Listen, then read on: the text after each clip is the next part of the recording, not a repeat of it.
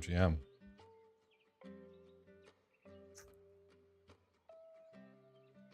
What up?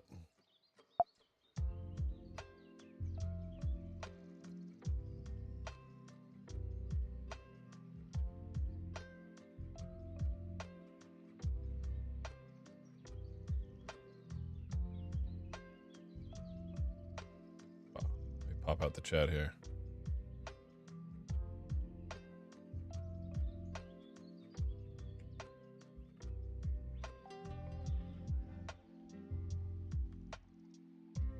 I think Twitter is starting to figure me out.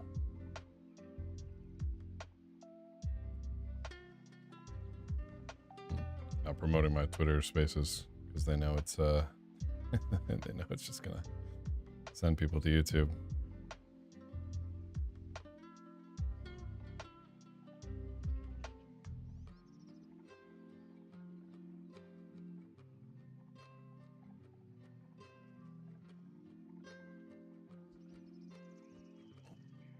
When is Security Part 2 coming out? It's already out. It's on Updraft. Be sure to check it out. GM, how we doing? Welcome to the stream. Gonna be building some stuff. Let me know if the music's too loud or too annoying. It might be too loud and too annoying for me, to be honest. I might turn it off at some point.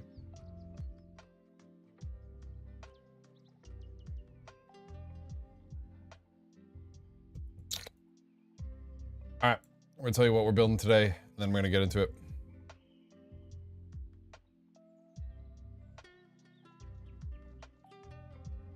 Here's what we're building today.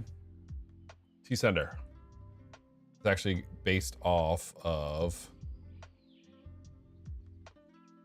this one, Punk LLC, Gaslight Drop. So they made some hyper efficient smart contracts for doing airdrops. We're gonna expand on this project. Put it on ZKsync. So that's what we're building. We're also going to add a whole lot of testing stuff. Probably some formal verification. We're going to make it really banger, really badass, because we are going to be deploying this.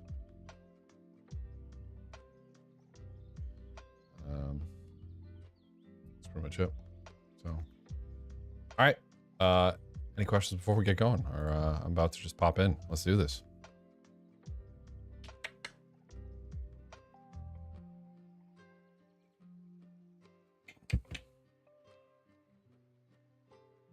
No questions? All right, dope. We're going in.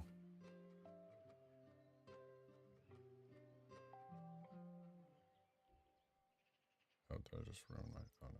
Okay, we're good. So, we're going to be comparing it to this.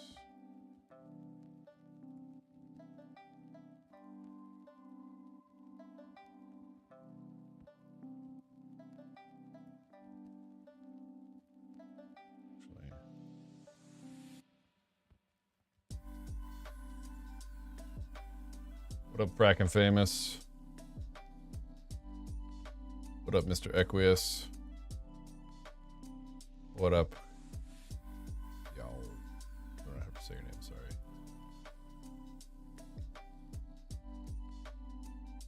sorry.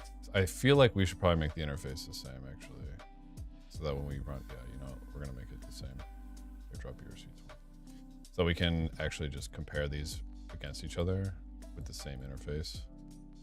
So make this airdrop ERC20 contract.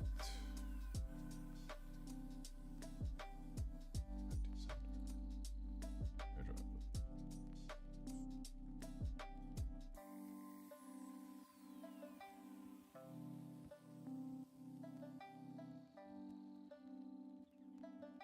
What do they do for ETH? I don't really care about the ERC721. Is our timer started? It started. Okay, cool. GM. Christian. Glad to hear the courses have been helpful. Thinking this flashcard module. Oh, hell yeah. I'll give you, I'll say again, just what we're building for those who missed it. So this codebase, Gaslight Drop by Harrison from Punk LLC and a couple other Solidity Chads.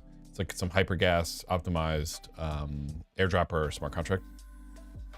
We're going to take this and we're going to extrapolate on it. We're probably going to try to formally verify it because I want this to go up on CodeHawks as a very small competitive audit with actual money, because I want to deploy this to ZKsync. So we're going to ZKsyncify it.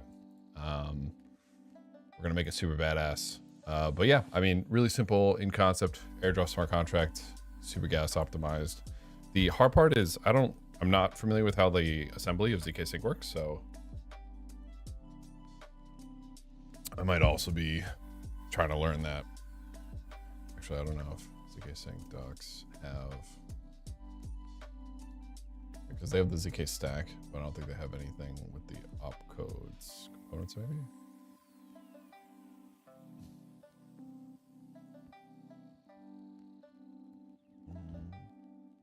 Bootloader, I know what the bootloader does.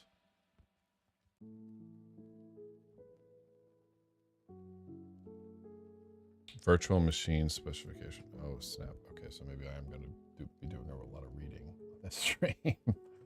I knew they were registered. I knew they were registered instead of stack-based.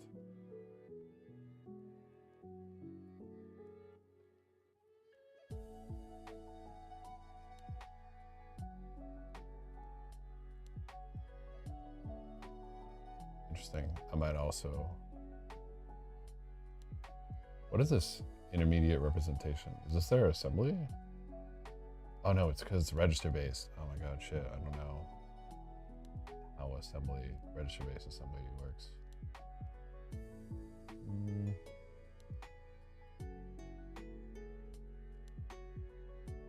Well, I might have to read this.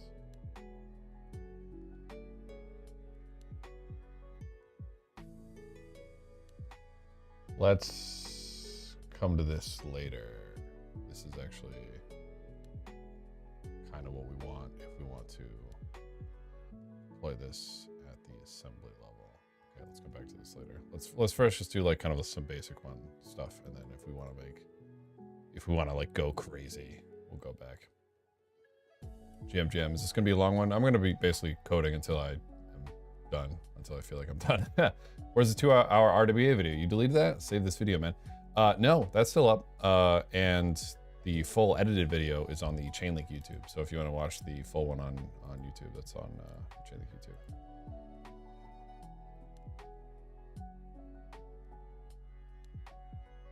Okay, so let's do some comparisons here. An address. So they did just a revert 0. I kind of want to add a revert like this. So they also do this thing where they transfer everything here first, and then they just call transfer later. Part of me thinks it might be better just to do transfer from for everything. I guess that's slightly less gas optimized.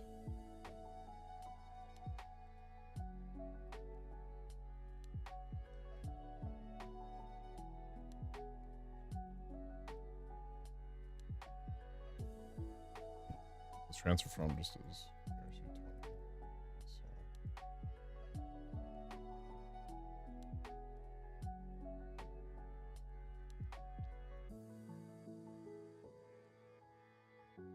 from to value.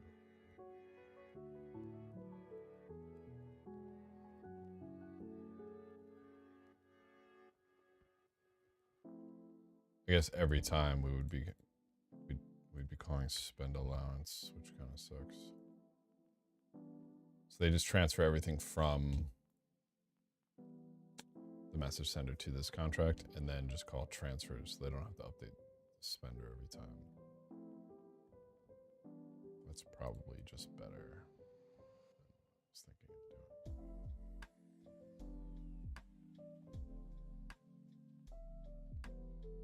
doing. Hey, thanks for Equius. Appreciate that. I feel like we should just do this.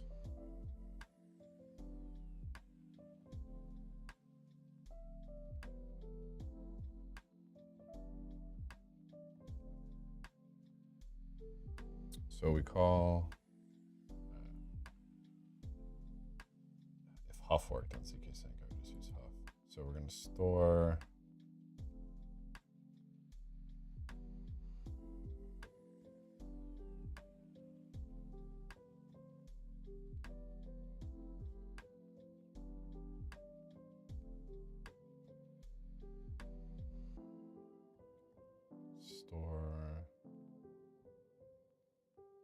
This is fine because the free memory pointer is OX40. This is the transfer from sig.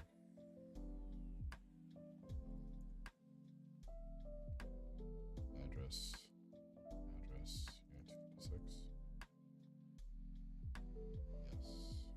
Yes.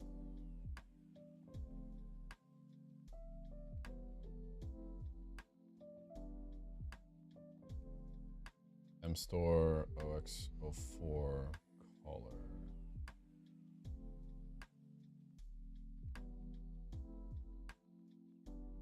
Get caller address. So we transfer from at the top of memory. Transfer from selector, and then at OX04 caller, just 32 bytes.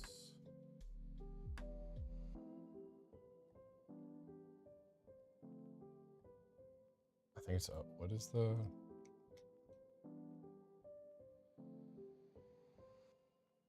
my god, I'm losing it.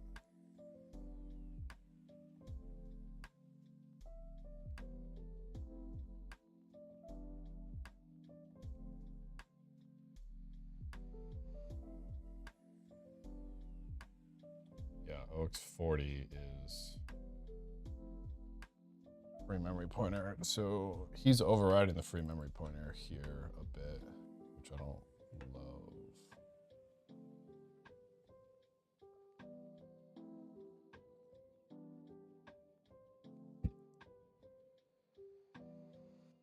Might be a little bit.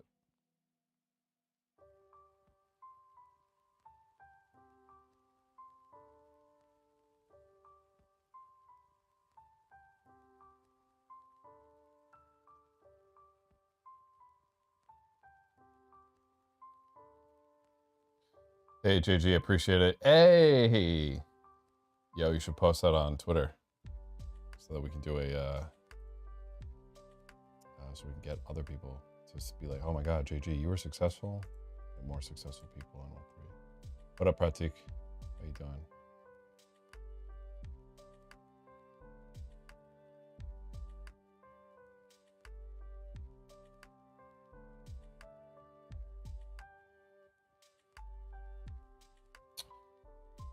Okay, so then this is gonna go all the way to 24. 2 address.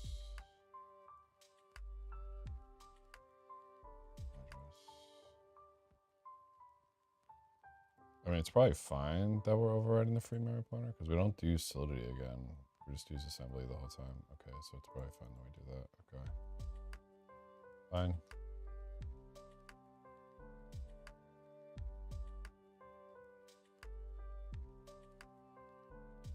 Transfer total amount to this contract. So then we're actually calling it.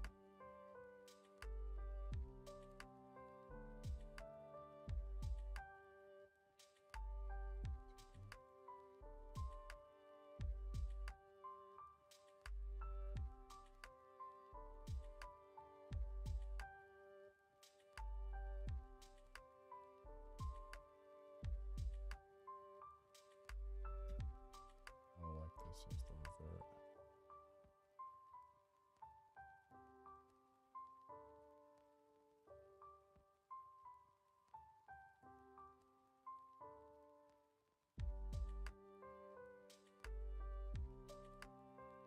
We're doing is 0 on the call.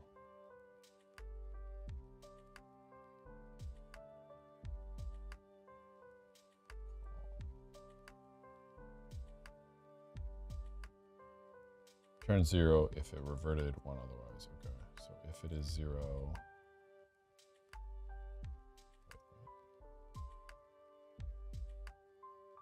gas token.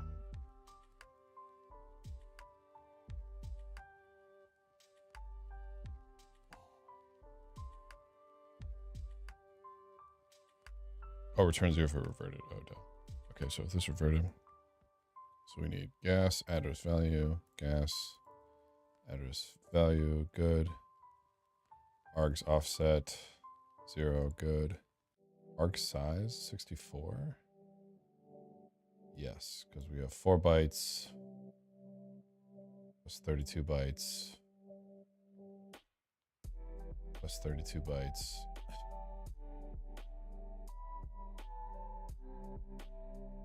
No.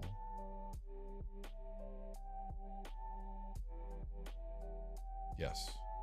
4 bytes, 32, 32, 32, 32, 64, 96, plus 4 is 100? Wait. Oh, okay, cool. OX64, good. Arc size, return off size. Offset, arc size, yes. Return off size. Return off. Ret, no, is that return? Ret off size. Byte off size and memory bytes where to store the, oh yeah, return. So we're just gonna return the, okay, 0. Okay, fine, it's good.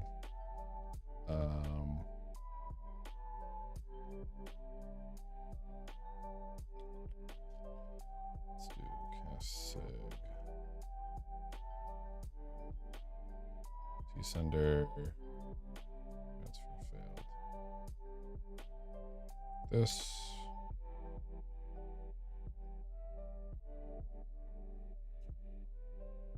Store.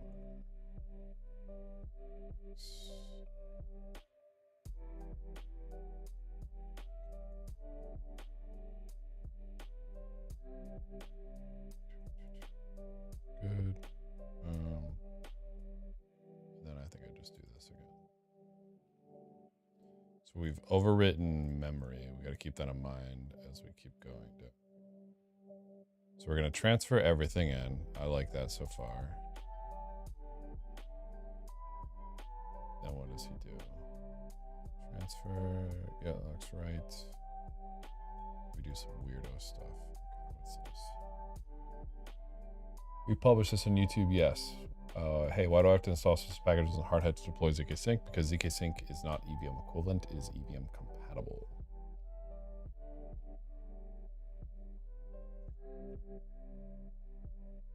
Yo, that, hey, what up, dude? Yeah, we're gonna do a little competitive audit on some gaslight drop over here. We're just gonna tweak it a little bit for ZKsyncify and then add like some reverts and stuff.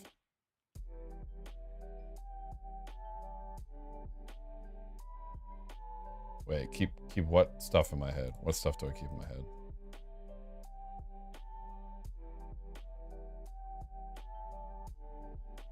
Gas bad, y'all. Just keep that in mind, all right?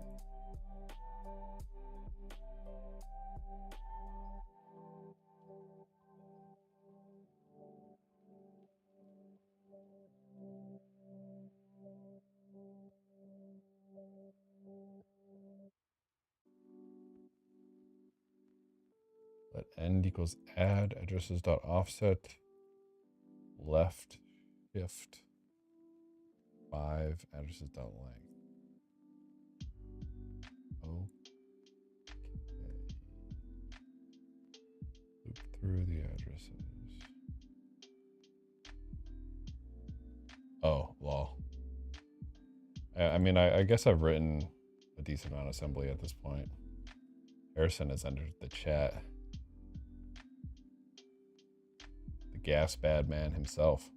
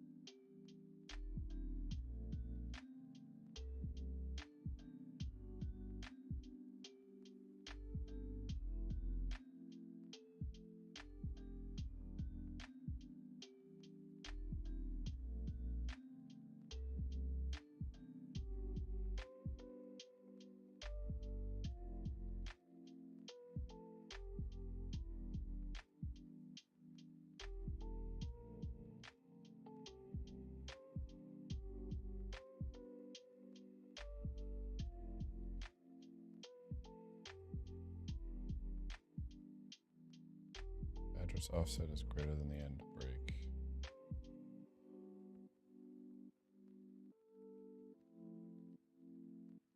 Is this better than?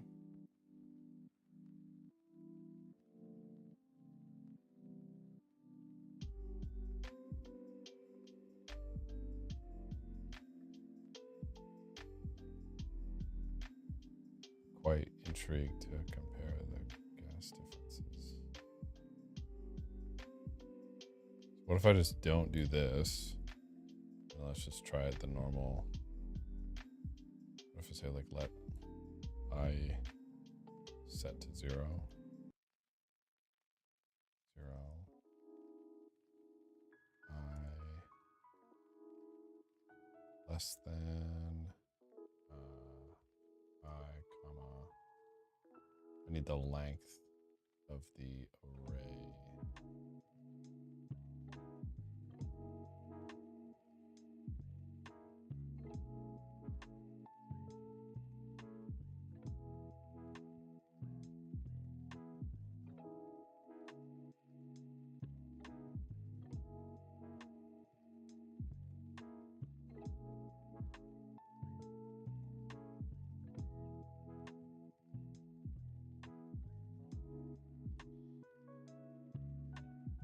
I don't understand this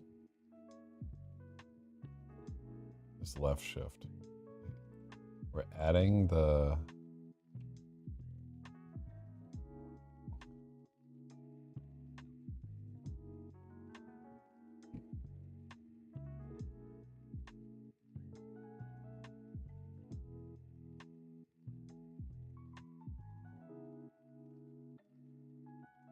let's do this. No, you can't do this in assembly. Okay. Oh shit, I'm in Gaslight. Oh, whoops.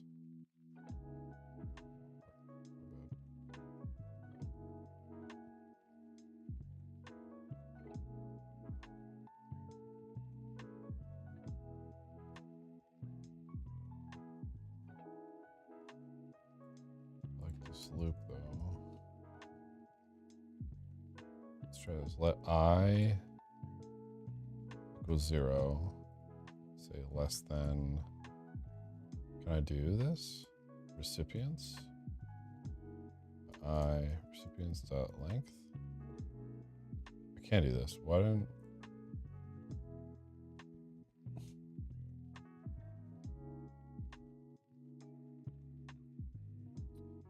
I plus equals what's this?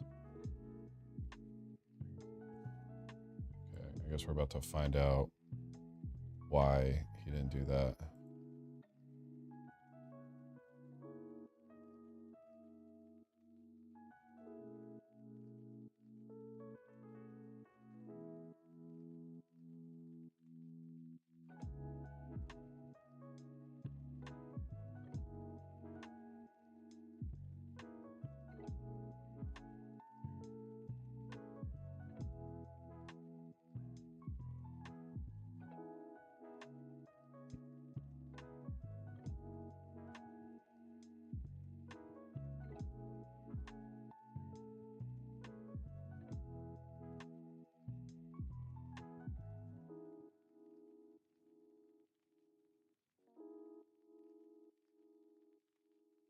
Why does he do it at 0x40 here?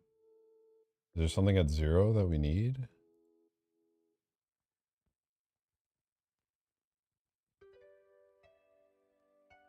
Or 0x4? Do we need the function selector still? Like, is that what he's doing?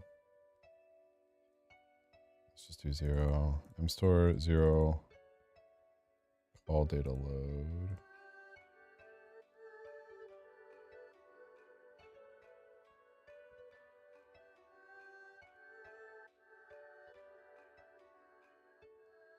Wait, offsetting the call data and the returns. Address offset. Addresses dot offset. You can just do it like that.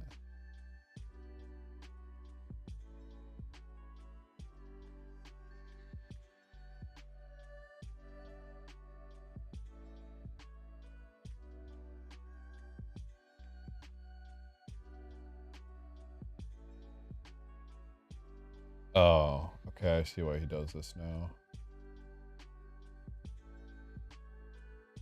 It doesn't make sense for me to put I in here. I need the address offset. I see.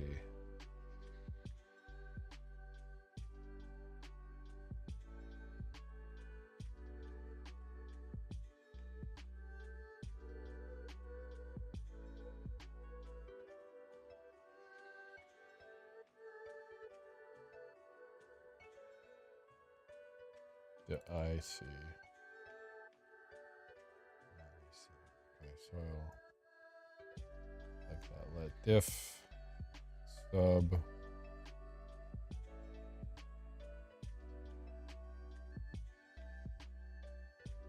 recipients dot offset amounts dot.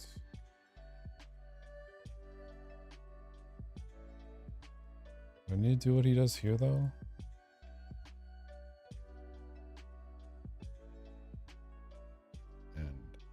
Addresses dot offset left shift 5 addresses dot length.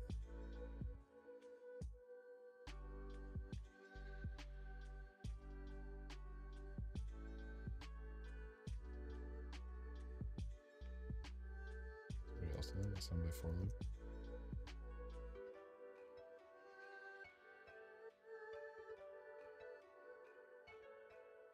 Oh, we love Taz.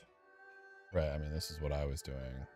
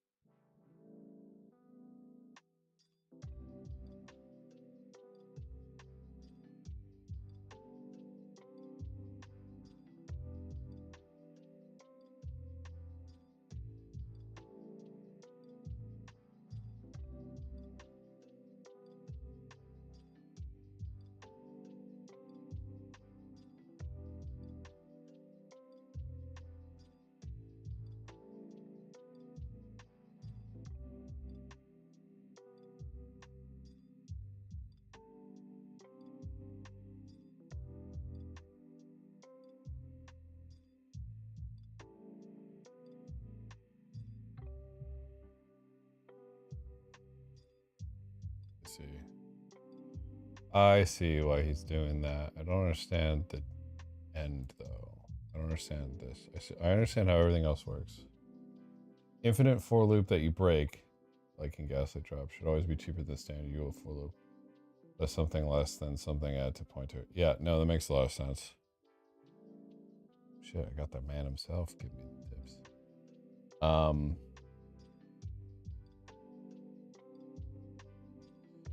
So the offset of the, so you're adding the, so why do you do this left shift here?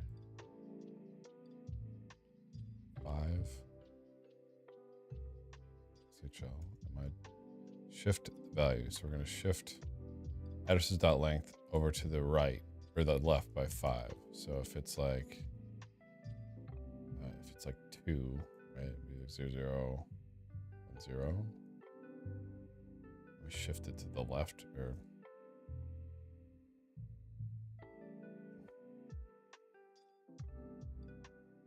So that'd be 1, 2, 3, 4, 5.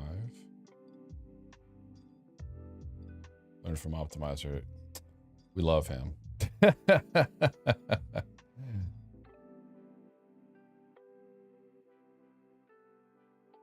So this is going to be what?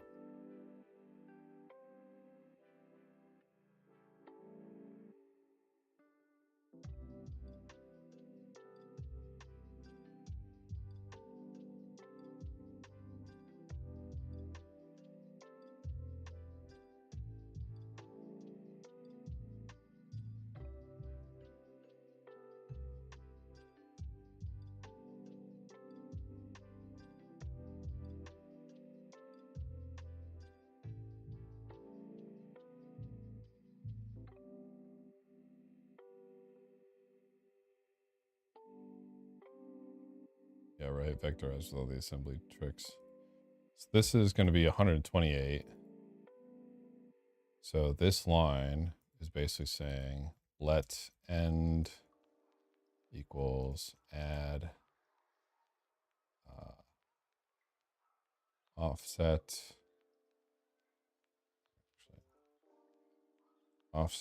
plus 128 if the length is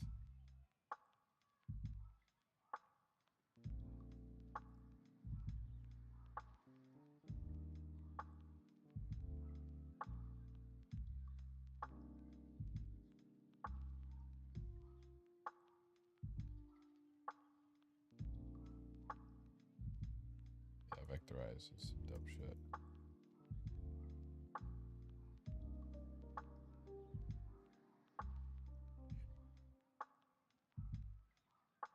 I think I see how this could work. Addresses dot offset. So if the offset is like 28, what's the input? Addresses and then amounts. So the offset's going to be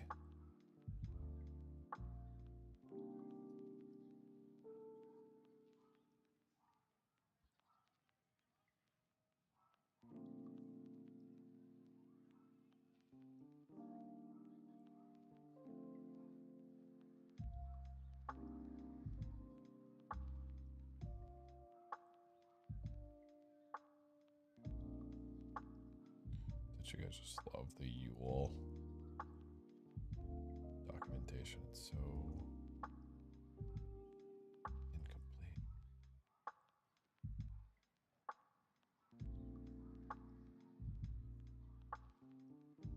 Addresses.offset.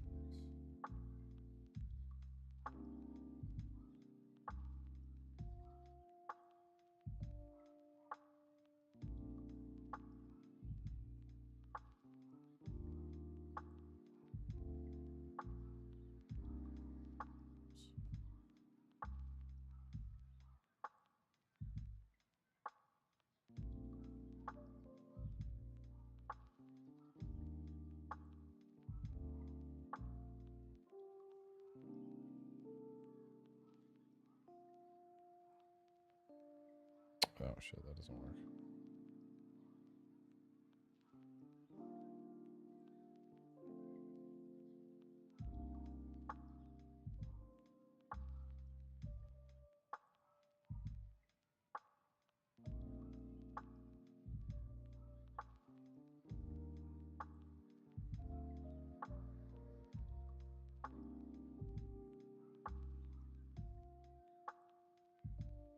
Oops.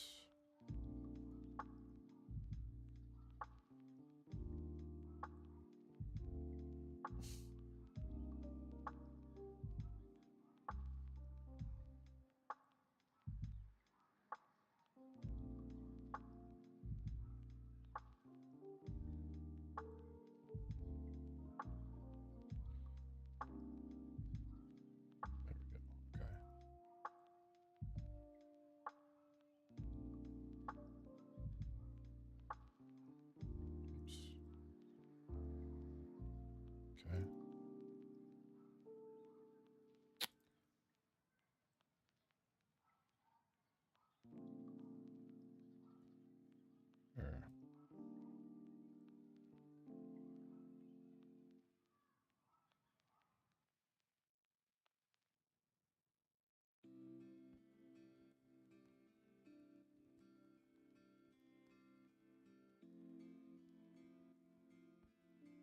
Offset is not supported by this type. Addresses.offset. Addresses.offset. It's because call data. So it only works on call data. I see. Can I do? Oh, I can't do this in Chisel then. Yeah. Okay. It's annoying. Hey, thanks, Miguel. Appreciate jumping on. Okay, well, that's annoying.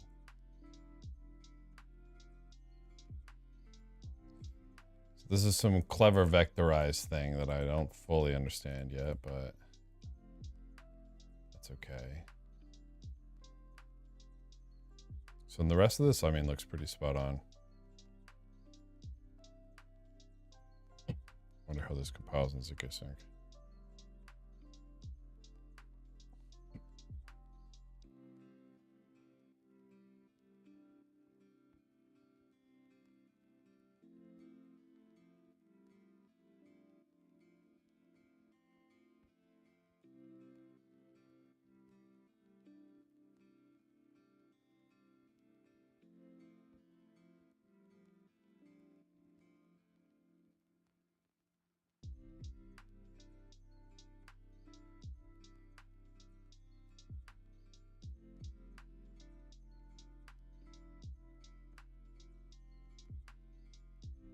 Yeah, honestly, Mario.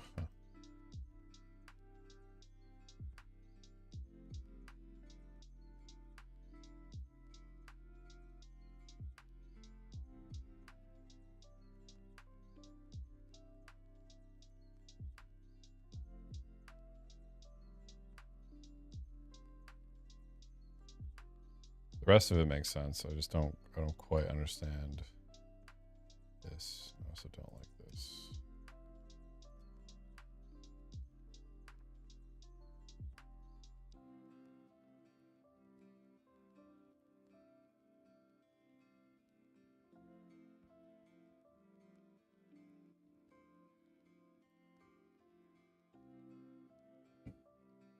Pack addresses an amount in a bytes 32 array. You probably still have like 100 gas per recipient.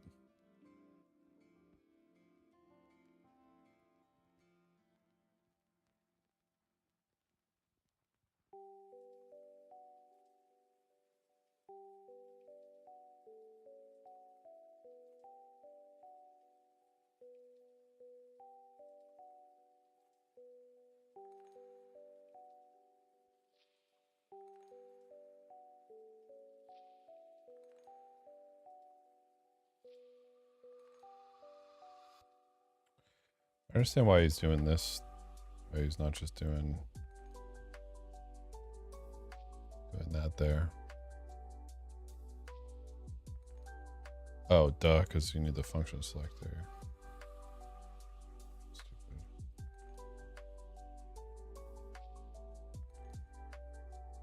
Right, okay.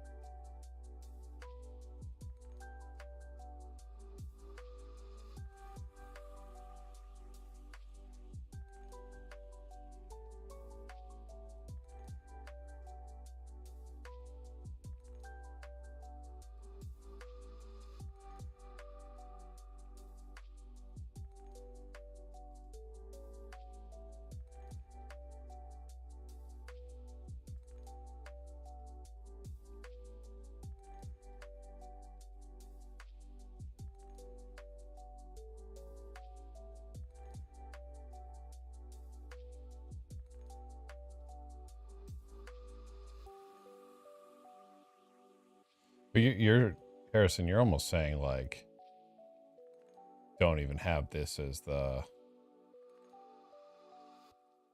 function selector, just have it like an address of byte 32. I don't want to do that.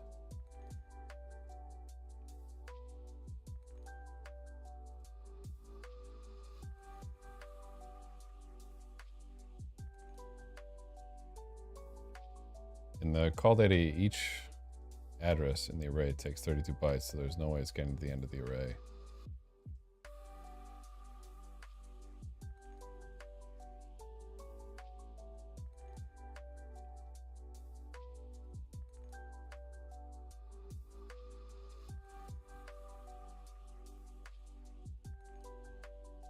We're making some gas optimized airdropper contracts for ZKsync. Yeah. Another assembly chat has entered the chat.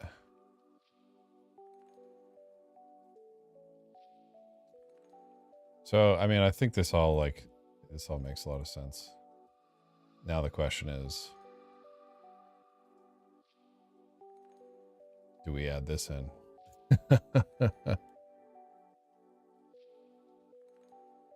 And then where would I even think to add this shit in? And what if we just compile this as is? Like, what do we get?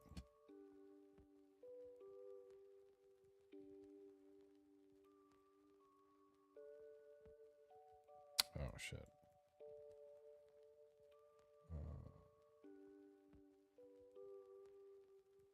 That's right.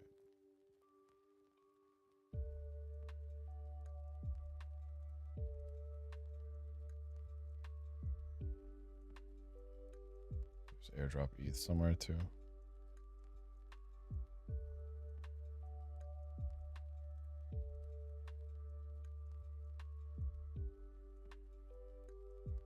What do we call it? Airdrop? Oh, there's no airdrop. There's only ERC20 right now.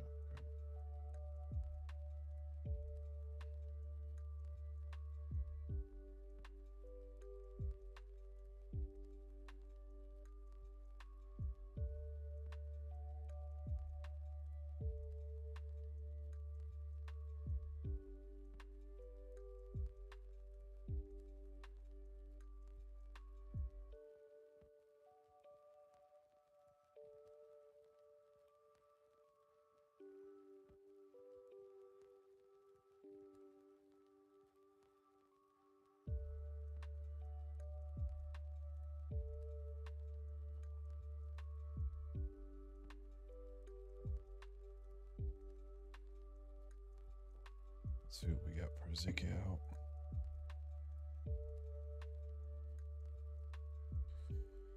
So right now there's not like a Huff for ZKsync, so this is like super experimental and might not be a good use of my time to really go this deep. Maybe we just formally verify the gaslight stuff. Call it a day. I mean, it seems like it's really solid.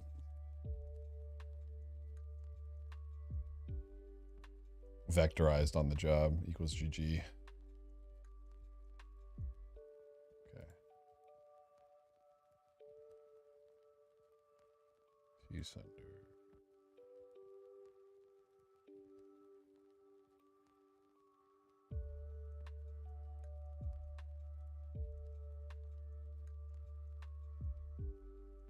Okay, so here, okay, now we're getting somewhere.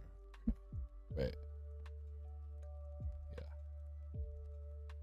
So this is the ZKsync assembly.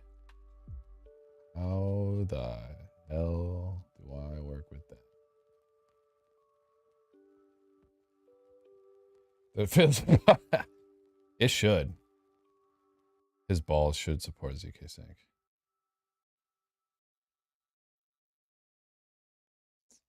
So now let's take a look at this. T-sender,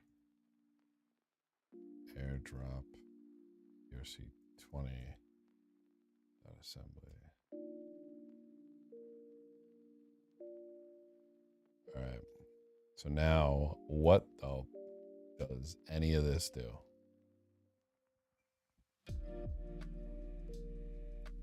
Is there like a...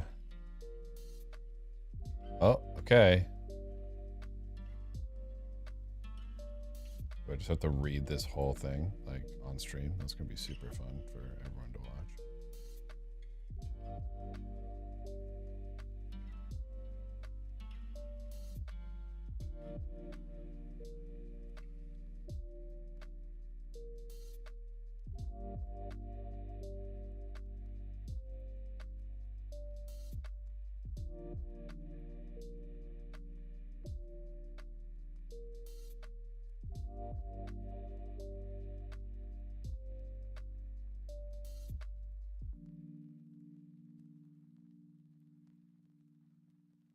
To do some register stuff.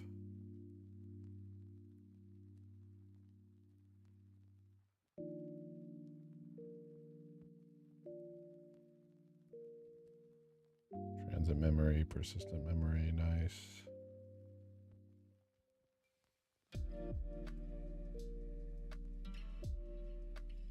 Storage seems like it's pretty much the same.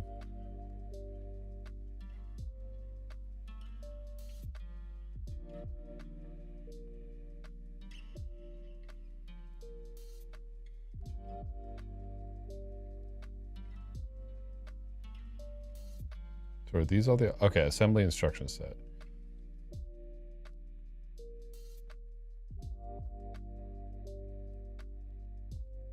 Do we know which is which?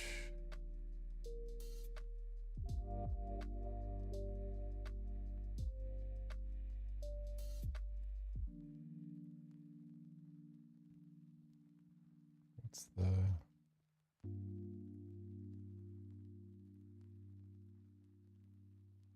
Blah, blah, blah.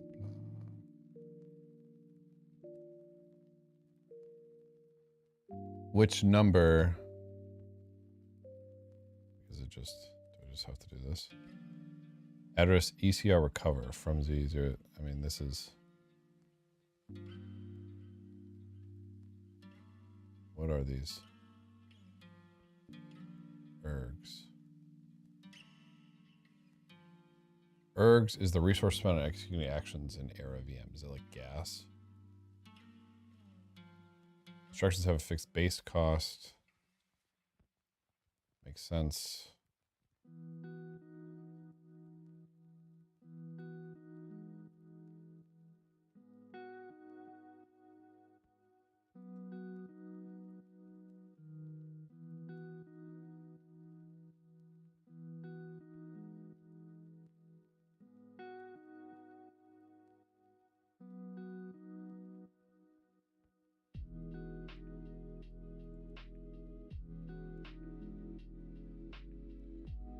I want to just see like where it doesn't start with an ECR recover. That'd be ridiculous, right? Kernel, blah blah blah, blah blah. Just want to know what these numbers are. I just want to be able to read this.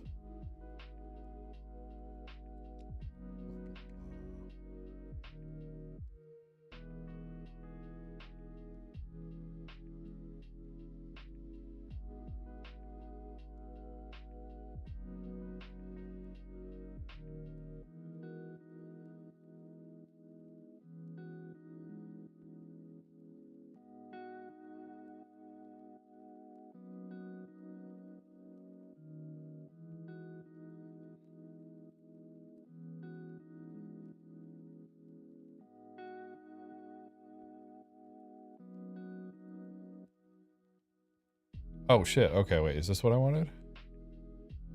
Encoding parts of instructions. Encoding instructions.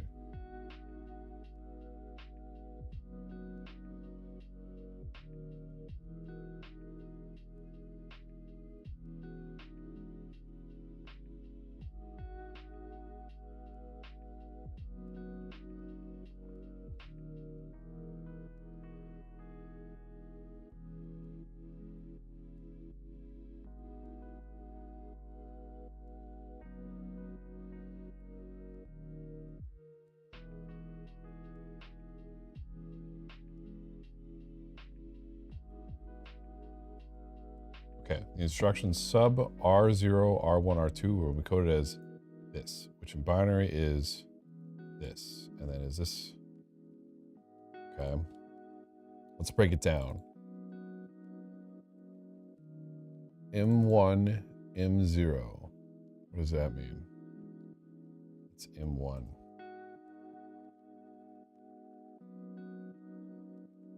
What is M1? Op M1. Assembly to core.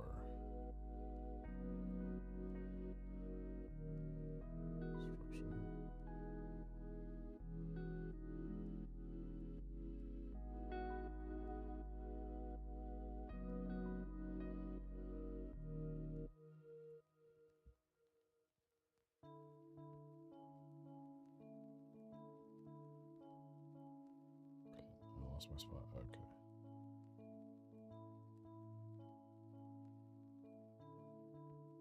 Let's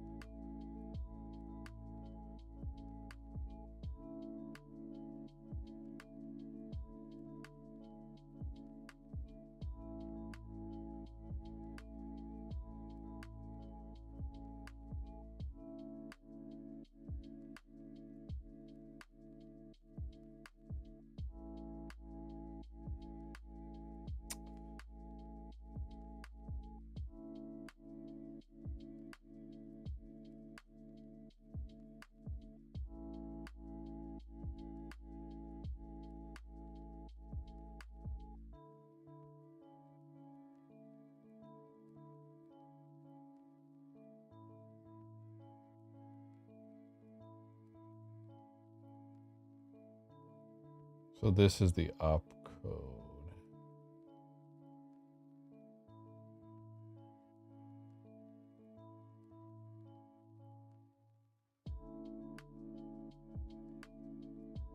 Maybe I need to go back to the top.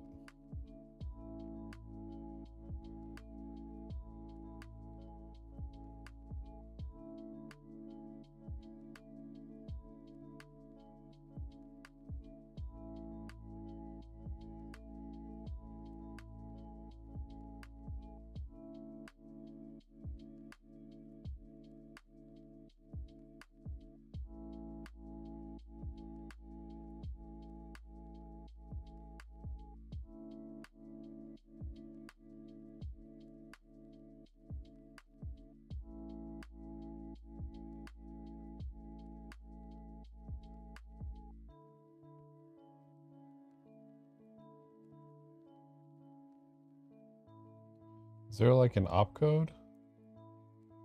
They have an opcode output, or is it just this? Is it just the bytecode?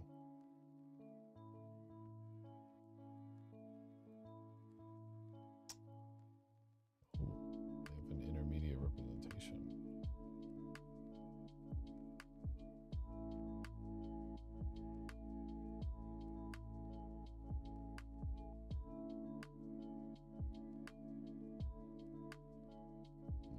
So they don't really have a bytecode or an opcode output, so that might take me. Oh wait, what's this? EVM? I mean, this looks like assembly to me. Let's see what this is. What is \t?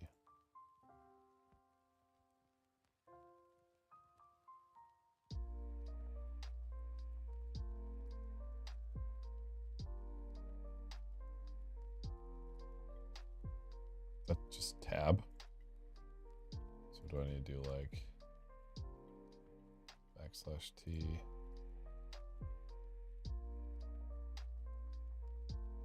Replace it with \t. Okay.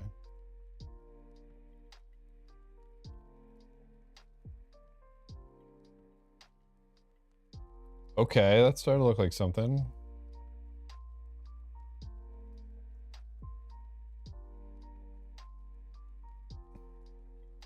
Yo, this looks like something, huh?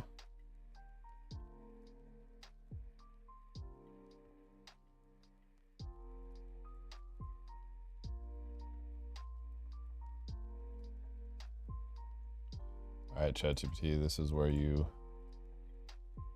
following is assembly based on a registry machine. How can I interpret what it's doing?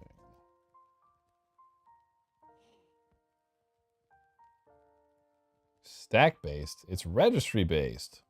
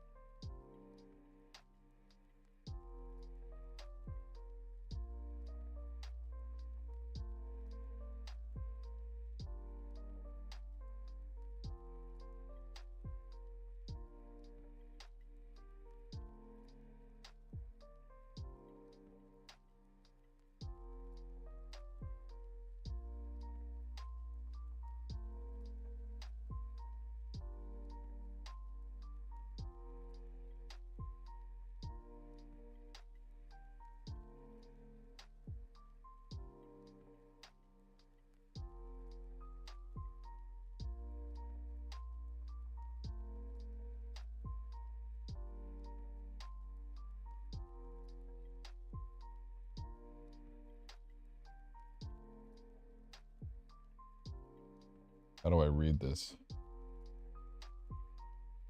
So no op stack plus equals 5. Pointer to add registry 1 plus registry 0 plus the stack at location pointer call data.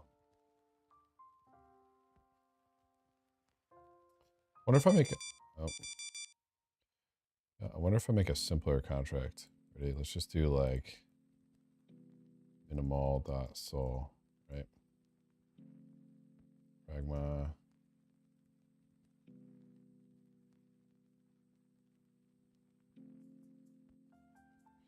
And then we just do like function hi external here returns u at 256 returns 7. Let's do this. Large build.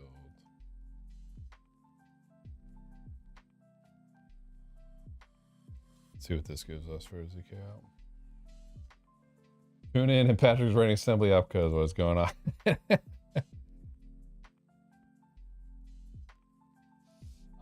I'm like pretty shit at doing a lot of this low level stuff. I'm like basically learning it on the fly. So you say you typically write stuff out by hand. I might follow suit there.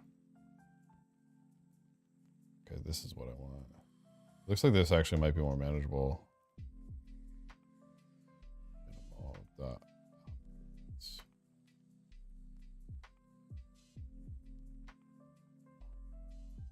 Yeah, look at that. Oh, we love that. So let's do this. Let's do the same thing.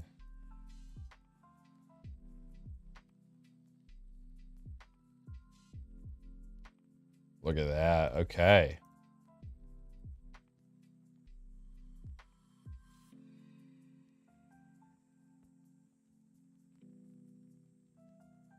I get my Lego blocks out.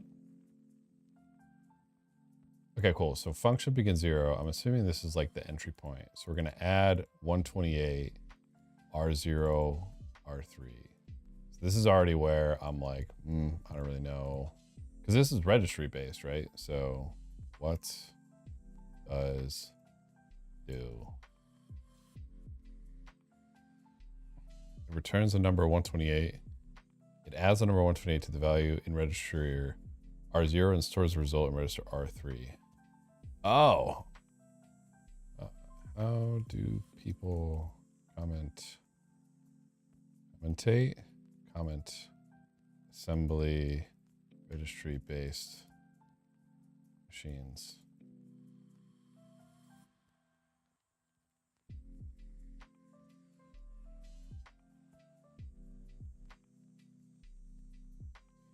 Okay, so we're going to add basically like R3 equals 128 plus R0. Does R0 get initialized to 0?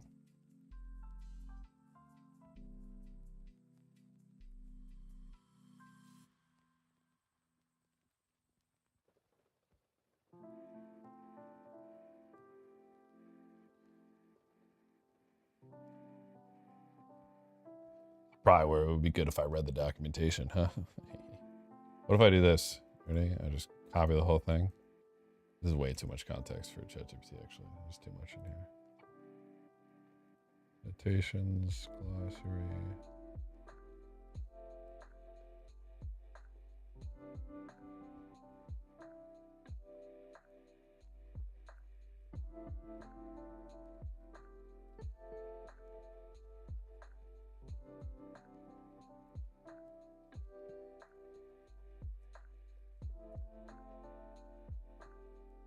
I know I'm supposed to go on break mode now.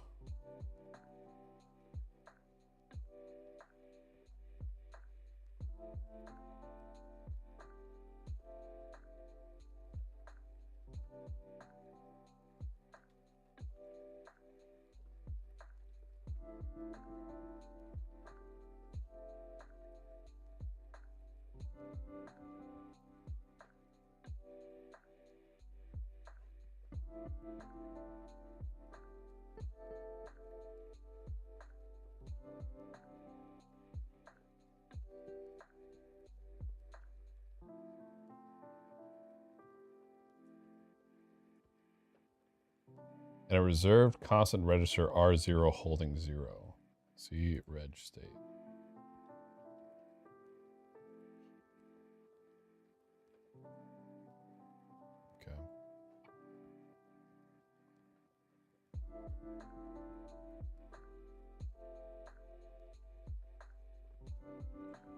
So R0 is 0. Can I give this like some syntax highlights? Syntax.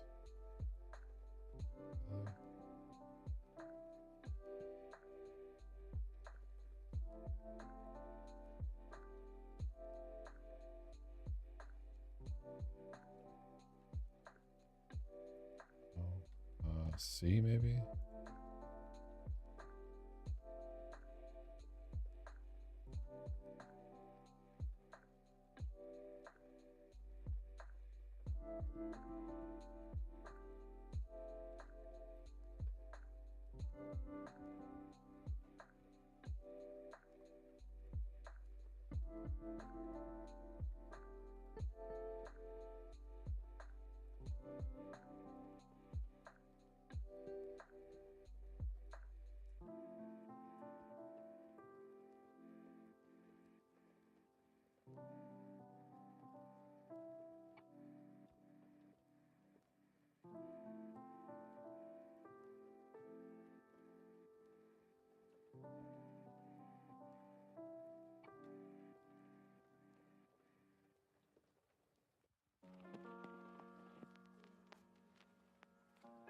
It's gonna be gross no matter what.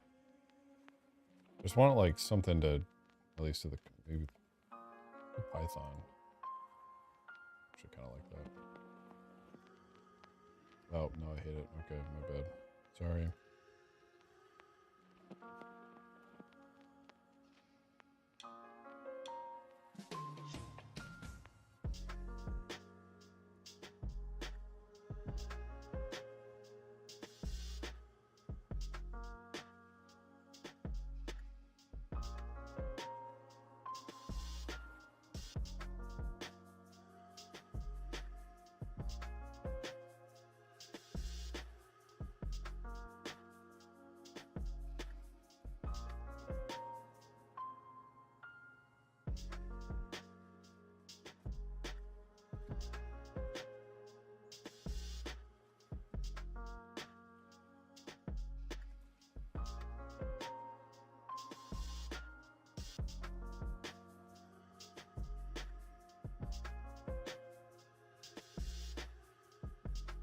Ah, there we go. That's better.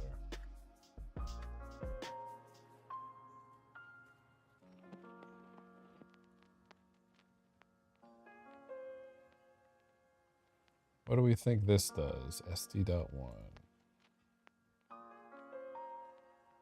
What's this do?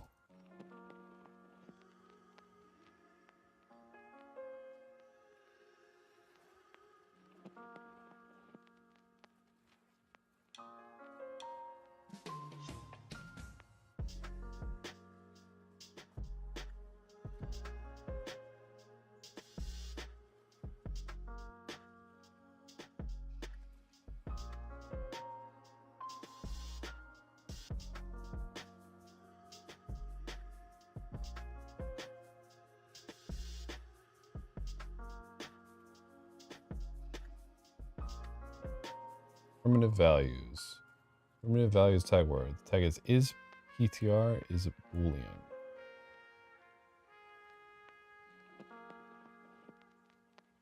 I don't know what that means. Okay, never mind. Only registers in stack pages. What the hell is a stack page?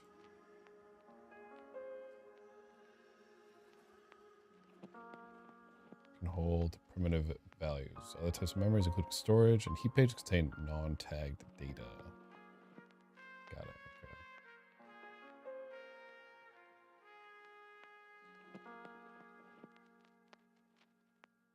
Store 1 byte.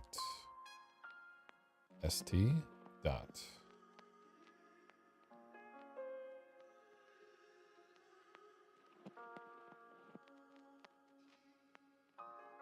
Legacy syntax. Okay. Well, what about not legacy syntax? Okay, st.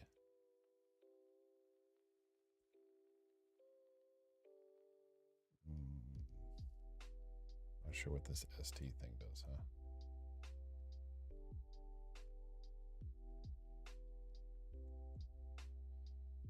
ChatGPT thinks it's storage. Store 1 byte. Storing the value in register R3 to the memory address 64.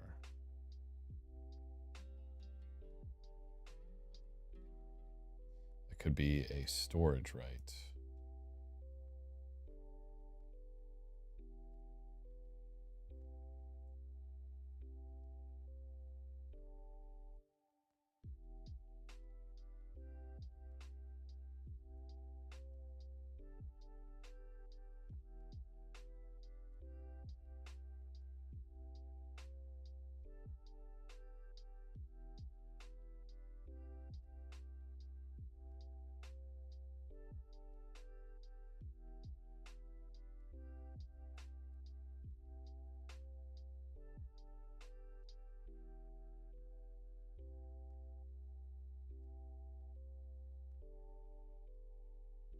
Maybe it's not ripping through. Maybe it's not worth ripping through this quite yet.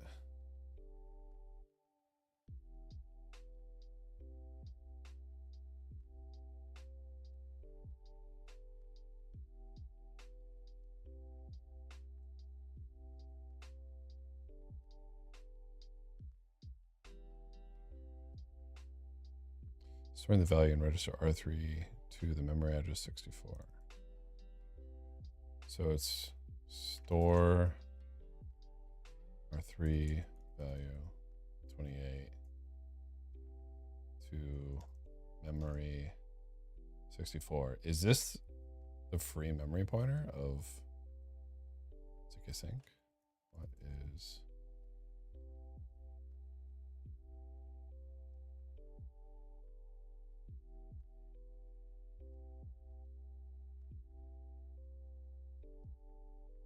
X64?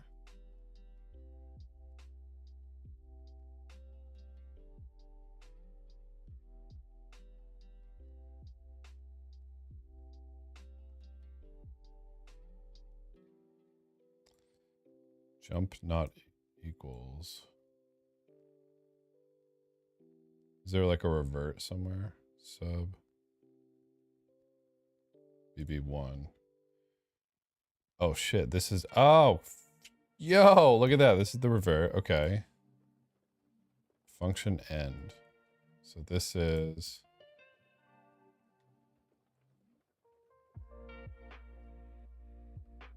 so this is a jump. This is a jump.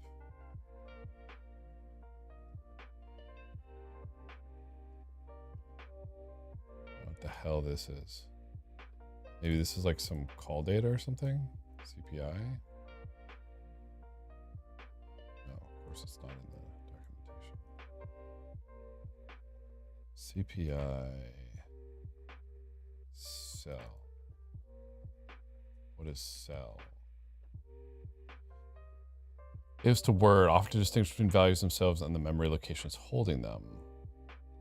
Minimal doesn't have storage, so I don't know why we would have these.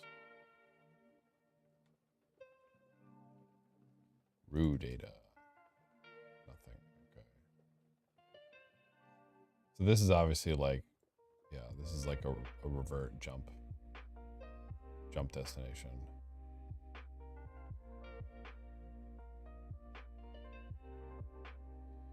So let's add 7 to R1. Return, okay, to label whatever's in R1. Okay, so here, okay. So we're gonna add 7 plus R0, 0 into R1. I don't know what the frick this does. Store 1 byte. No, store 128 into R1. Add CPIO.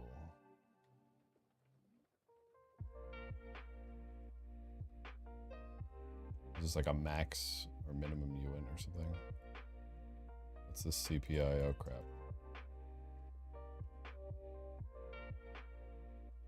What are we decompiling? We're looking at a minimalist ZKsync contract because it's not, it's EraVM, not EVM. And I wanted to see if we could do a little reverse engineering to maybe make a gas optimized version of this.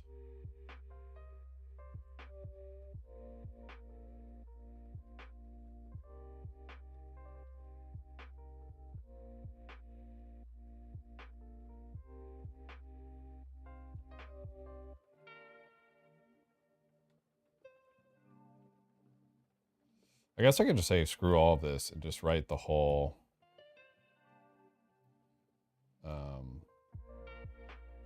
like if we wanted to be super crazy about it, I could just write this whole thing in Yule instead of just a contract, because this still has the function dispatcher written in Solidity.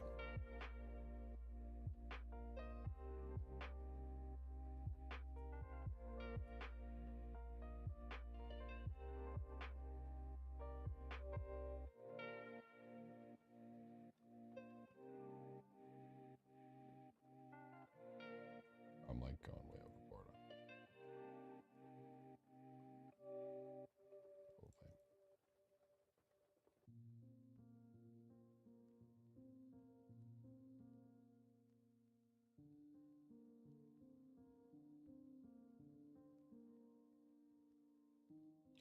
I could just do this, do the whole thing in Yule.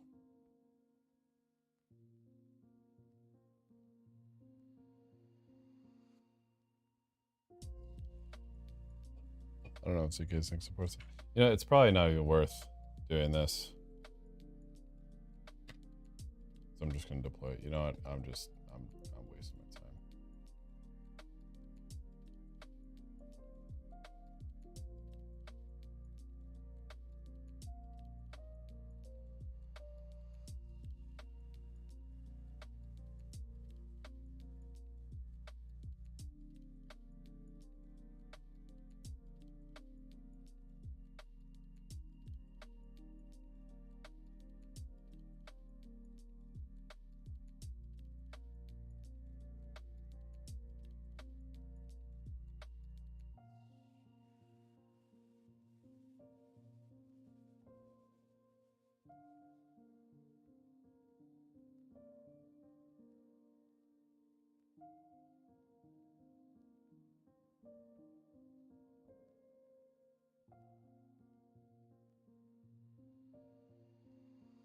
I guess I could write it in Huff just for kicks.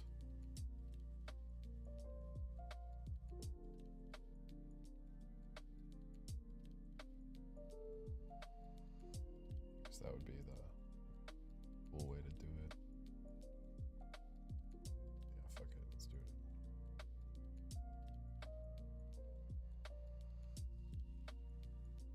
Let's do it in Huff.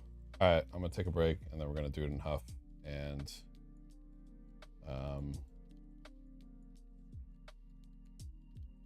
yep, be back.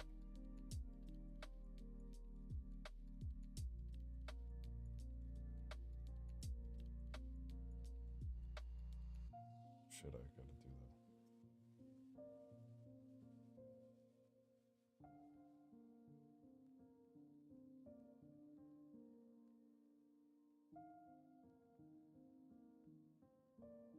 Come on. Guess we're doing a 10-minute interval.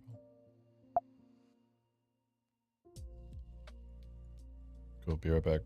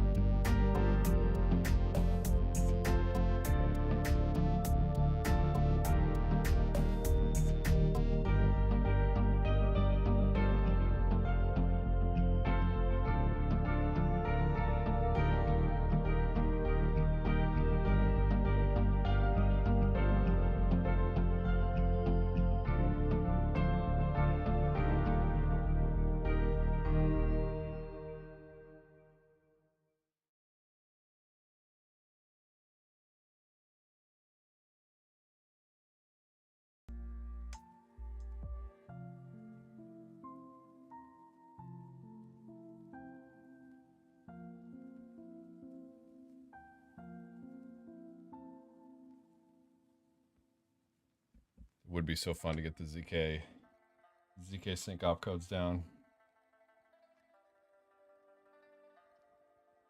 Could do it for the culture. That would be fun.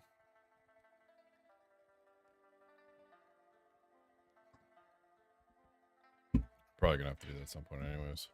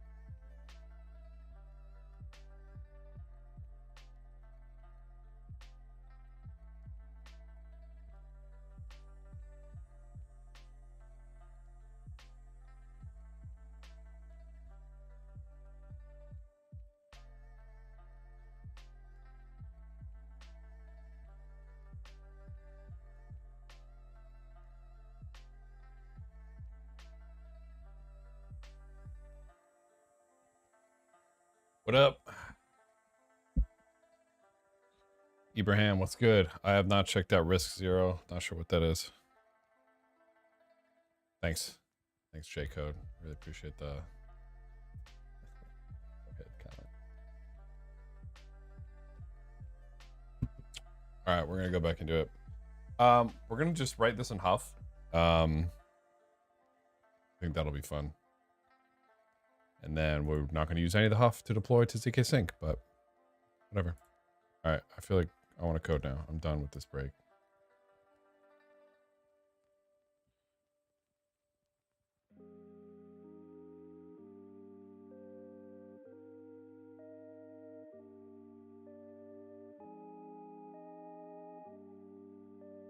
Let's go. Have you checked out Spectral yet? Nope, don't know what that is. Sorry. All right, let's code some Huff.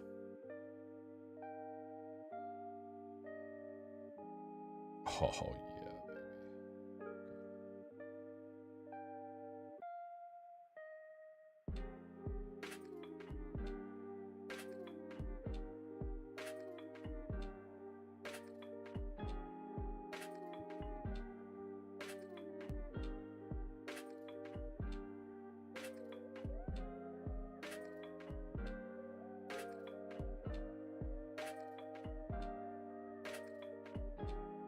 Doesn't matter to me.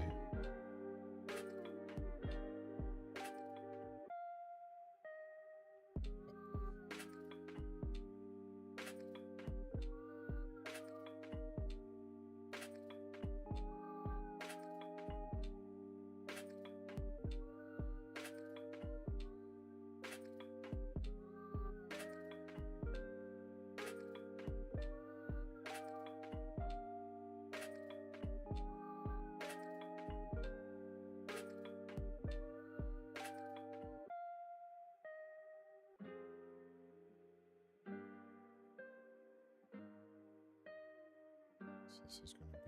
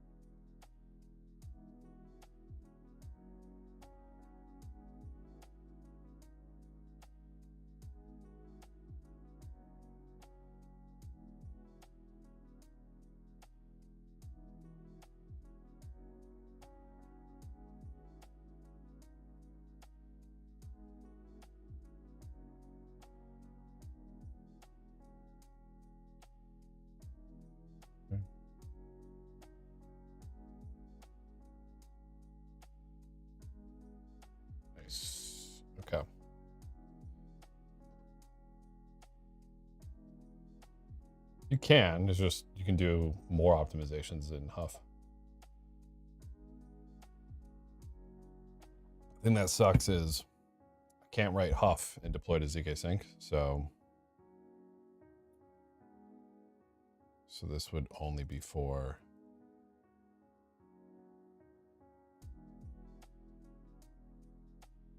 Solidity peeps. Okay, cool. So now we're gonna open up Gaslight. Actually, let's open up tsender in a different window here, and then we'll do shit.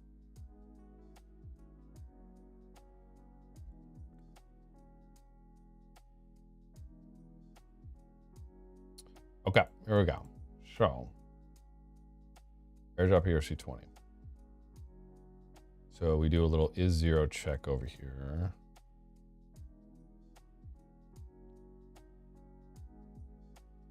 Recipients.length, amounts.length. So we don't have that. We have to get it ourselves. Recipients.length.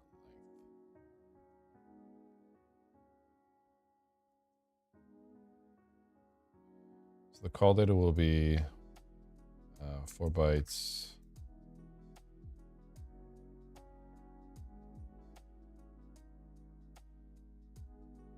Function selector, 32 bytes.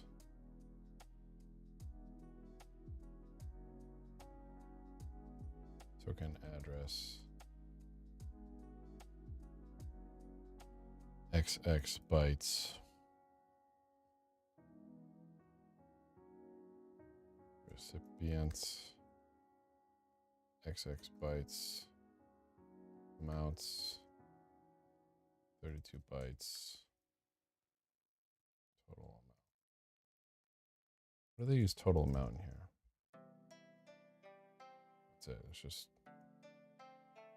total amount.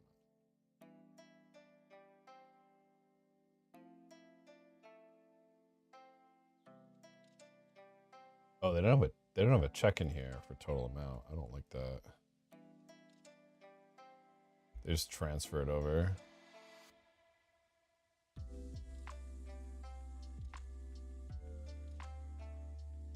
Yeah, I don't like that. I want to add a check in here.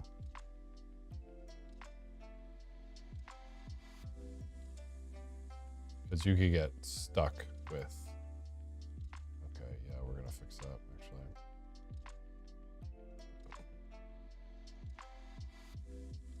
So because we take this total amount and we're just going to transfer from, that's it. Transfer the whole amount. But the amounts could not equal. I think if we have a reference here, right? So lengths don't match and total amounts also need to add up. So yeah, we need to add that check in here. So when we do the loop, we should do like let added amount 0. And then we'll do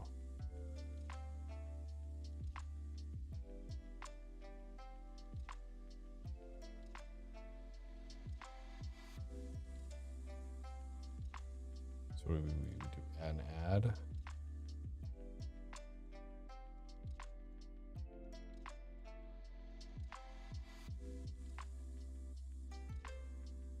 Add amount plus however much we're going to send.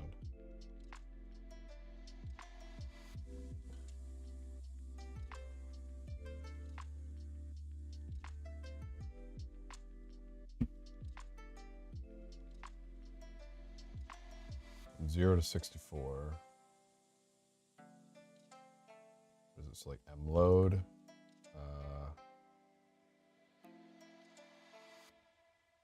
Transfer is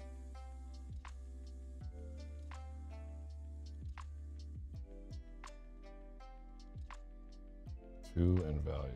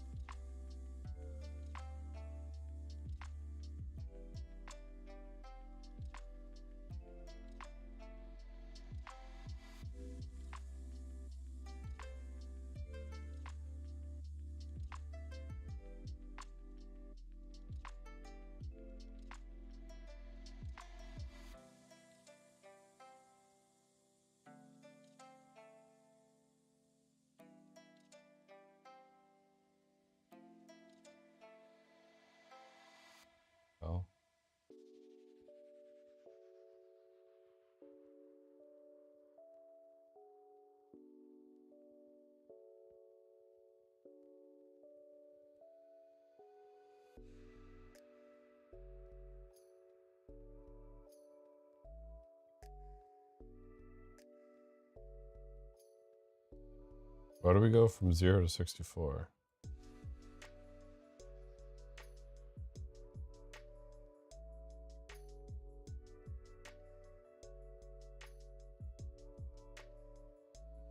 Call.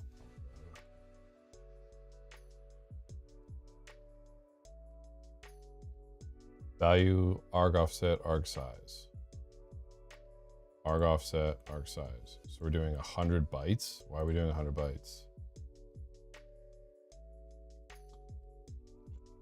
Store.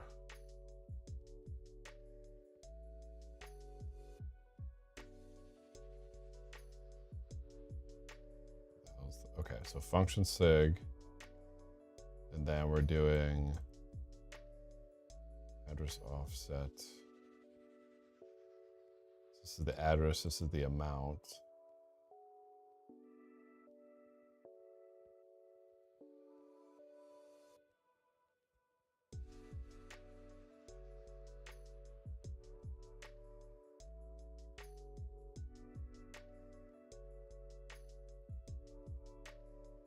Oh, do we have to do 64?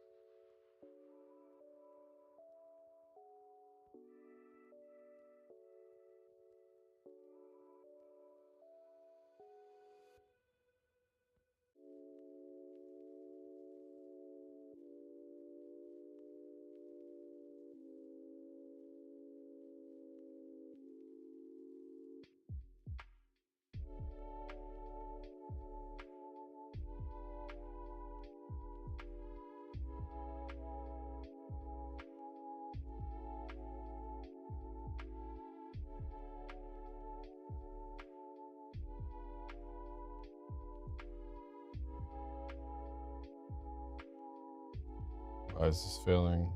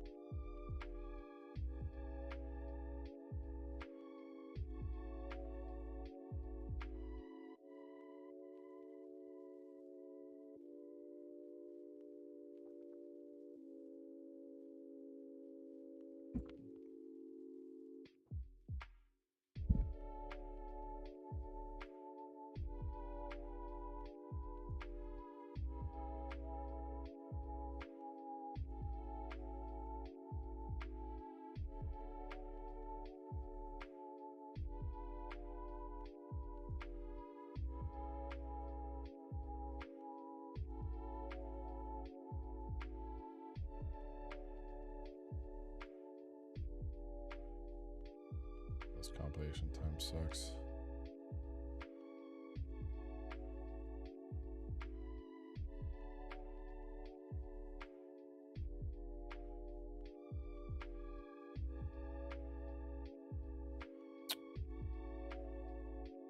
Just no data at all, huh? Is it reverting here?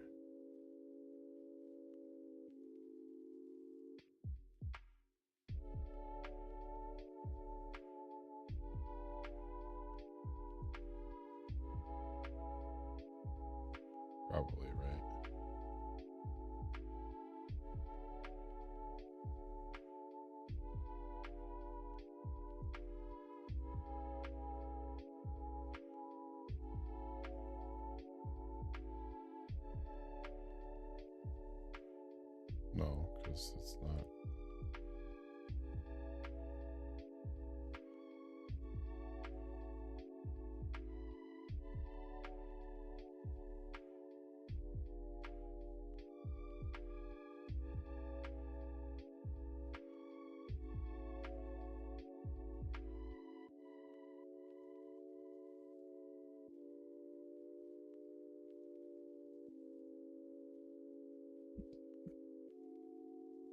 The hell?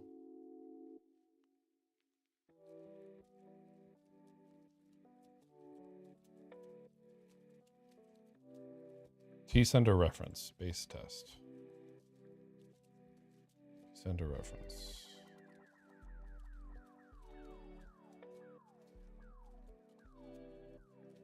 Airdrop ERC20.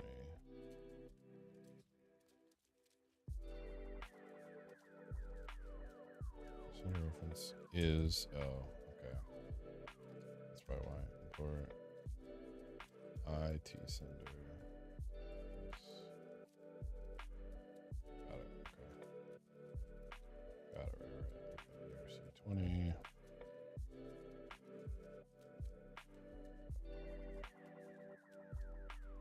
Oh, that makes sense.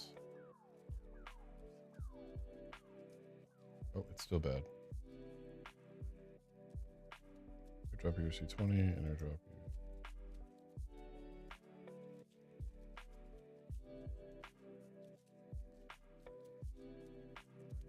ETH.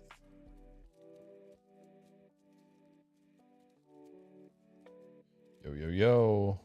What's cracking? Recipients amounts, total amount. Recipients amounts, total amount.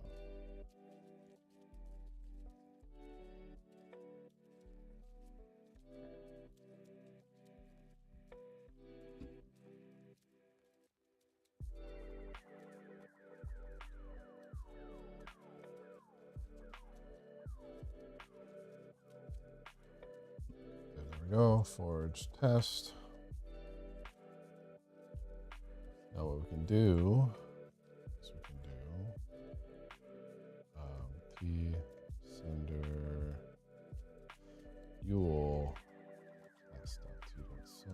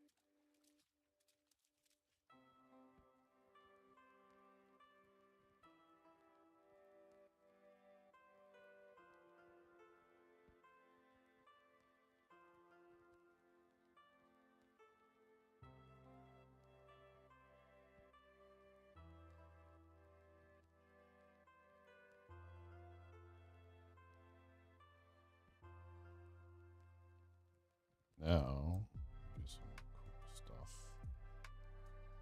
But they both run. Base test runs. This one should run too.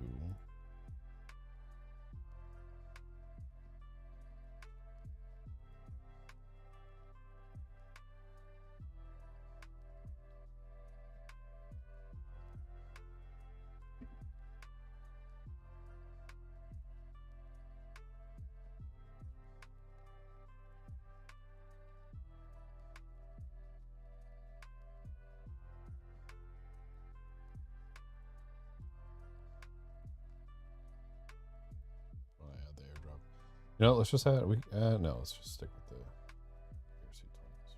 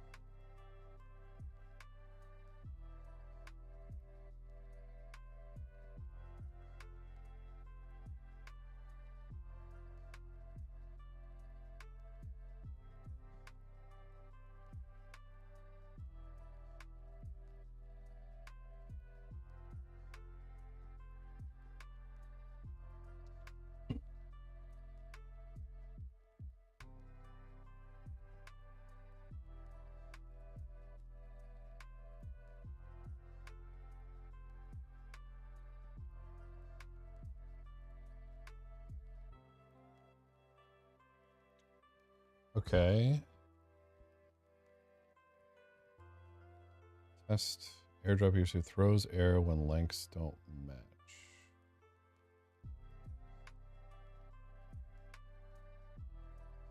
So lengths don't match. We're getting something else.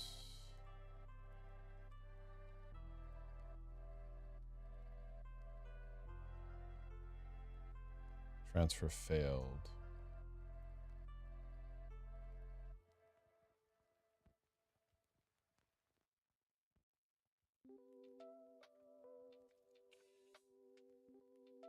So this is transfer failed. So we're getting a transfer failed somewhere. That makes sense. Throws error when lengths don't match.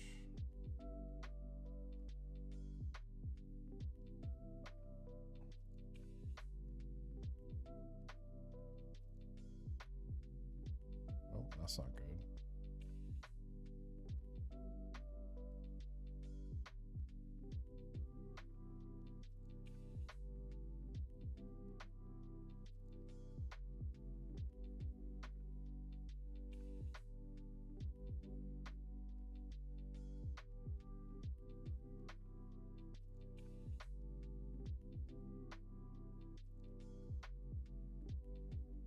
Sorry, I'm a little bit late. The stream just joining. Did you use Merkle trees at all? Not today. Wait, now it's saying it's passing. What the hell?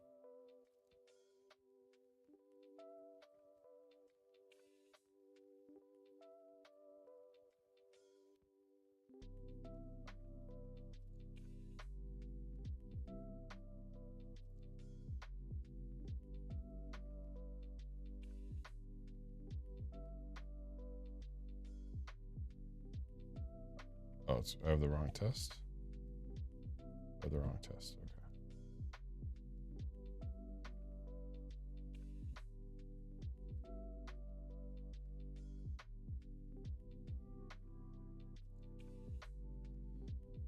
Got it. So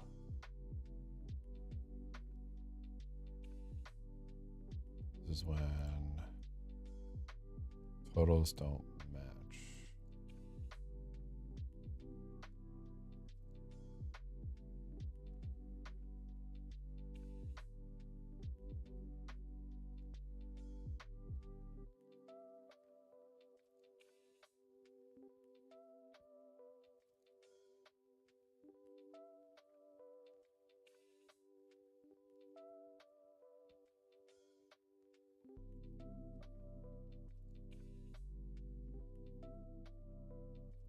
Because we're using safe transfer from here, probably.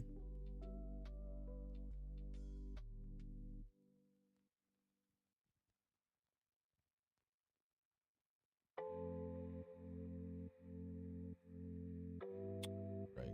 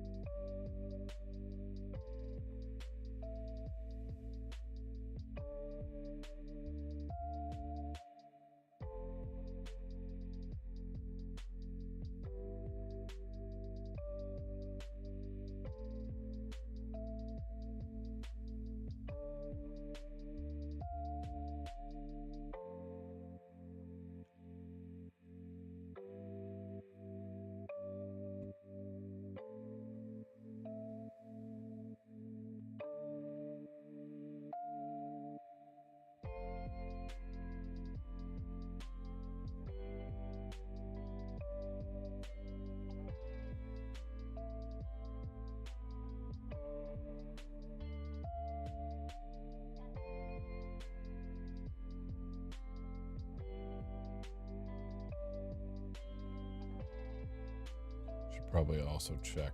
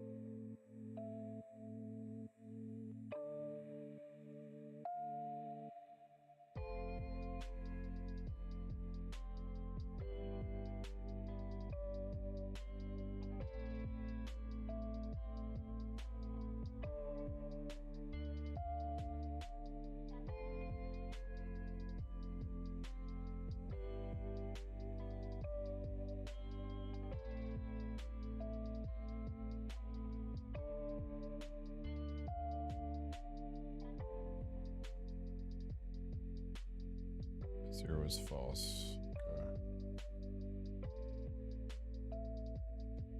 So we just do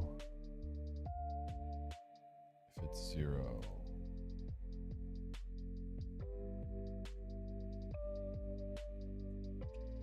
Not super safe here.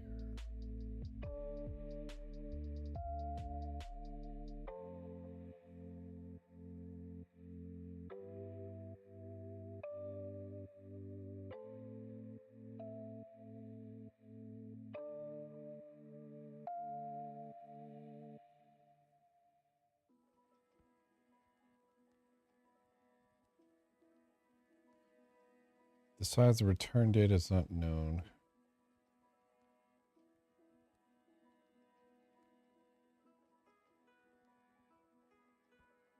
Okay, I also want to check.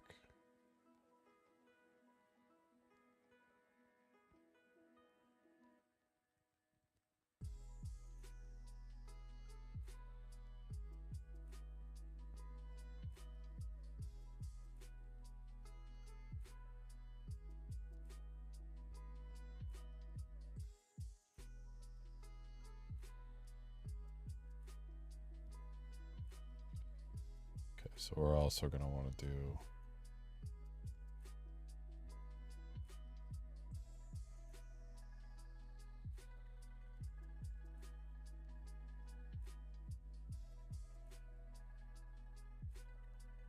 that's super annoying.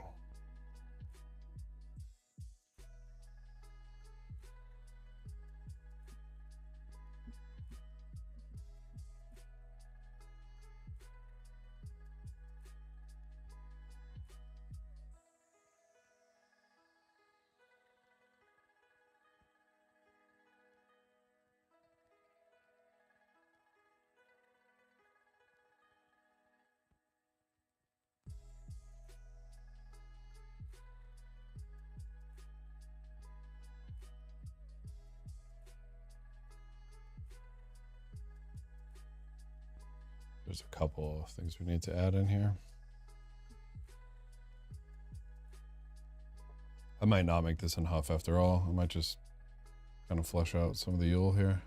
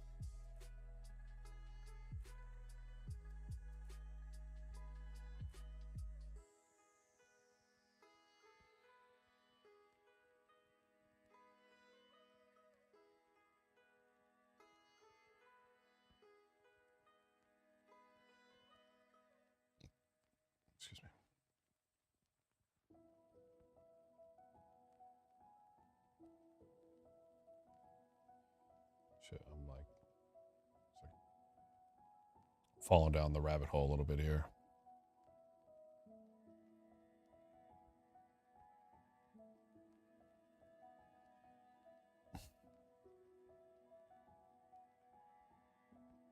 Throws error when totals don't match. So we have this for loop, and then we break, and then we want to do a little if.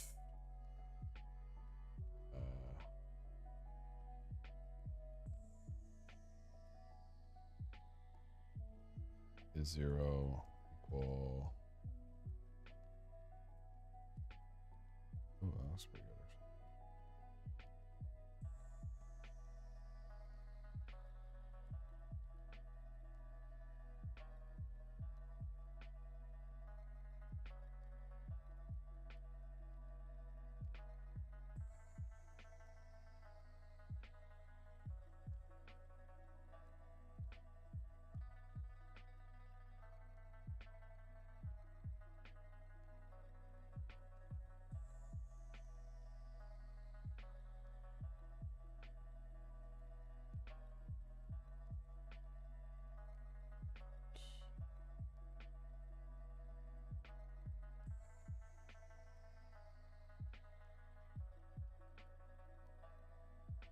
Close.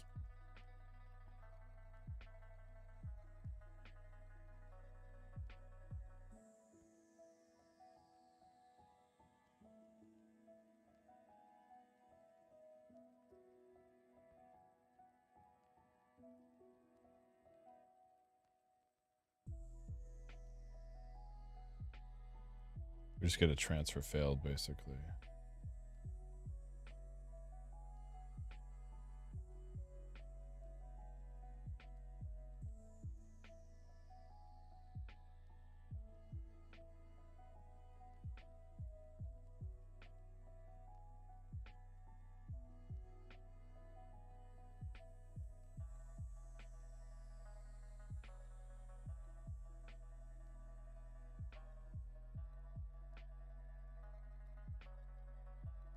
Why do we get a different error? Because airdrop photos don't expecting totals don't add up.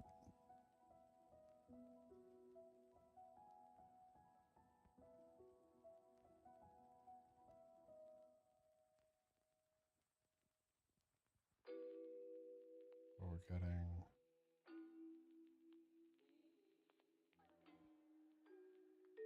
It's because we do this original transfer from and T.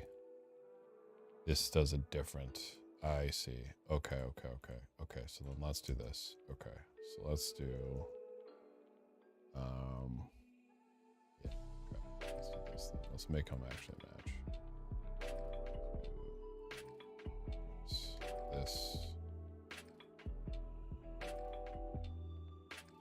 Total amount. Then instead of transfer, we transfer. There we go. Now they're actually going to match.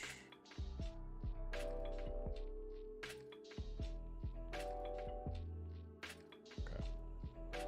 Now they should match. And they'll both fail or they'll both pass. I kind of forget already.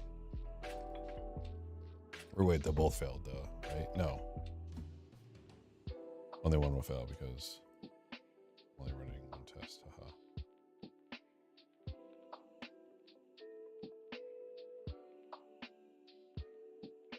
Okay, there we go. Okay.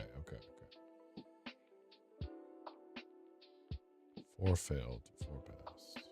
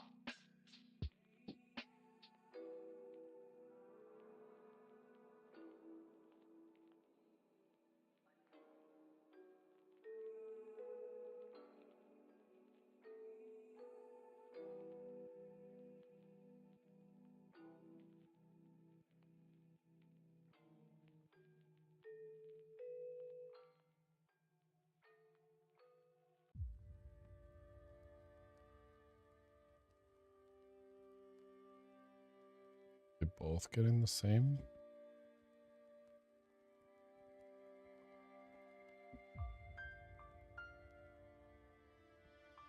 The hell is this?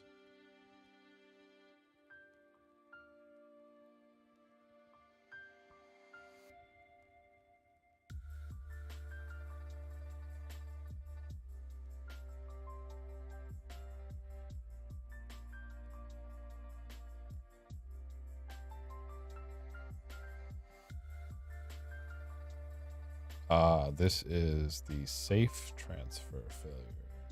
I see. Okay. Because I'm calling safe transfer. And what am I safe transferring?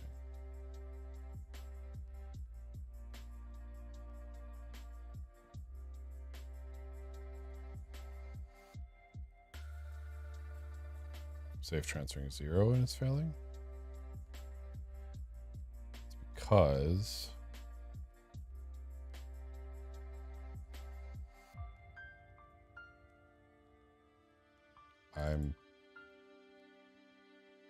got it. I'm trying to transfer 1 over. Okay. So this got it. Okay. So I have total amount of 1. And that doesn't make sense to send over.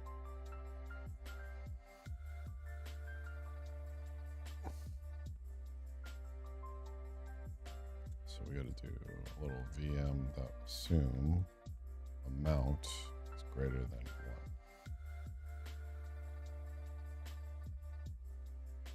I think.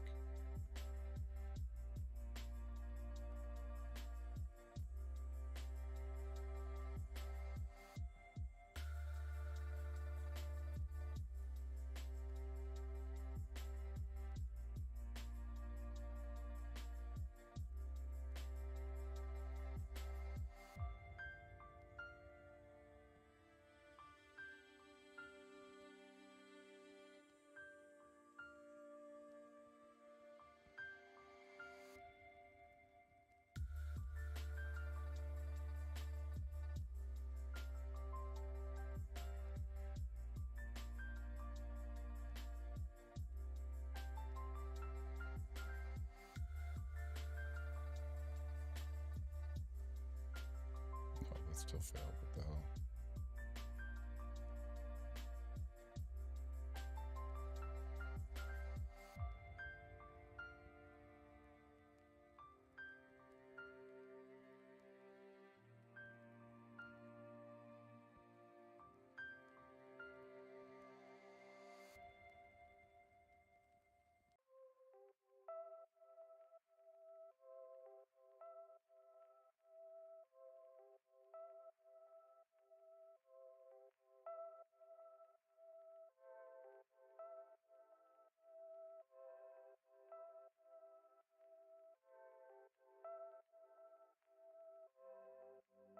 No, this should work because if this is 0, this is going to be 0. This is going to be 1.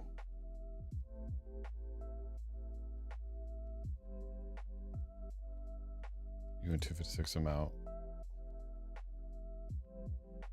is 0.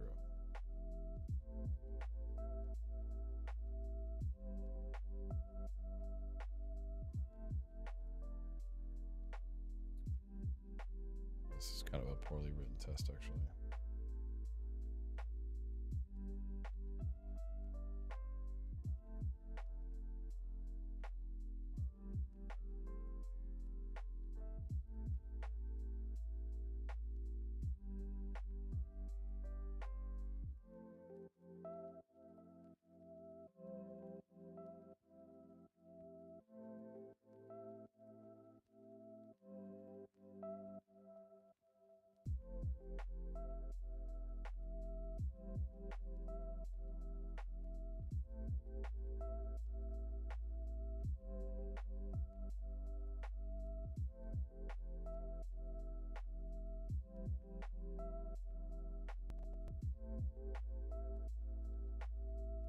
Does this work? We're just going to have like 1 extra sticking out.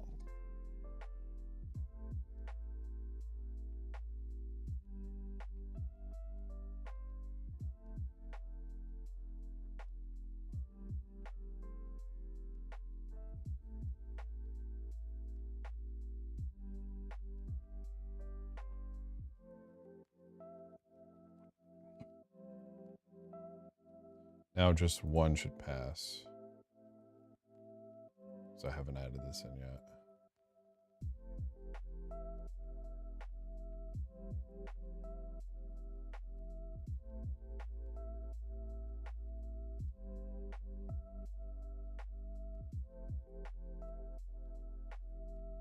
Oh.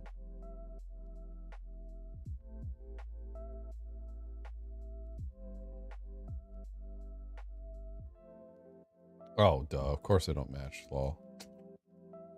Because they're never going to match. Okay, cool.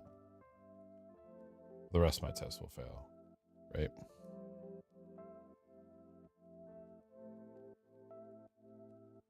Or the rest of the Yule test will fail at least. There we go.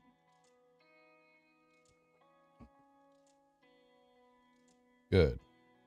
Perfecto. Okay. Now we want to add this in. So we want to add the added amount plus how much we're sending, which is going to be, I don't freaking know. 4 bytes is going to be the function selector. Then the address.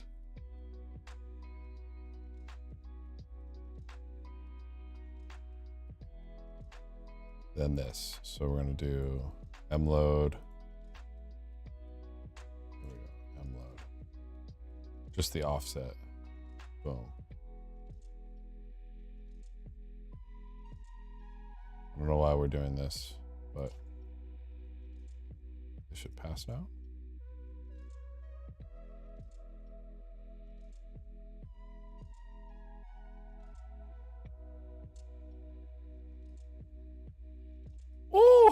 Oh, let's go, baby. Fuck yeah. Okay. A little bit less gas efficient, but safer.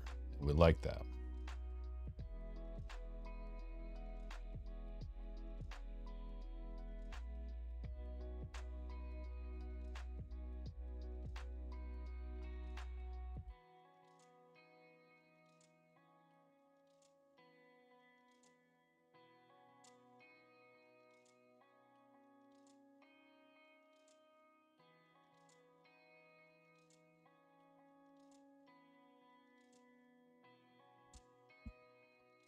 Good.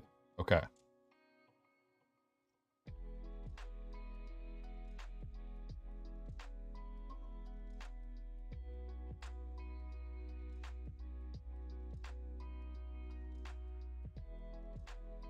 So this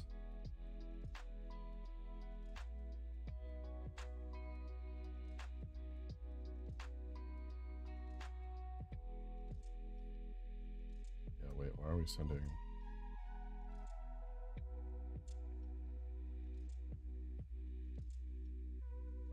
Why are we doing this? Why do we send so much?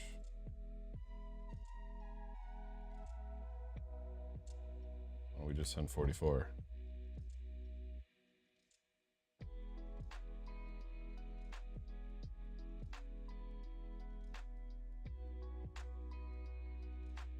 Hell.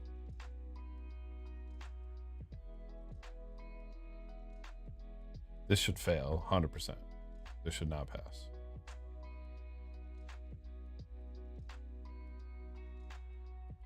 Yeah, I mean,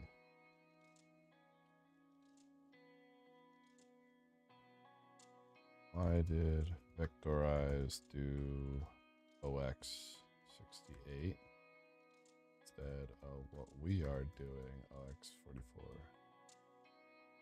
I don't know. So we're going to find out.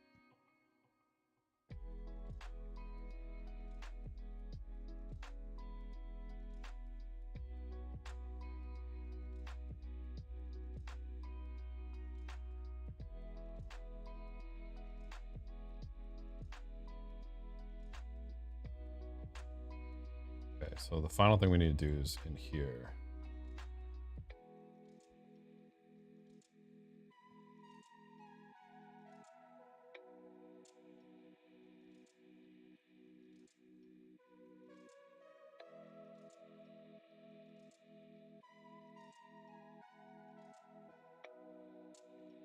first we got to see if there is return data. So one, check if there is return data. Two, check if return data is true. So we got to do return.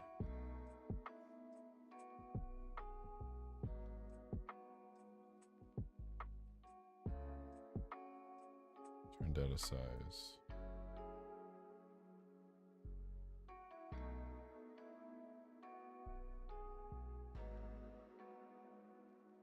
Size of last return data.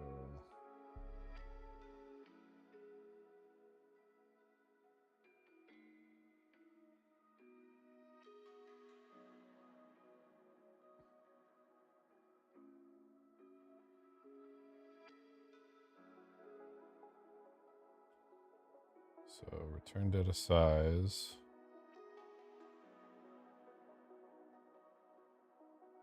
So if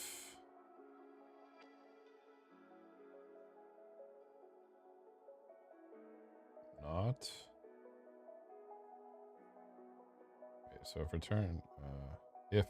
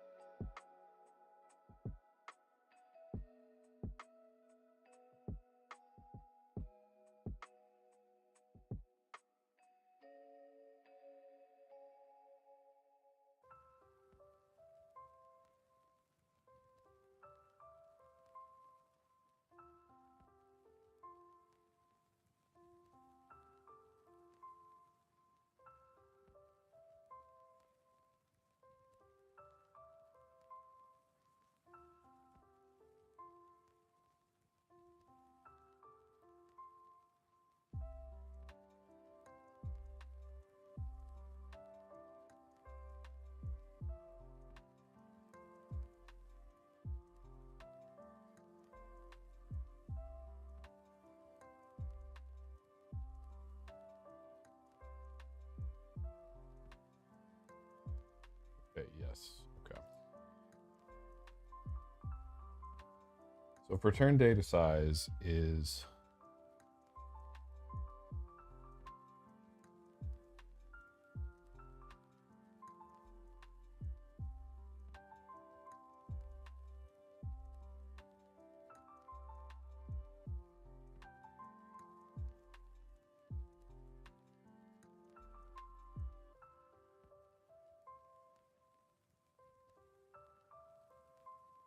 okay, so if there is return data, okay.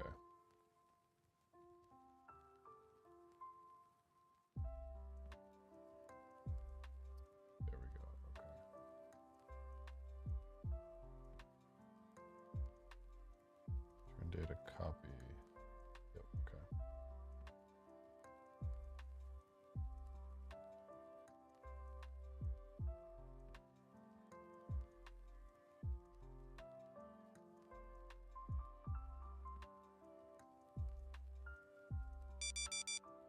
What? How has it already been 50 minutes?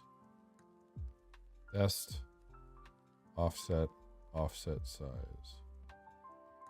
The result will be copied.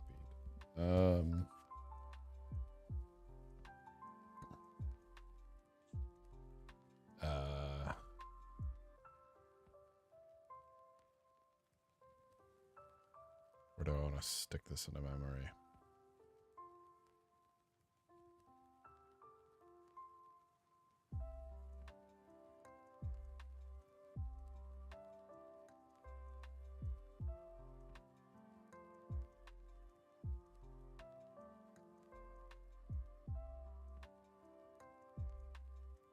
So I could put it at 0, 0.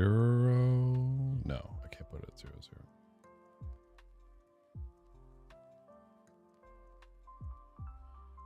Because that's all ticking up.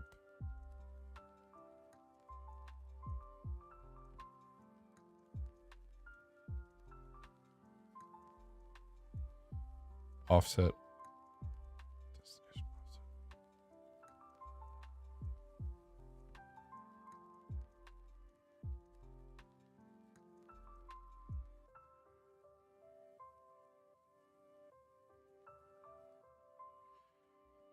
All right, well, I guess now's a good time to take a quick break. Shall be back.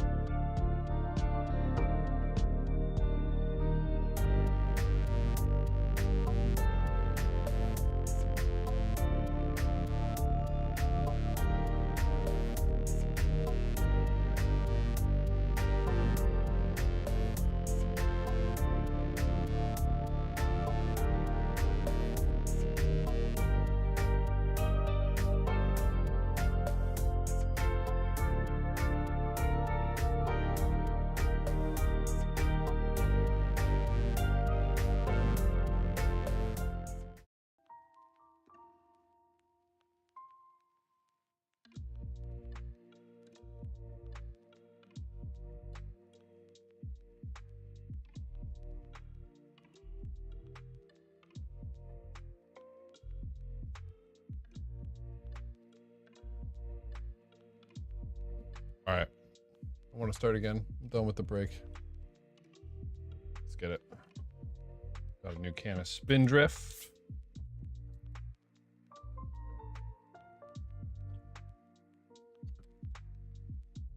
Spicy.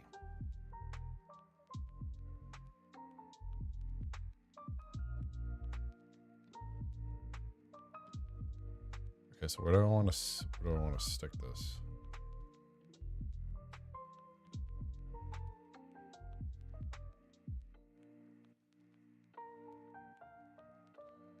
So 20, 40, 60, 80 maybe? Maybe OX80 is fine. I'm gonna stick it in OX80. I think it's 0, and then white size 0x32. May I drop my ETH wallet? For what? Do whatever the hell you want. So let's go stick it at OX80 then. Then we're gonna do a little mload OX80.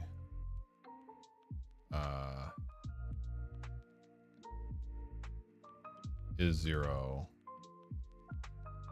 If it is 0, then we're gonna do this. Perfect.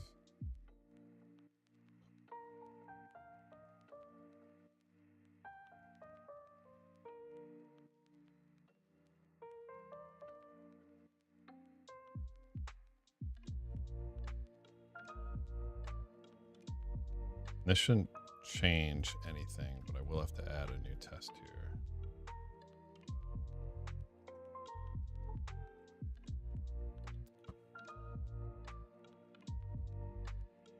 So we'll do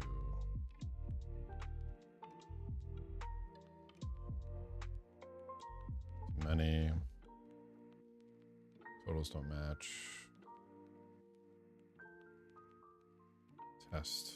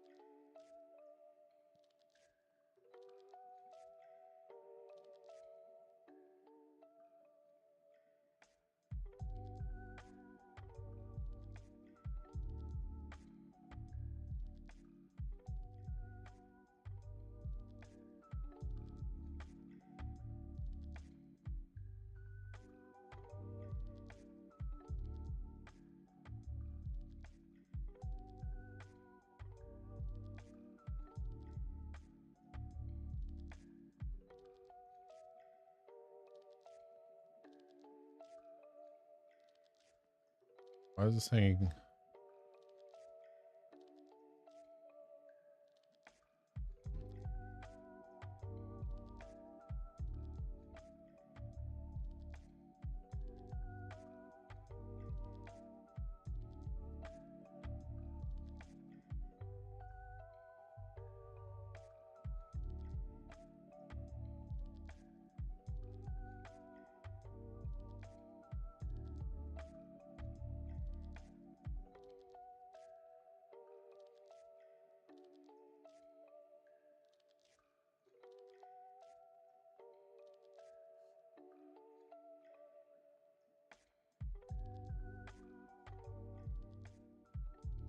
Returns pool success. Oh, okay. So then I'll just do test. Turn false transfer from tokens correctly revert.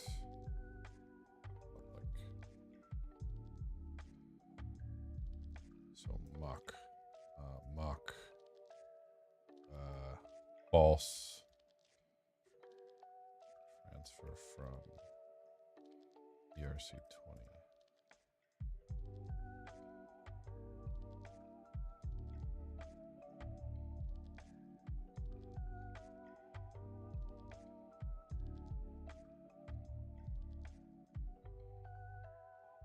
Public override.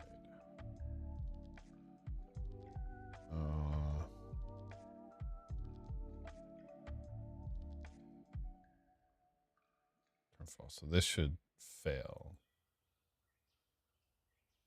I think. Right. Port.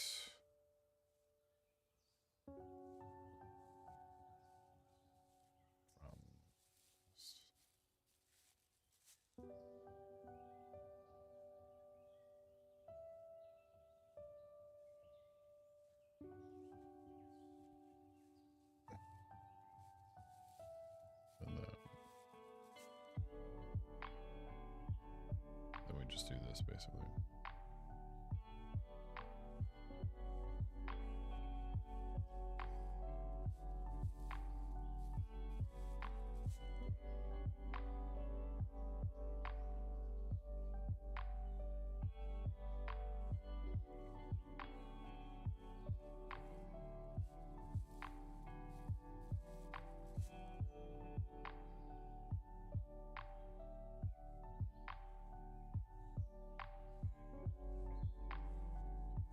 And now vm.expect revert.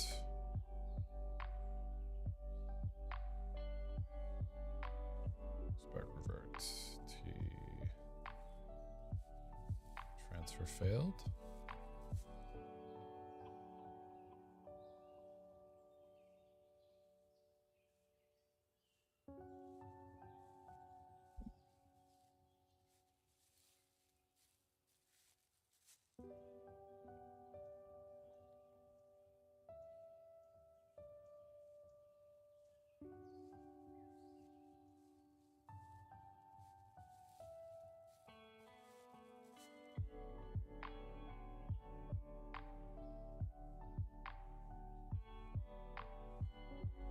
If this works first try, I mean, that'll be pretty sweet.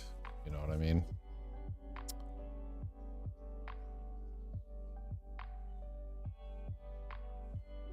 Might run Foundry up just so that I don't have to deal with this crap every single time for while I'm building this.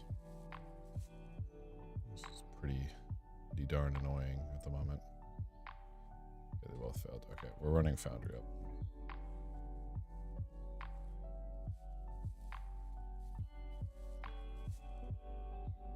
So now these should test much faster. Yeah, okay, good. Okay. Error did not equal the expected error. And then call did not revert as expected. Okay, so the UL is messed up and my reference. Okay. So oh, it's because this is the safe.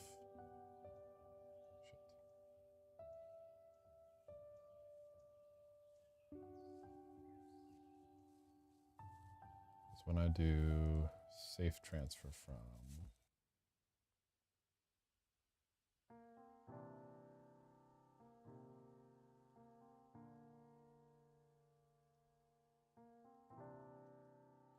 safe failed ERC20 operation address tokens for the casts.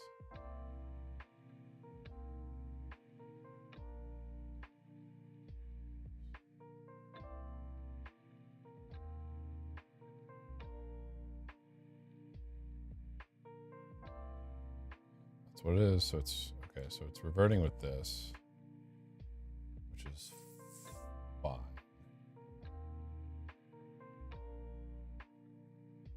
You know what? Let's not use this. Do our own.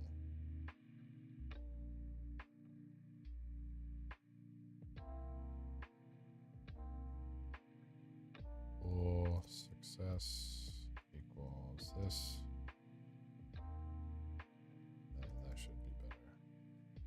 Now at least that one should pass.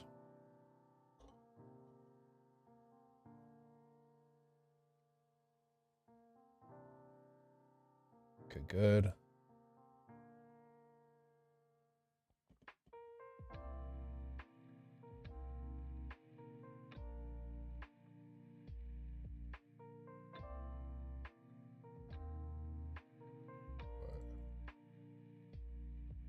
This one didn't fail. Let me pass some random address and 0.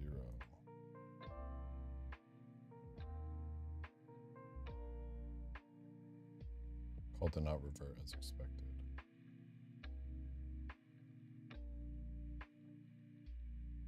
It's probably because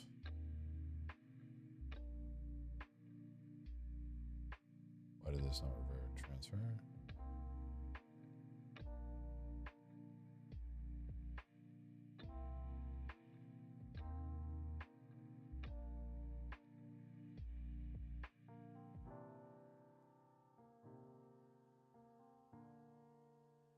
Recipients amount.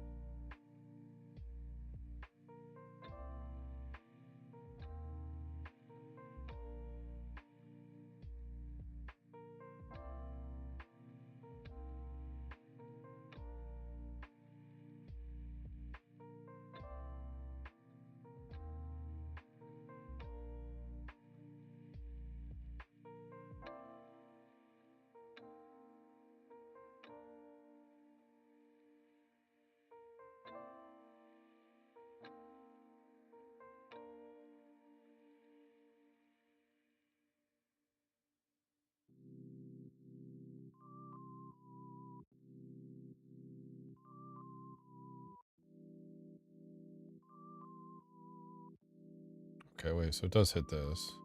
If returned out of size.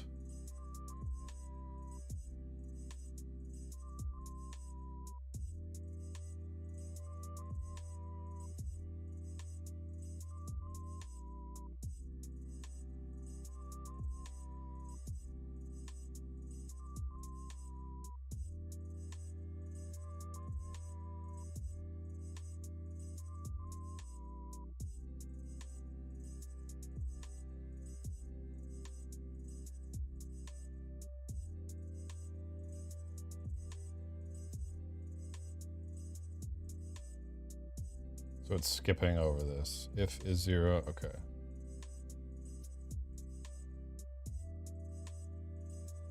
Is 0.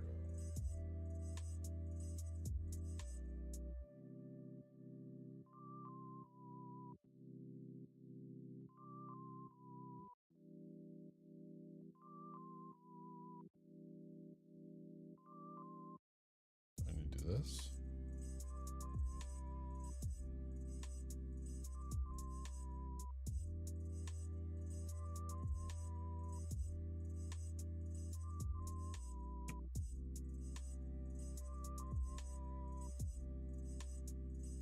No, because that breaks everything first. Because this will...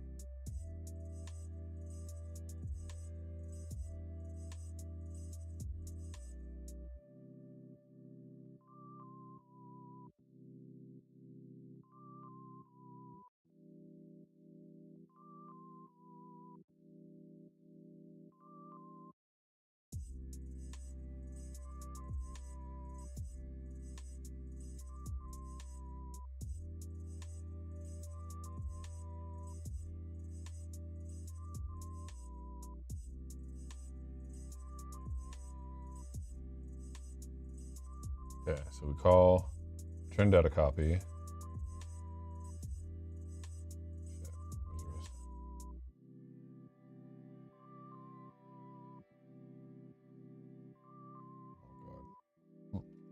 Okay, so that 0x80, there's a 0, 1 here. Right? Great. Good.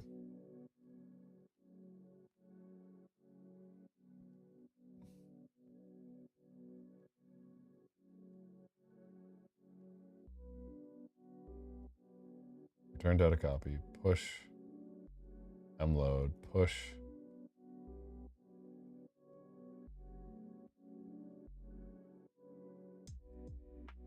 What's coming from mload? We'll call mload, we get 1. Jump if.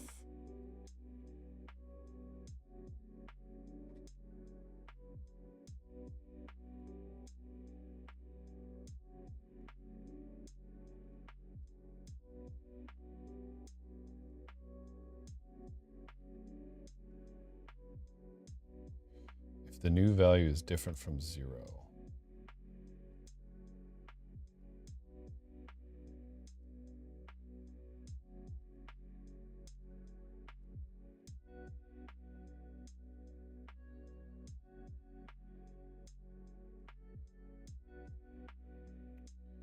We're doing return data cut? No, because return data. Okay, so we have if return data size. First we have return data size. Returns 20 because it's a Boolean, right? Is 0.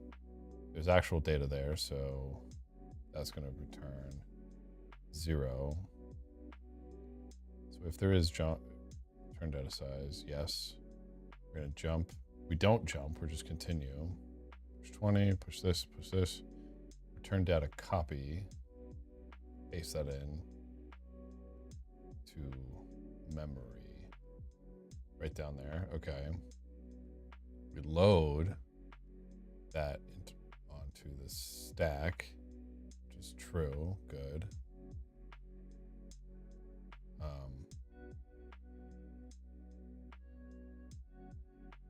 Or it's false, which is why it's 1.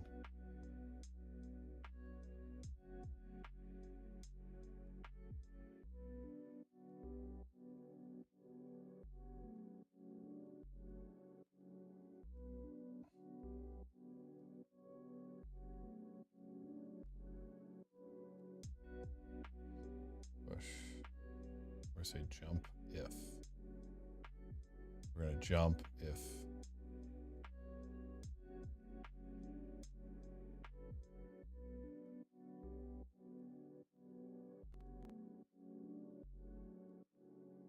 jump distance way out, so we're not reverting for some reason. So I need to do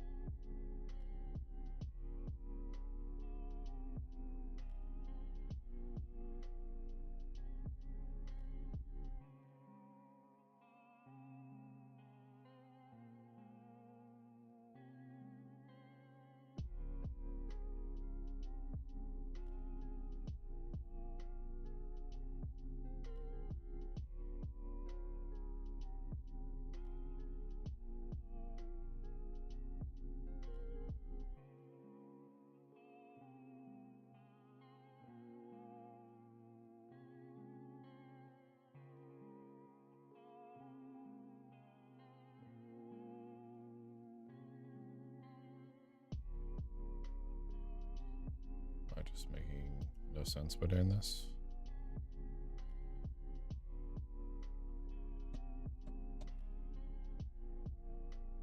All did not revert. Let me send 0.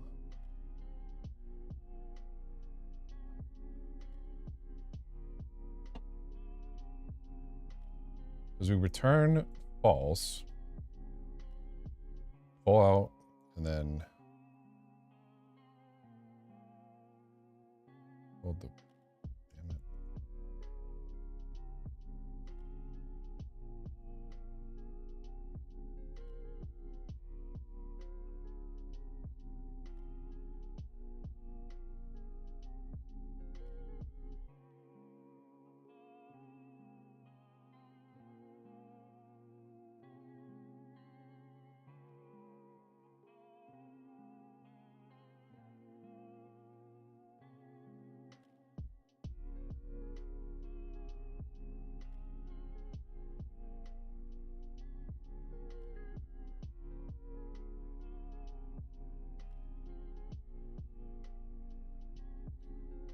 They're not equal. So one is false? Oh, that's so fucking confusing. Oh, that sucks. So, okay. So it's not this. It is this.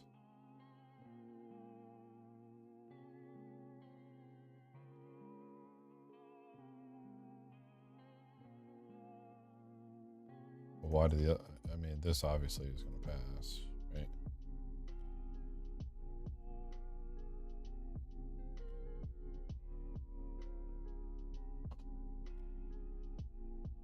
If return data size. Because it could return, I see, it could return true. Okay, so we need to say is 0. If it is 0, say not is 0. Or is 0 is 0.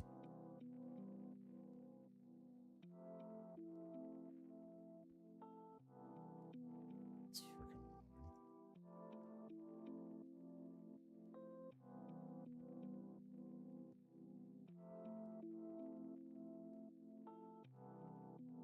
frick frack.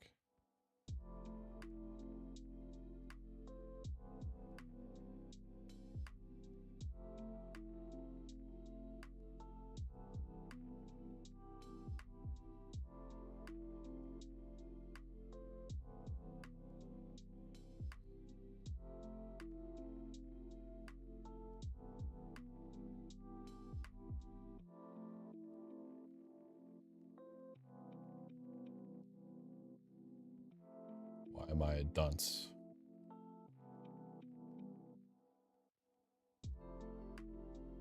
Okay, so if there is return data, different area I'm getting, yeah, but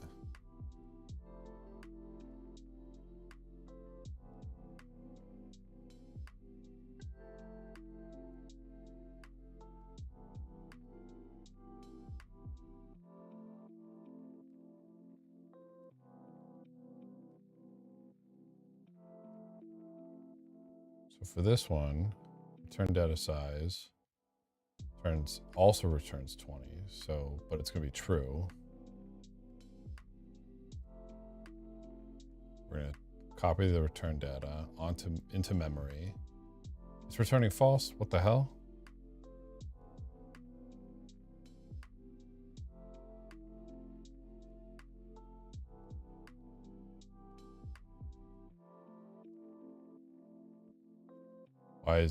Why is this returning false now?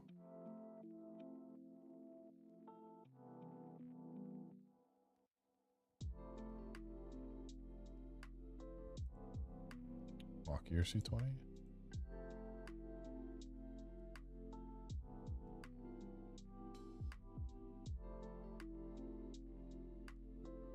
It should return true.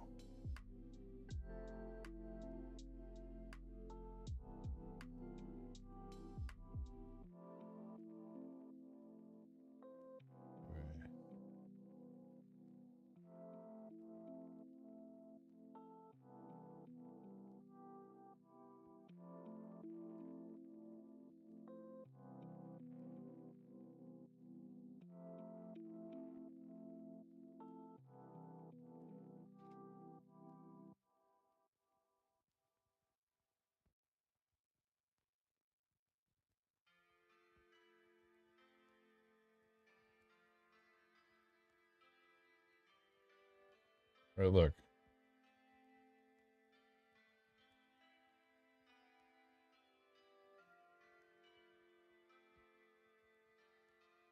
What the hell is it in here?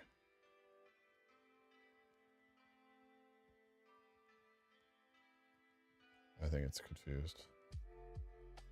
There's no reason for it to be down here. I'm not calling permit.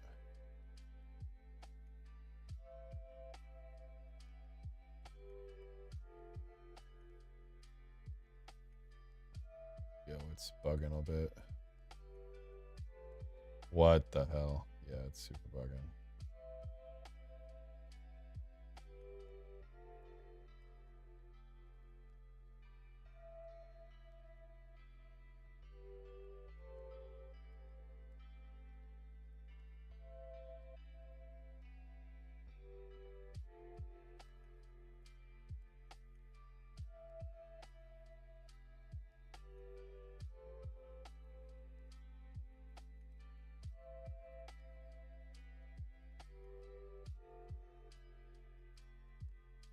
Wait.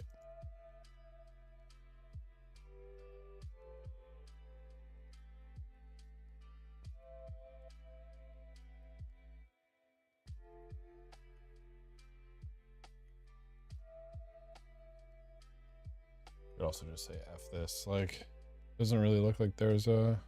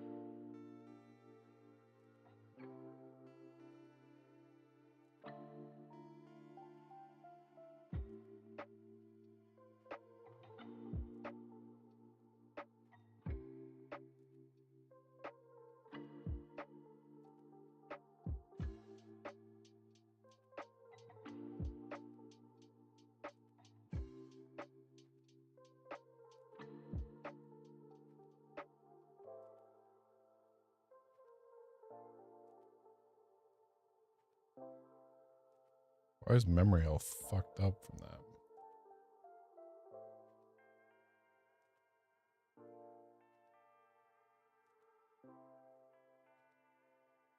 What the fuck?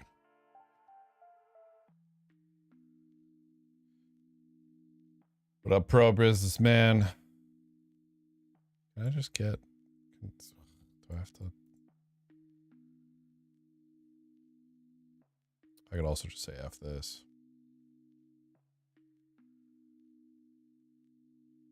It's kind of lame, though.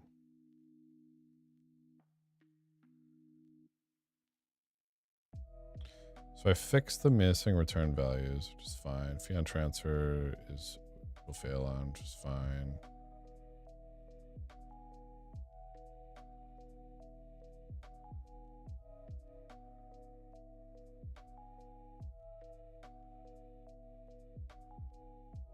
Yeah, F it. It's a waste of gas anyways. Okay, we're not going to do that.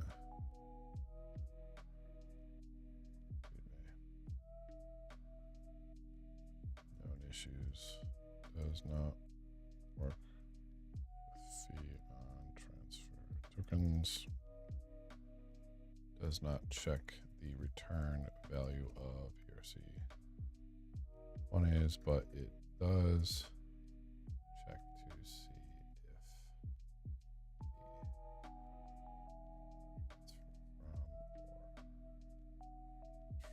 transfer all was successful. Right.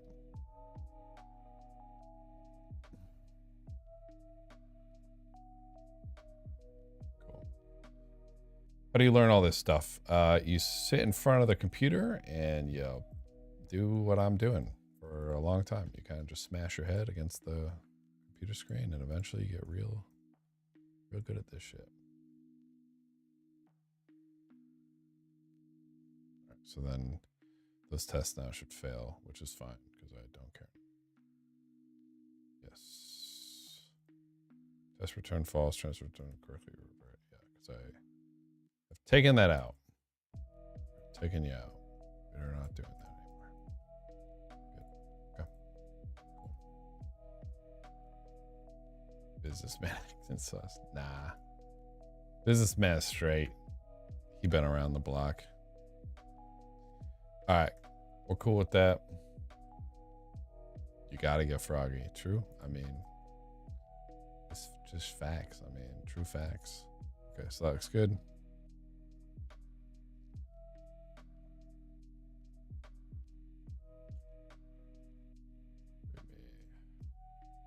Features.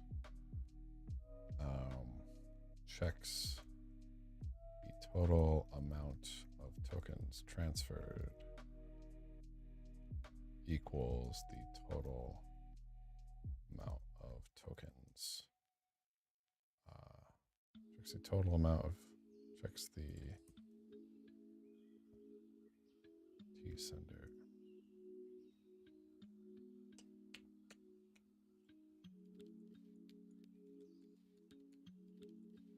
Total amount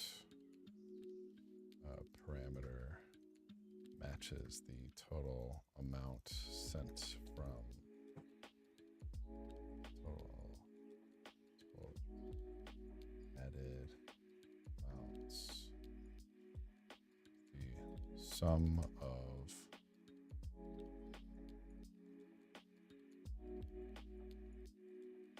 amounts array, like that.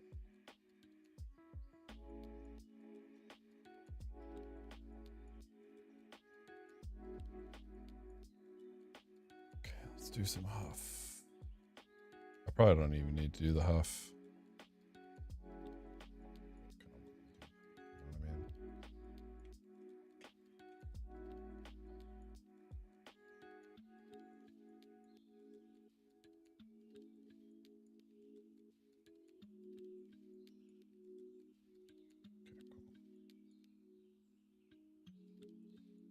So now that we have that, we can actually do some Huff stuff now.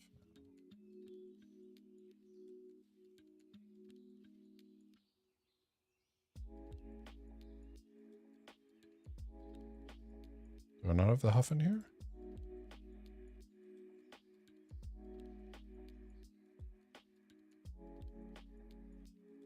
There we go.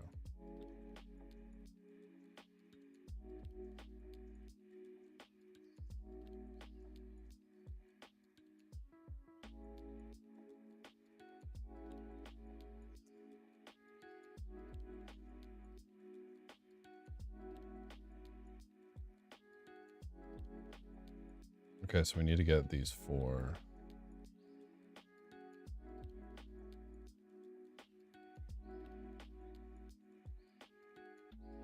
We use them pretty often.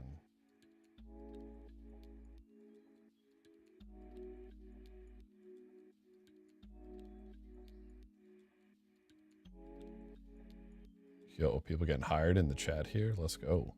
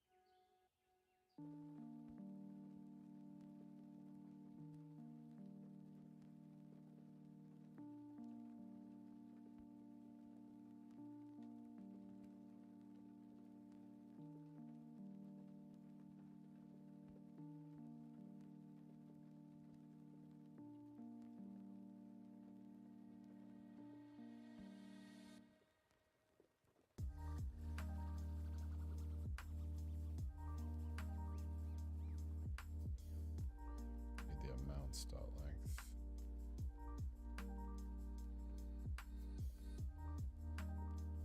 So now it's going to be 4.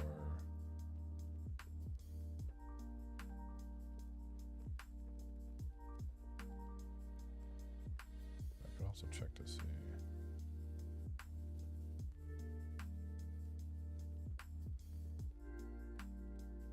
Sender.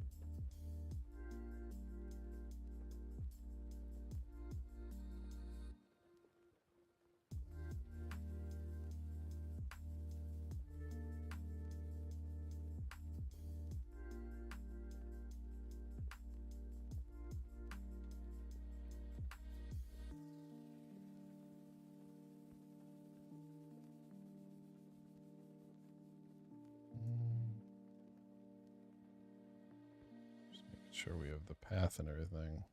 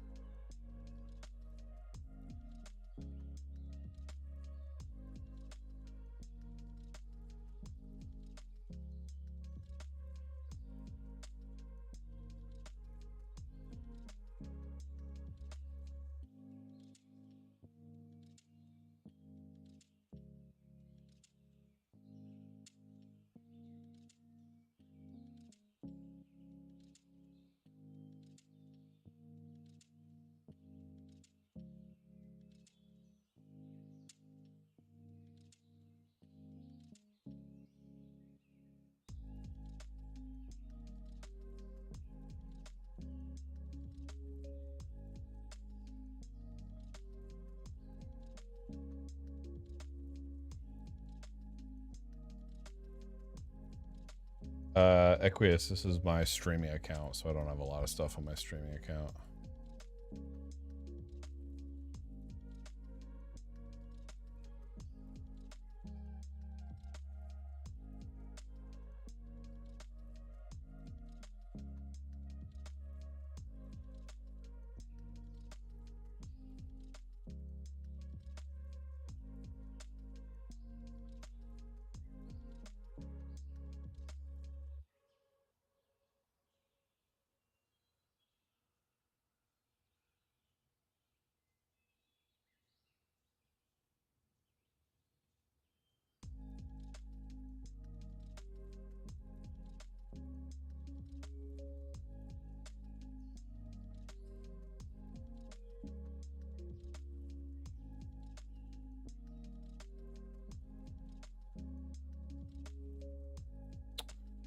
I shouldn't be doing this like one by one thing. What am I trying to do? I'm trying to just see.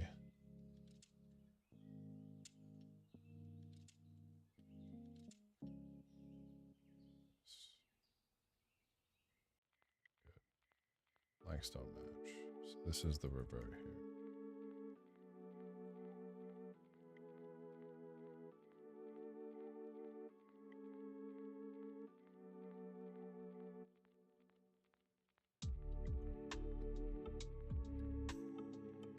Equals push push 0 m store push push revert jump if. So here's where we're checking.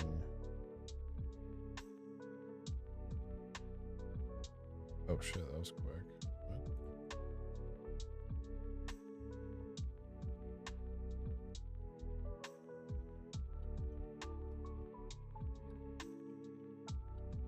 What? What's this jump dest? Oh, that's super annoying. There's 3 jump dests in a row.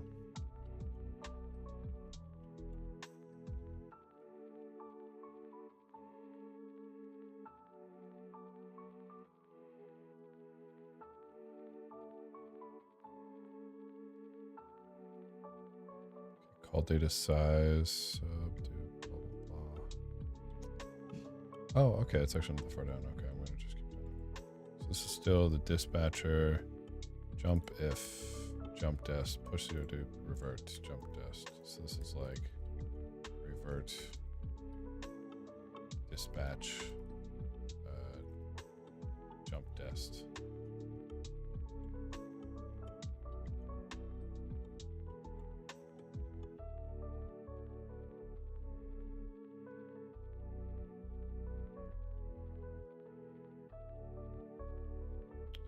Not sure what this is doing.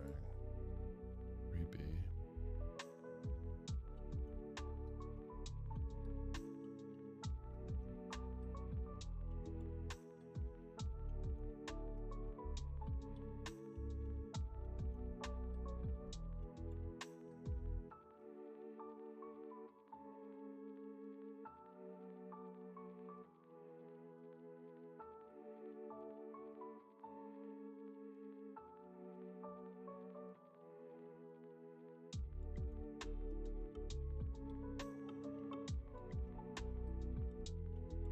Returns the call data size. That's it.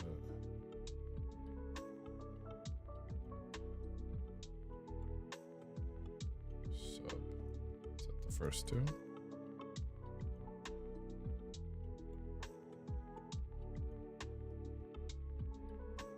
A minus B.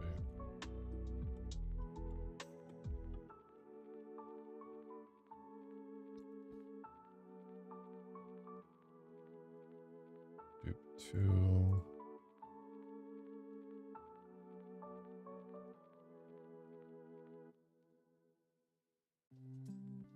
Add. Hell. What? That's so stupid.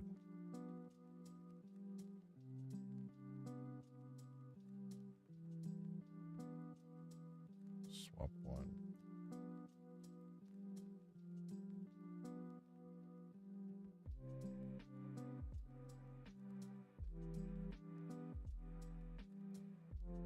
What's up, Clay Tonics?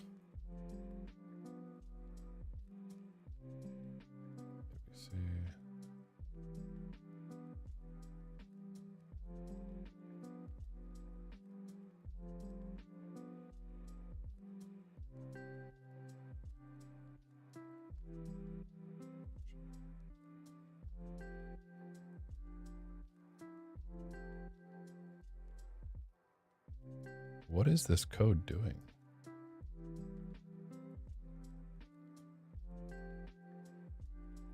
I got some beef with the slow decompiler.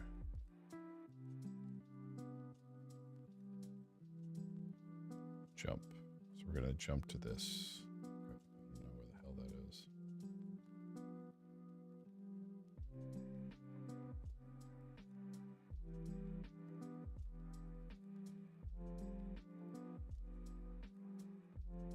We don't really do too much. We don't ever do call data load. How does it know to do this? How is it getting these without doing a call data load? What the hell? I mean, we have to do a call data load somewhere. Call data load. Push 0.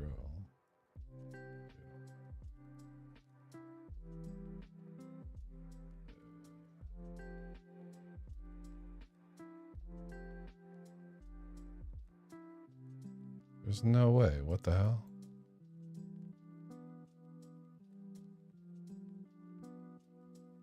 This is... Oh, wait. Maybe this jump goes super far away, I bet. Sucks.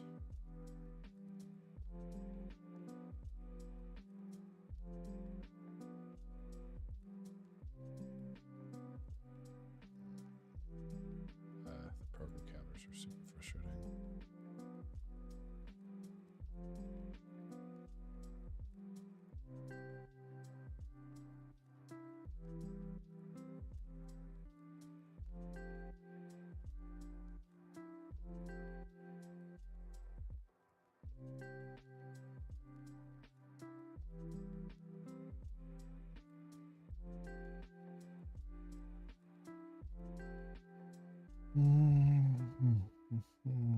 Call data in hex. So we want to do checks function dispatch. This is the only one. So we want to do this. I think. Something. It needs to be in this form. Let me see. It's very annoying.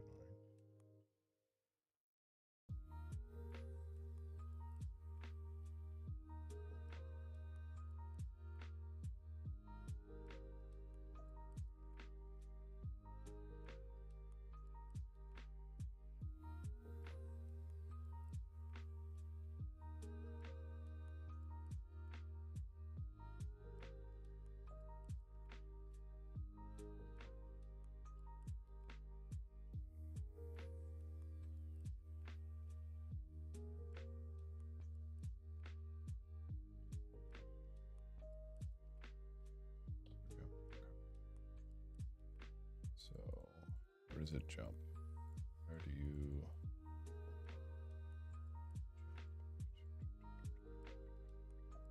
Ah!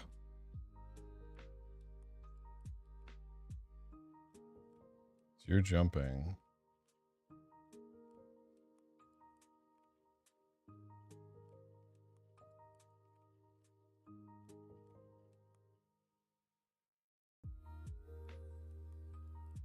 Crazy. That's where you jump.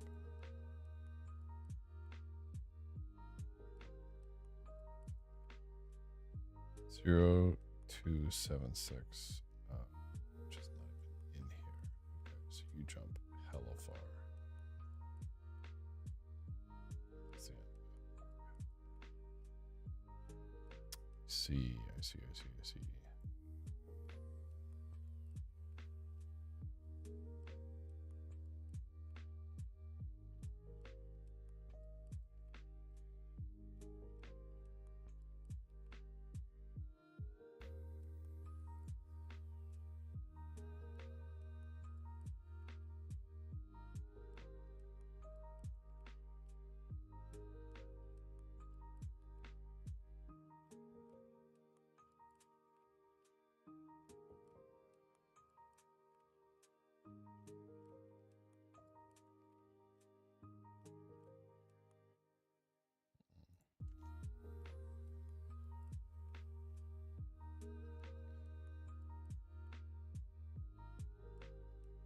How is it already 7 o'clock? What the hell is happening?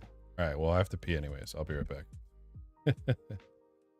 No, let me just finish the minute Pomodoro or whatever. I just want to see what it's doing to get these. Like, I have to like keep ripping through this. It's super annoying.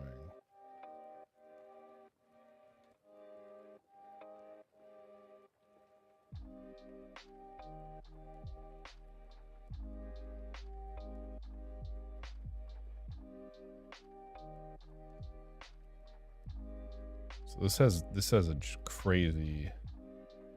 crazy low jump test.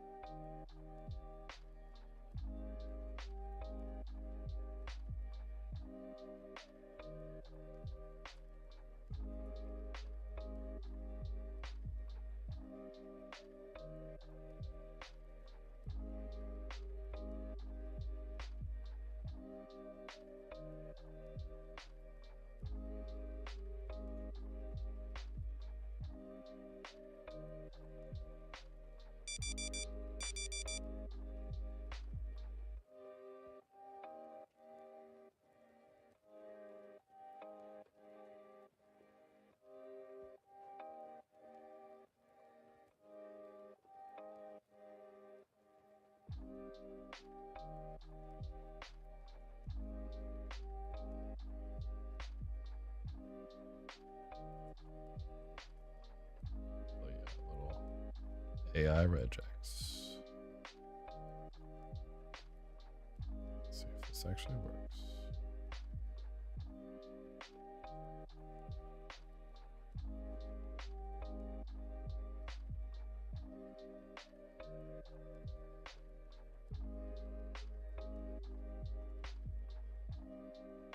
Hey, that did it. Let's go.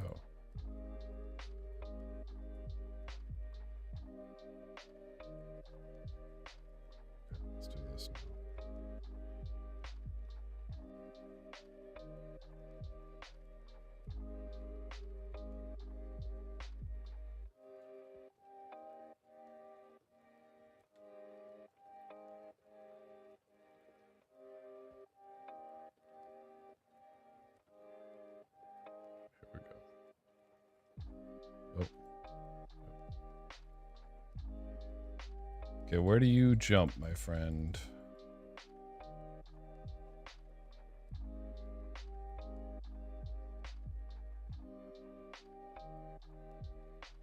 What just happened? Is it reverting because I forgot to...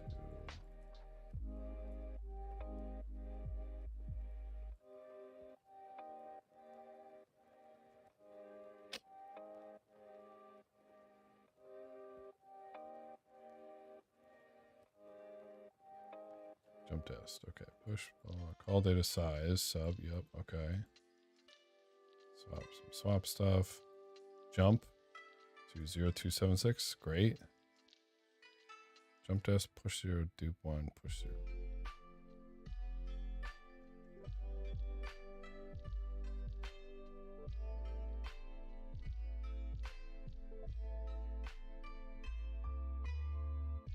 So add dupe 5. Push 1 before. No, it's not that one. Wait. Sub dupe 10.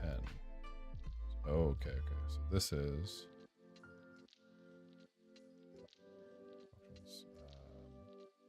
airdropper C20. Dispatch 1. Okay, I'm gonna take a break because I gotta pee anyways.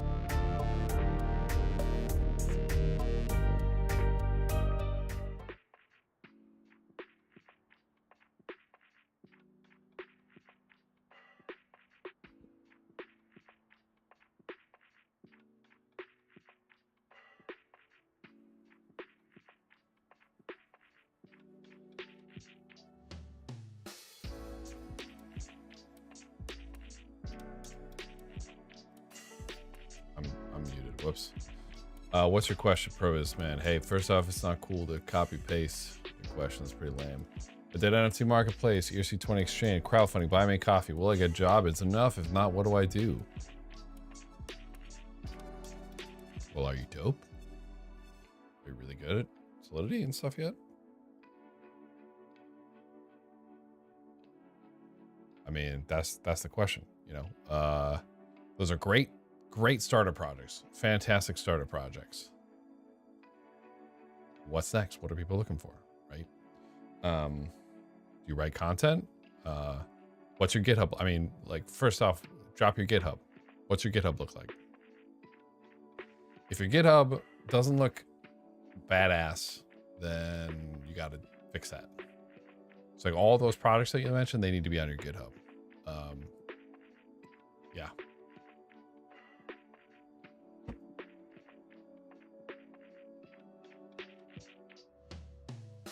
Put a black hat.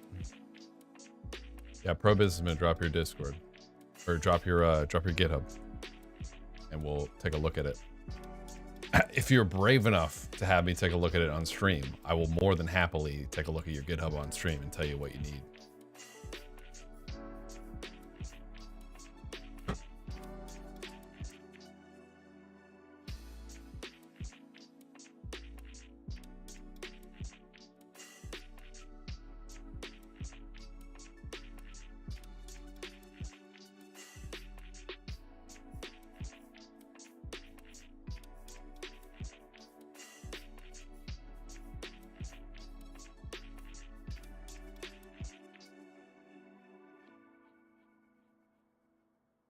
Yeah, make your GitHub. If your GitHub looks cooler than mine, that's a good sign. Get your GitHub to look cooler than mine. Yeah, let's just do some live GitHub ratings. What's my latency? Oh, it's normal latency. Oh, okay. I needed to do low latency. My bad. I'm a solid 60 seconds ahead of y'all.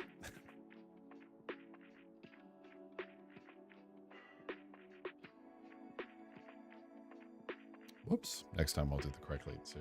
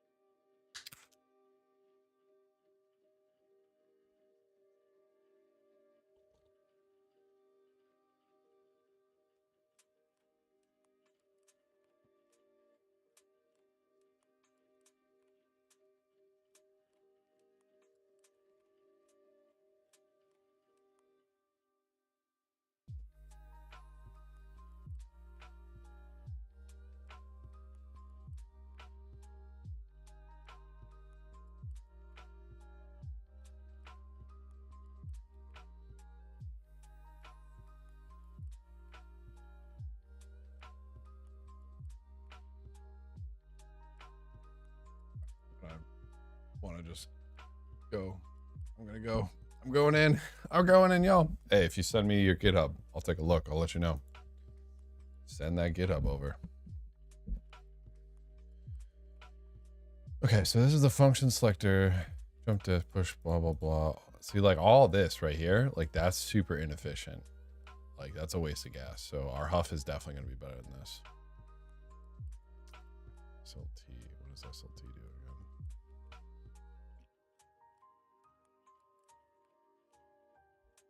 Sign less than comparison.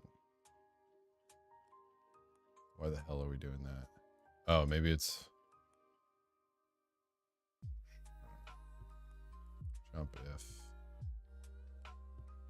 Jump, jump, jump. What are all these jumps, yo? Okay, so there's a call. Okay, you know what? Fine. So we jump, we land here. Push, dupe, push, push, dupe, sub is 0. Push, jump if. Push, push, jump. Jump disk, push. Okay, so we got to a revert somewhere, probably because we don't have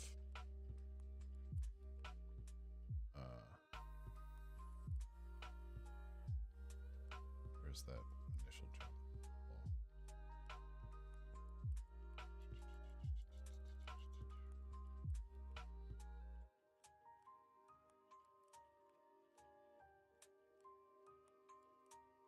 Crap. One more time. One more time.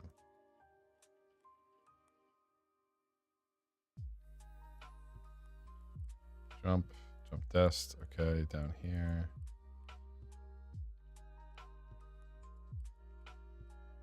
Do 8. What do we do? What do we?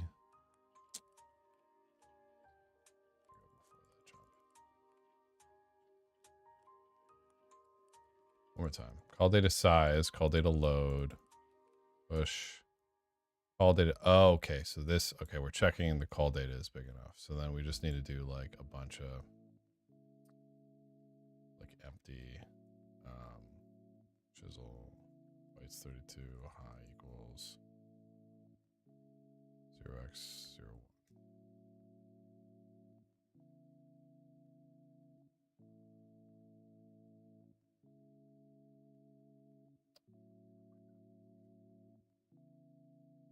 Do hex. Oh my god.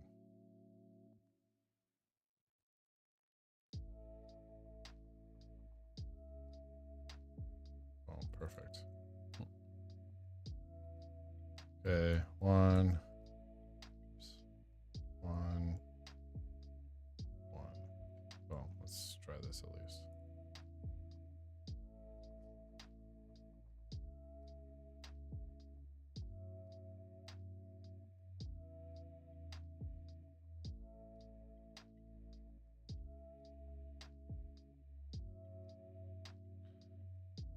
Two digits per byte. Whoops.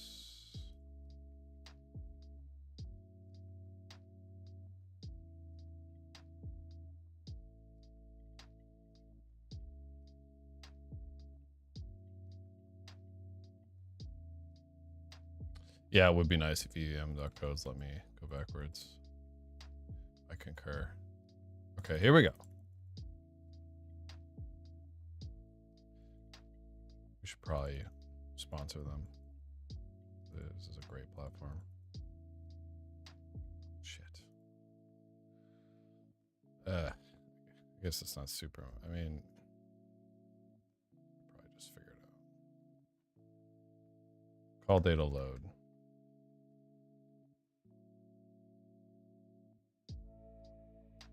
Jesus Christ.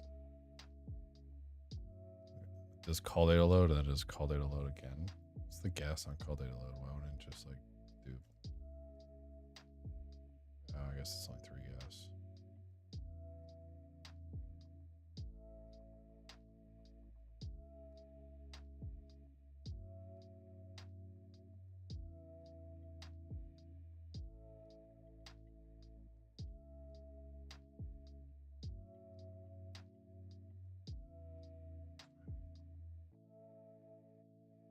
Okay, where are we? Here. I also want to do a little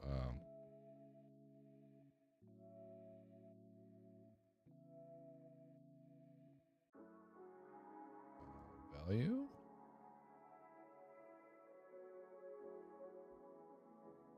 I'll check for message value. Call value. Deposit value, but yeah, call value. Okay, call value. Good. Value on the stack is 0.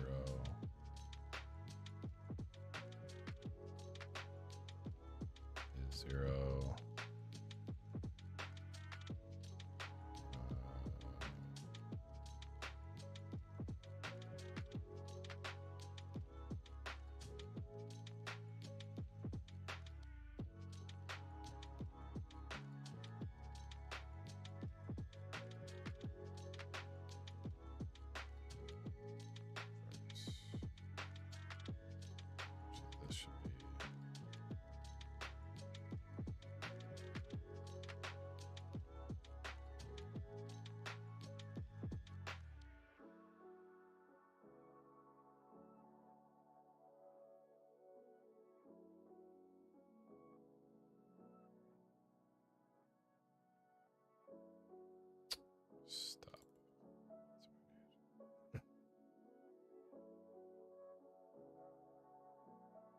Or not a stop, we need a revert.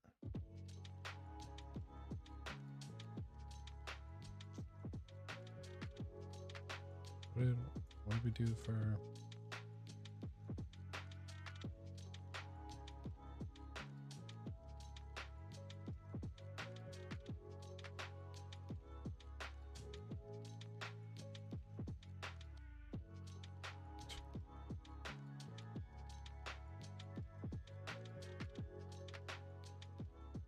This is what I wanted, yeah.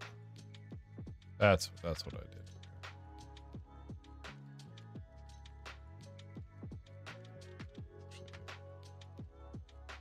Actually, dupe one is less gas efficient.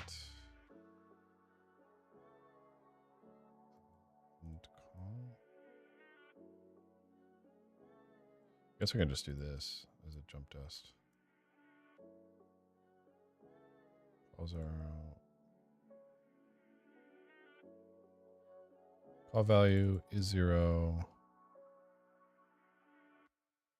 and call jump if. That should work. Yeah, revert if so. I think that's right. Solidity, blah, blah, blah.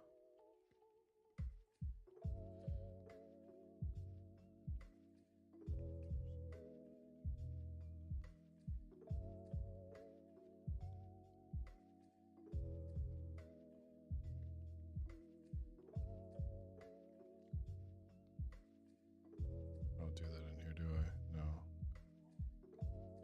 It's lame.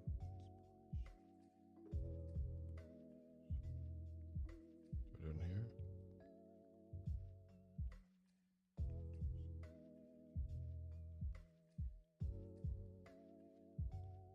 Revert on failed dispatch. Why do they do dupe? Is dupe one cheaper? Like, why is everyone doing dupe one? No, it's not cheaper. I'm gonna do push 0.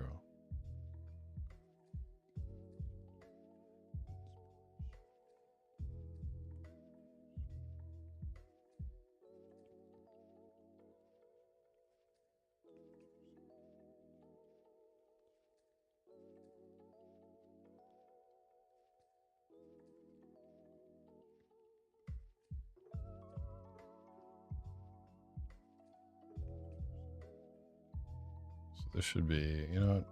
Let's just find out.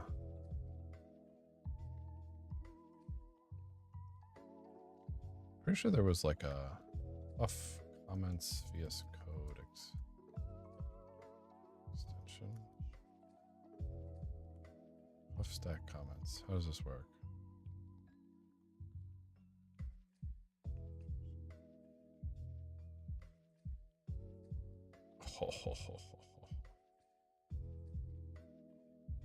Yes, please. I would want that. Oh, do I have to download it right from this person's?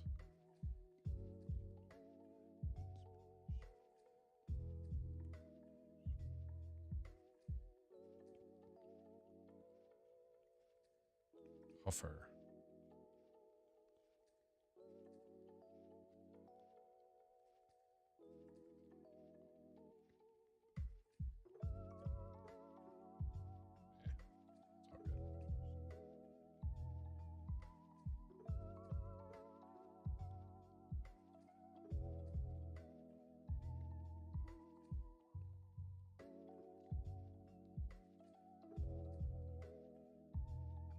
I think there should be recipients.length and amount.length.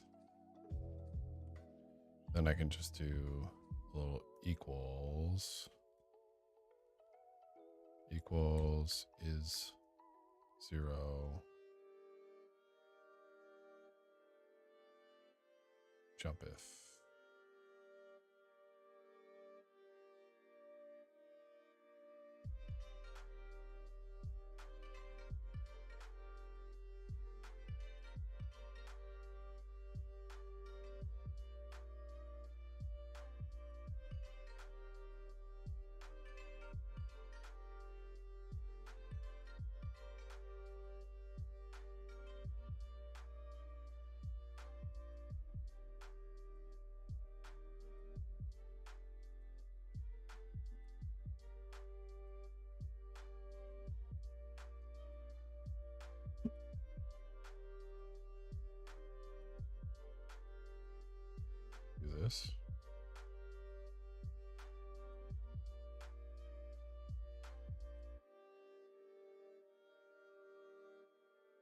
Excuse me.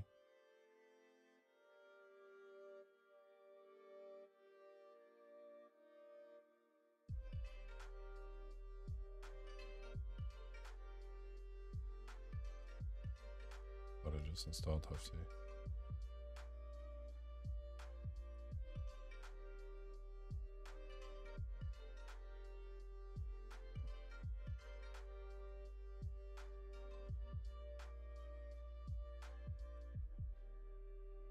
Heck.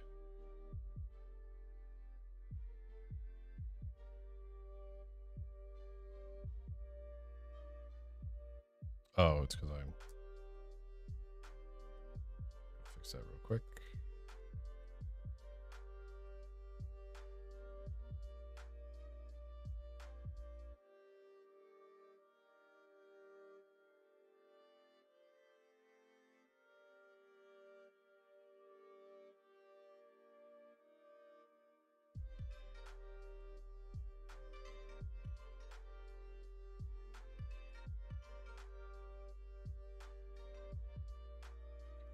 Fixed it.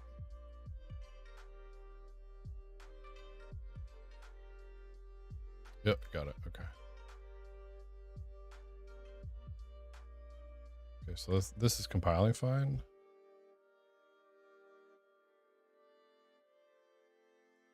What the heck is this? Whoa, that's cool.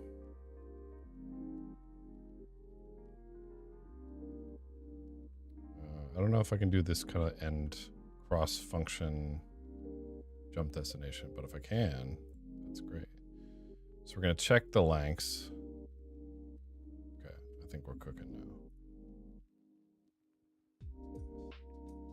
tsender.sol. Boom. Store. Okay, we should do this actually.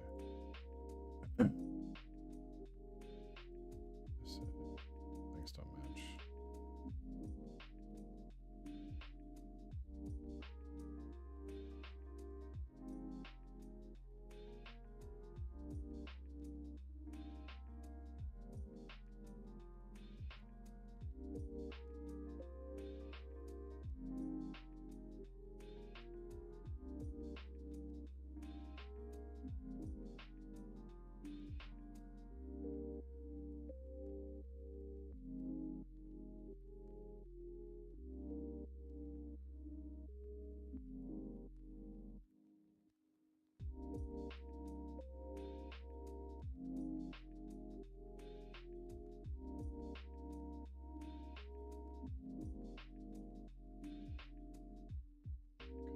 Now we can do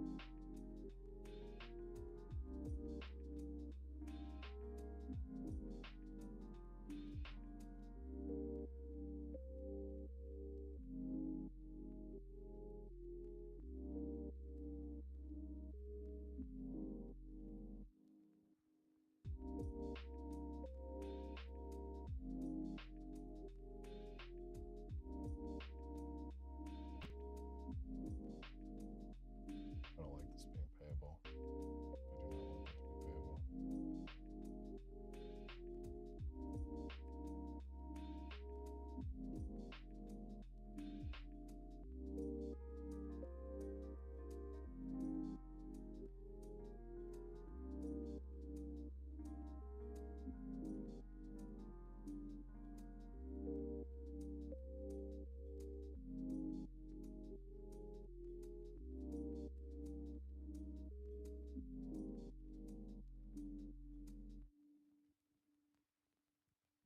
So now, total amount. This is going to come at the end. So this is going to be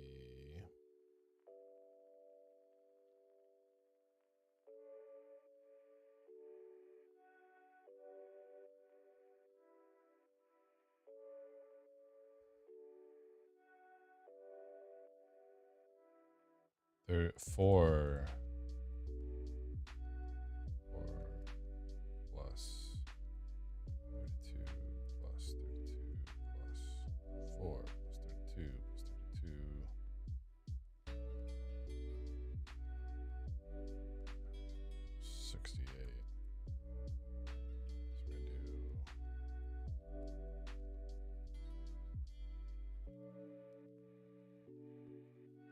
So we're gonna do 0x44.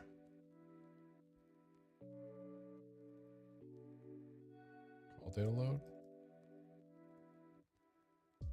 From store.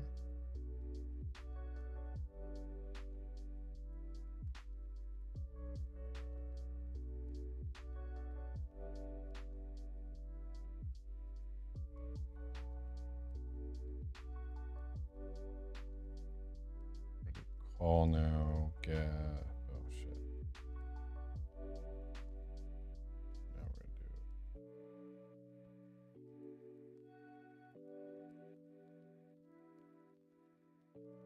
Gonna put all these on the stack.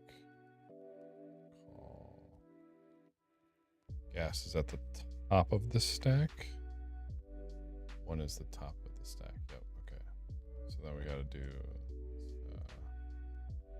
0, 0.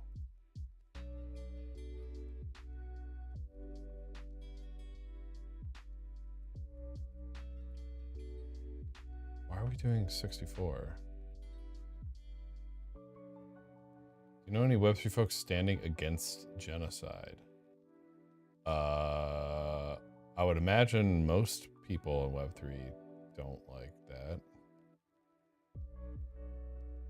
I can't say that's a thing most people are into.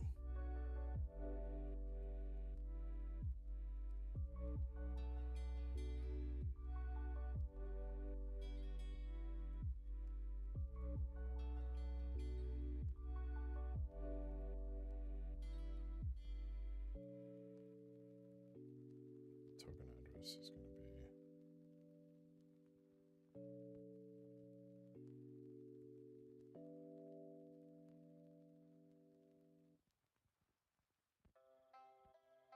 doing this in Huff kind of sucks, huh?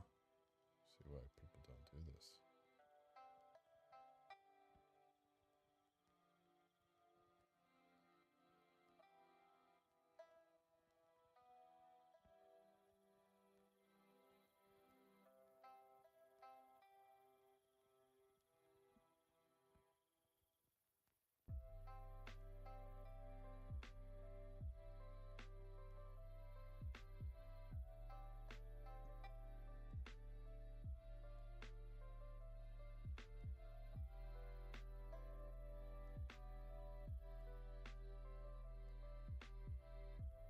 Token address. How do I get the token address? I can get it from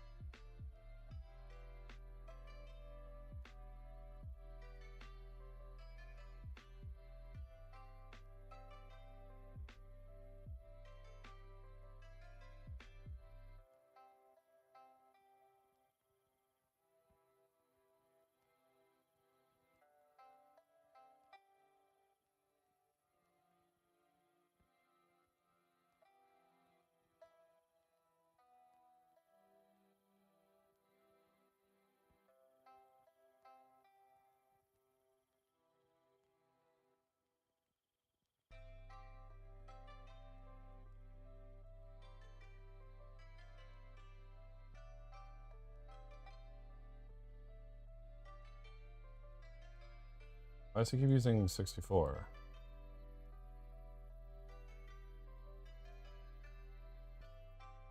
It's 100, right? Like, but we only need 3, 4. No, oh, this time it should be that, actually. This time 64 is correct. Down here it should be 44. Got it.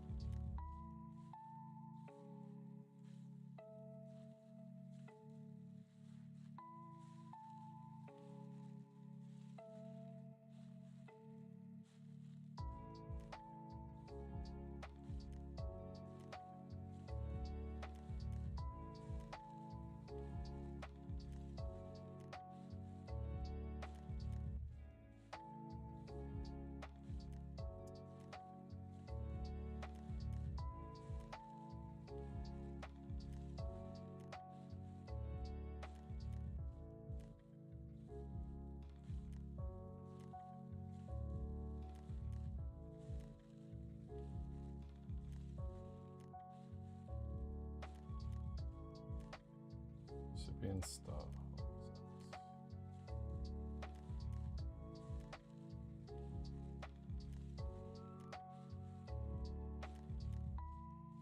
What is the opcode that's getting recipients.offset? Oh, it's the so it's going to be. Let's get recipients.length first.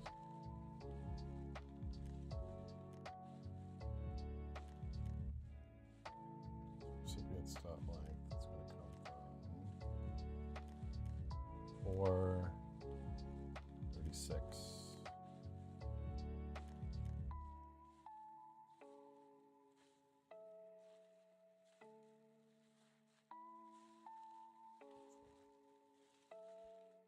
So this is the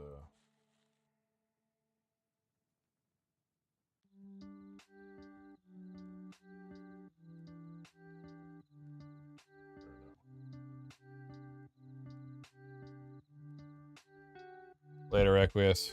So it's hella late for you, dude.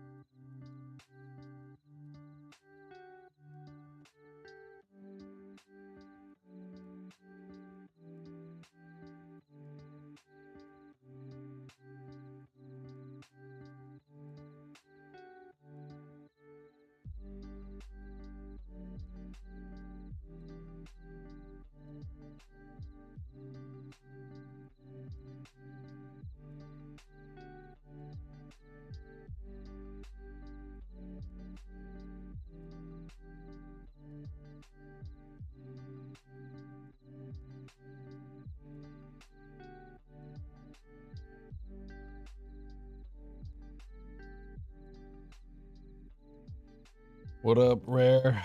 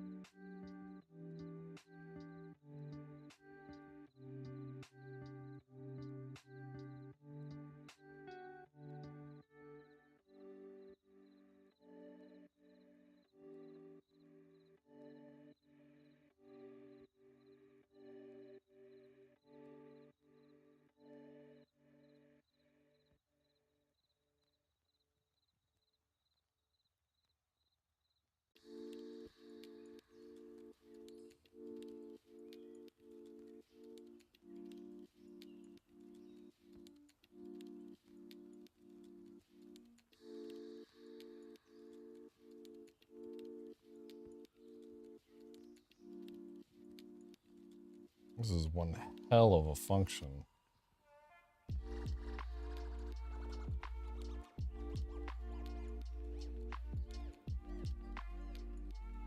Mount stop offset.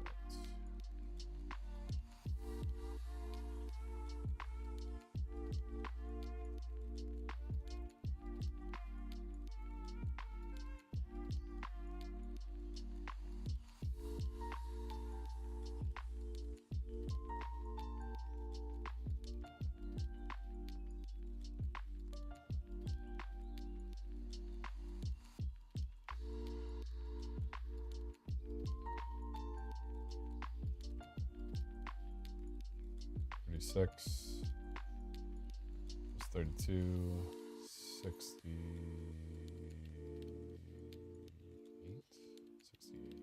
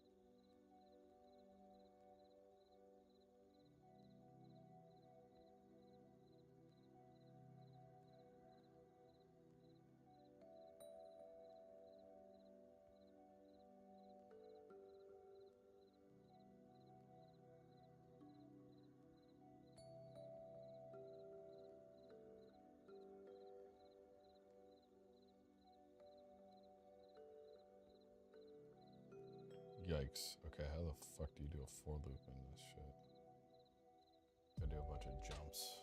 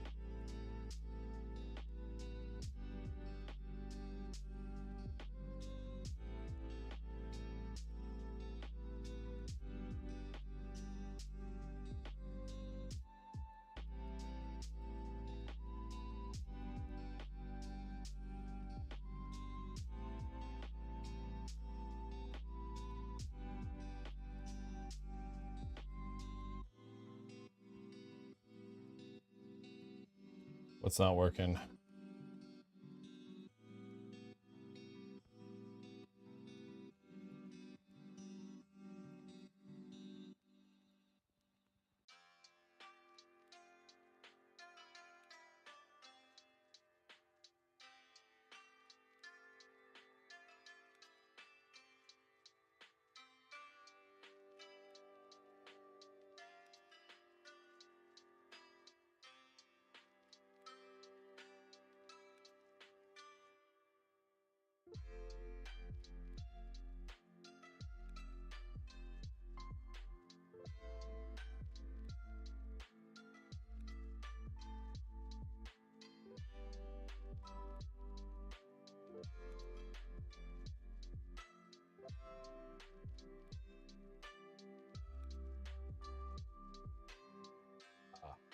Just give me your GitHub username.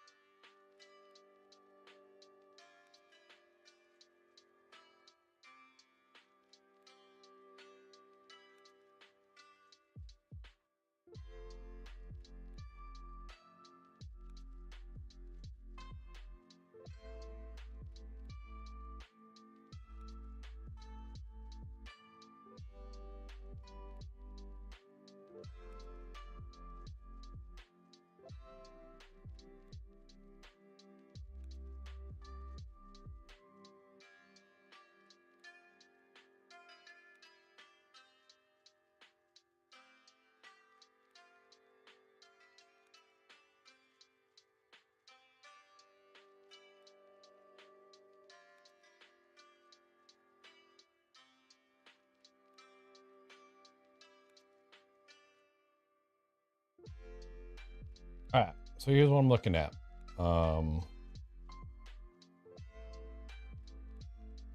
So there's no kind of highlighted project, which is okay, but like maybe like an about me would be nice. Maybe a link to your socials, like your Twitter or whatever. I mean, this definitely leaves something to be desired.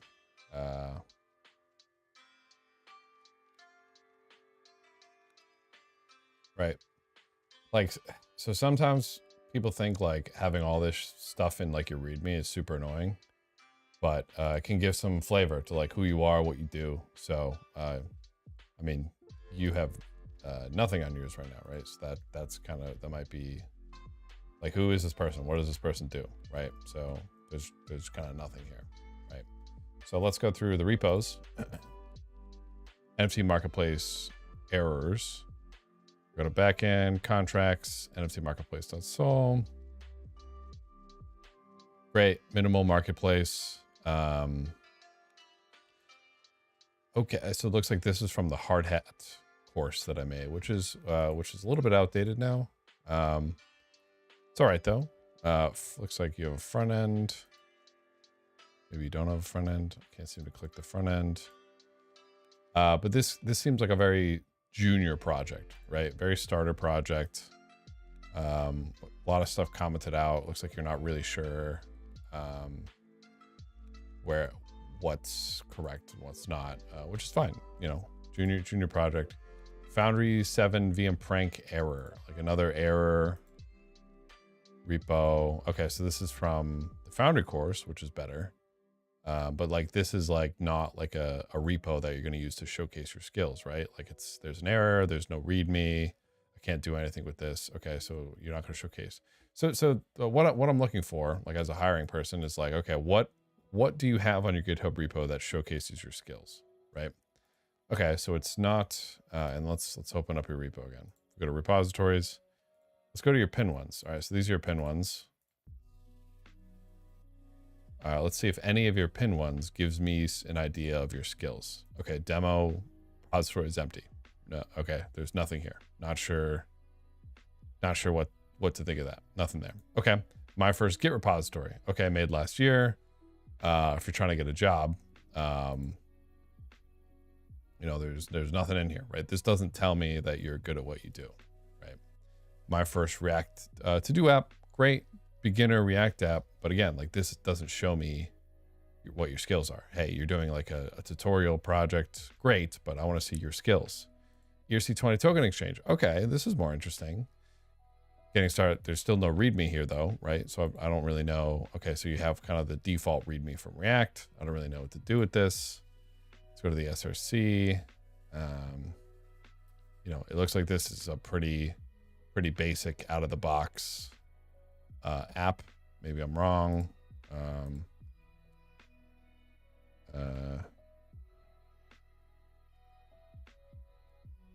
I mean, okay, so this is better. This is much better. But like looking at this repo, I have no idea if this repo is any good, right? Looking at you know, there's no README, there's no nothing. I don't know how to work it. I don't know how to run it. I don't know what this is about. I don't know that this is like your hype project, right? So maybe this is great. Maybe it's terrible. I have no idea, right? We go to contracts. Cool. Like this is cool. We have like an order book, style exchange. Great. Like this could be a cool project. I definitely would want to highlight this. ERC721 token. Let's see. Basic ERC721, which is fine. Super Mario World.sol. Hard to tell kind of what this is doing. Sample hardhat project in the README. Calculator app. You know, there's no README here. SRC. So to me, this is already like giving me a good idea of you know where you are, right? It looks like all these are kind of beginner projects. Some of these are empty. Sample hardhat project, sample project. You know, you're saying, hey, I have one repo that is okay. But when I go to it, there's no README, there's no nothing, right? So if the question is, hey, how do I get a job? Well, my response is, okay, well, how are you proving to people that you are worthy of being paid? And looking at the repo, looking at your GitHub profile, it's not telling me that, right? Like I come across this, I'm a hiring manager. I'm probably gonna look at this for 2 seconds, move on to the next application, just being honest. The good thing is though, you have a ton of space for growth, right? Like, yeah, like you have a ton of space for growth here. So, yeah, you have a ton of space for growth. So, I mean, the other thing is like, if we look at, there's no contributions, no anything. So if we go in here,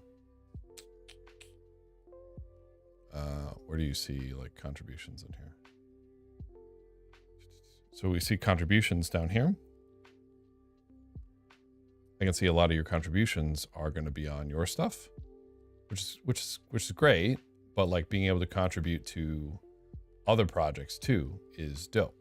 Like a lot of the people that we hired, a lot of people that I've hired have like directly contributed to packages that I care about, right? Jumping into open source, tinkering, growing. I mean, the good thing is, pro businessman, this is a phenomenal start. This is a great start, right? It seems like you probably haven't been coding that long, which is cool, which is great that you've gotten this far, right? So, okay, so maybe, so it looks like maybe 2023 is when you started on GitHub. In April of May of last year, you went really hard, then you kind of tapered off. 2024, it looks like you haven't been doing too much this year, right? 2022, one or two commits. Yeah, that's the biggest thing here is we want this your GitHub to say, hey, I'm dope at what I do, right? And this doesn't say that to me right now. So yeah, so my recommendation would be to clean up some of these popular repositories, would be to make a couple just super banger projects. Maybe even cooler is contribute to a couple projects that you think are cool. Like that shows a lot of skill. If you can rip through somebody else's code, figure out like adding a test or making it better or doing whatever, you're going to learn a ton. You're going to help them out. They're going to know who you are. But yeah, that would be my biggest thing here. Like, hey, like if I'm a hiring manager and I'm like, all right, prove to me, you know, where is the proof that you are great at what you do? This GitHub isn't it. It's a phenomenal start though. It's a phenomenal start. I mean, in Cypher and Updraft, right, we talk about at least putting up all your Foundry projects, right? So like those aren't up. So okay, so we have NFT Marketplace. This is probably from my hard hat course, which is great. Would love to see more of those more Foundry projects on here, right? Like great start, but let's level it up. So that would be my feedback. Does that make sense? My README is kind of obnoxious. You don't. Some people actually don't like my README. They think I'm like over the top. So yeah, like something like have a pinned repo where it's like, these are my flagship projects. Like these are the cool things that I've done. Go check them out.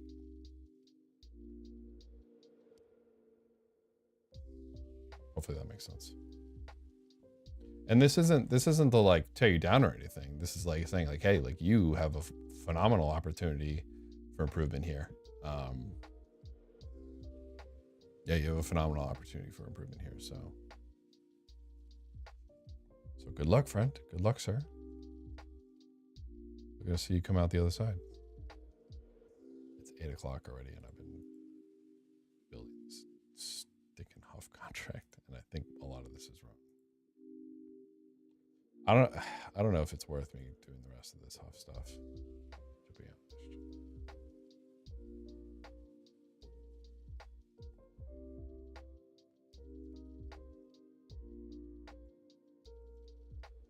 I might just leave this as a to-do. Yeah, let's just keep going. F it, right? Who cares? Want to get good in the front end. Okay, great. Yeah, so make some banger full stack applications. It might even be cool for you to deploy them, update your README so that on your README of those repos it says like, here's what this does. Here's a link to the demo app. Maybe even have some pictures in your README. Definitely make sure like your README says like why the project is so good. So cool. So hopefully that helped.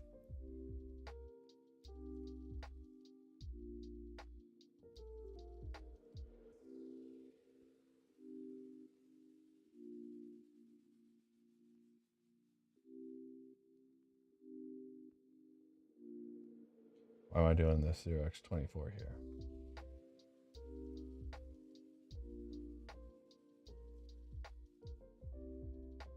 What's that 0x24? Oh, it's a mount.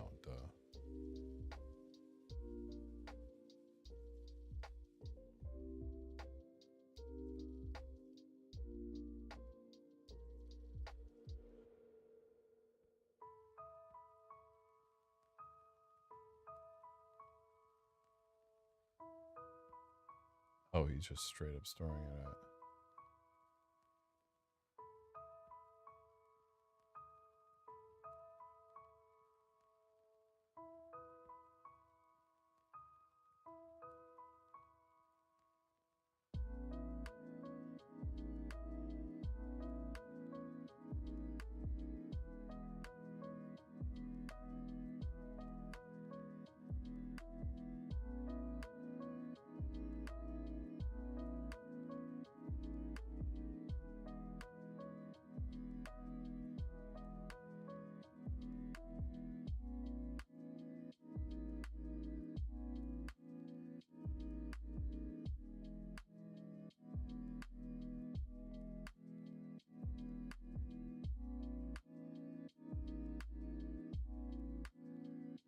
Offset value.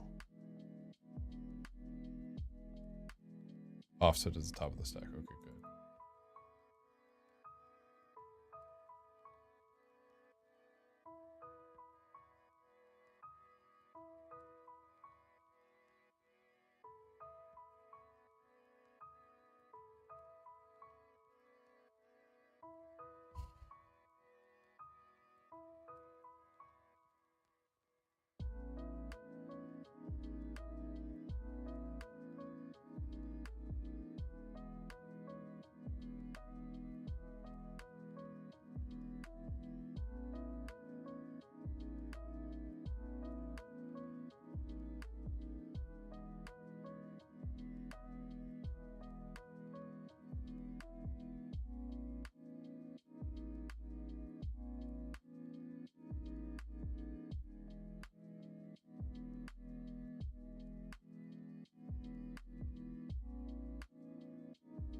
noise.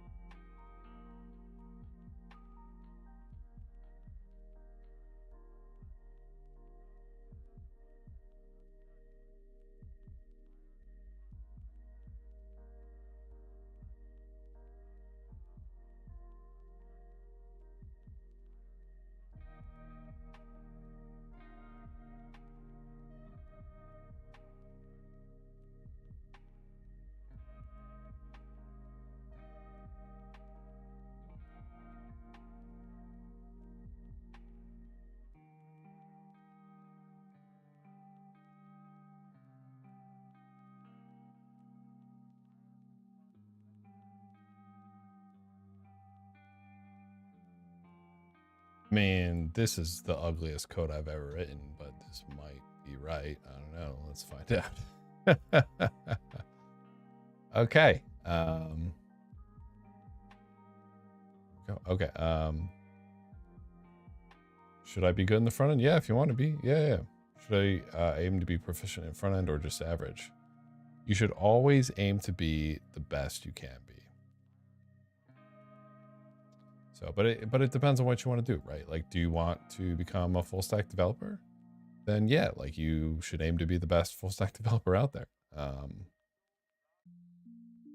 Yeah, I mean, it's up to you, right? This is your life, man. You can do whatever the hell you want to do. So yeah, this is your life.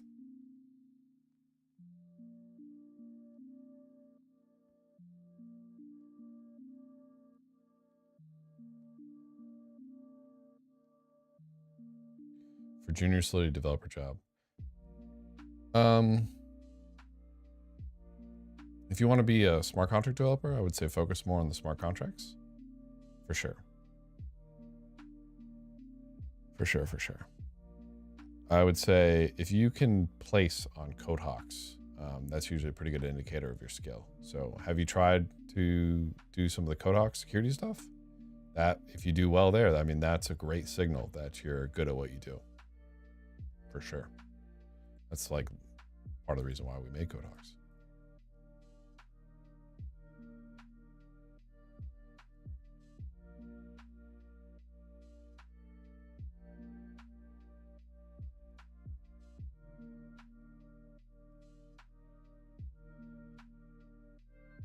When you start learning Rust, I started like months ago after walking through all your courses, and I must say it's amazing. So I've done some Rust. It's kind of on my to-do list to make a Rust course at some point, but we'll see. Is it a requirement to learn front-end code? If you want to do smart contract development, it is not a requirement.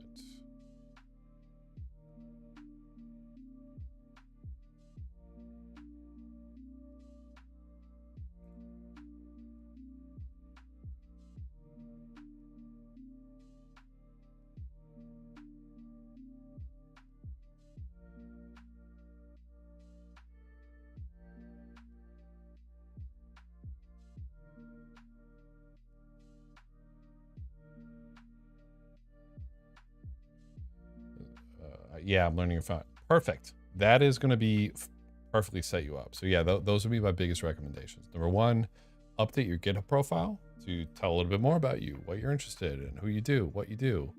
Have a flagship project on there. Like some of those, the Foundry courses are great projects to have on your GitHub, like from the curriculum, like the DeFi stablecoin, any of the contracts and security curriculum. If you want to be even more badass, like do something yourself, like go to a hackathon, build your own project, tinker, like even now, like I'm always building random shit, right? It's because even me, like I'm always trying to get better, right? So you want to keep getting better, keep growing, keep pushing the envelope. Yeah, and then if you take the security course, security is going to be basically a prerequisite for all devs in the future. So take the security course, go to CodeHawks, get really good at do well on CodeHawks. Like we have this thing on CodeHawks called first flights, which are really like competitive audits can be really terrifying. So these first flights are ways for you to compete in a competitive audit where the scope is really small, and like you should be able to kind of rip through the whole thing in less than a day, right? And find pretty much most or all of the bugs, right? It's usually like between 100 and 200 lines of code that you need to audit. And every single one, you like learn something new, right? So on the airdropper, you had to learn about ZKsync. You had to learn about Merkles, Baba Marta. I actually didn't make this one, so I don't exactly remember what happened in this one. I didn't make this one either. These were community ones. But Snake Raffle, you got to learn Viper. You got to learn some Python. One Shot, I didn't make this one either, but I'm very familiar with it. This one was a pretty straightforward NFT project where the vulnerability is definitely stuck out to you, right? This one too, Math Masters comes straight out of the security curriculum. Horse Store, same thing. Voting Booth was very minimal. Santa's List was super minimal. Doing these first flights will give you a ton of confidence of like, hey, here's what I need to do. Here's how I do it, etc. So, yep.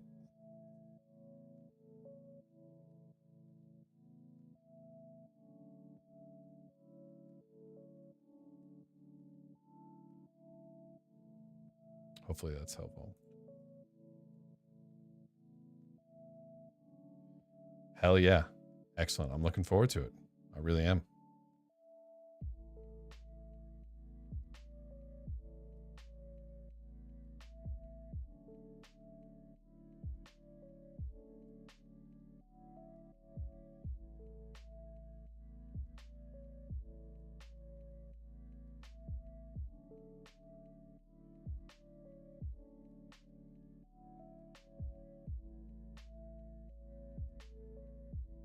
Oh, I don't need Huff, mate.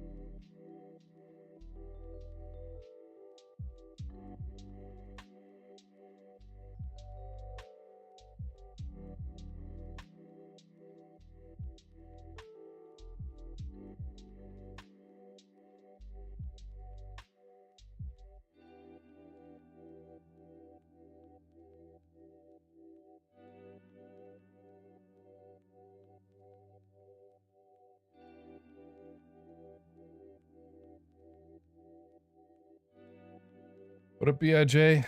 Yeah, doing well. How are you?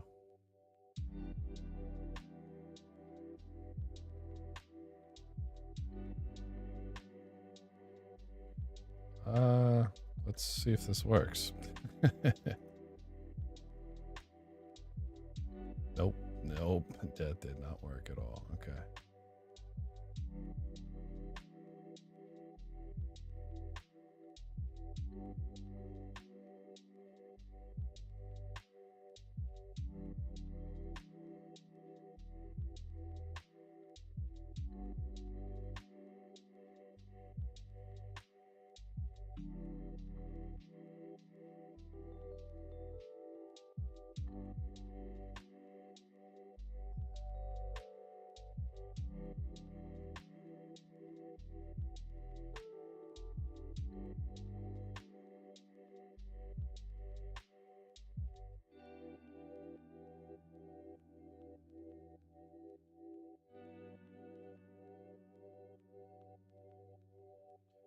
How many hours per day and average do you code? Thanks, I'm great. I'm trying to get better at security stuff. It depends on the day. I would love to code a lot more. Some days I've got too many meetings, which I'm trying to kill as many meetings as possible. Some days like today, I got to code for most of the day. Like I had a couple calls this morning, which I should have canceled all those too. But yeah, pretty much at like 11 a.m. I guess it's 8 p.m. now. Solid like 9 hours. I mean, I had like an hour of lunch. So I guess like 8 hours. I aim to work 12 hours a day. I will say I definitely don't always hit that, but I aim to work 12 hours a day. And really coding out of that 12 hours, like usually it's like maybe 6 on my coding days. So kind of go up and down. And then there's some, there's some weeks where I'm just like filming, and editing. So it's super variable. If I'm doing like an audit though, I will like wake up, yeah, if I'm doing an audit, it's like 10 hours a day, every day for like a week.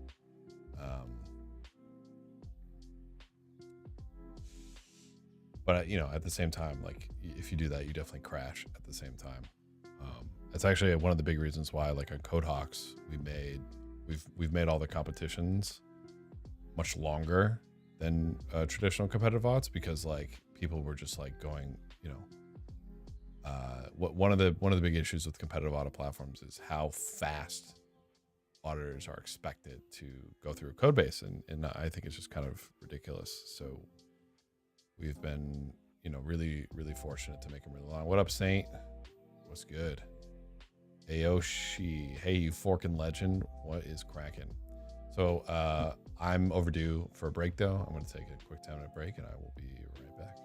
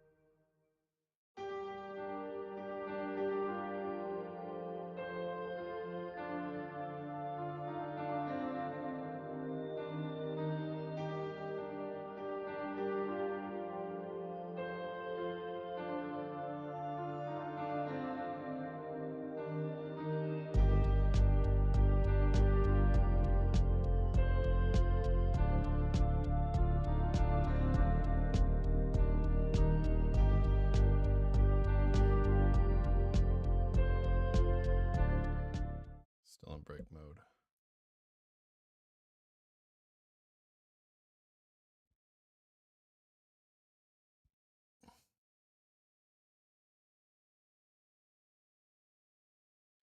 Some other places have crazy time for audits, like 7 days for 2K Slock. You dive into it, see it's actually more because of, yep.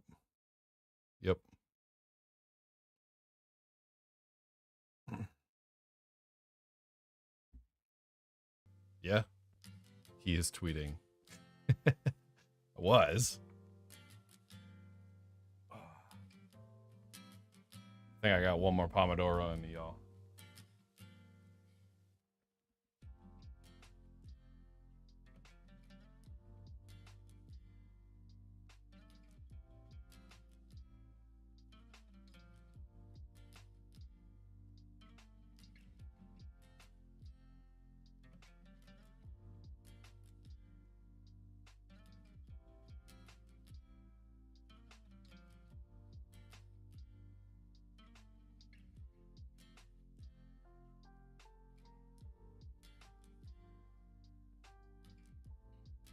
It's especially dark when I stand up, huh?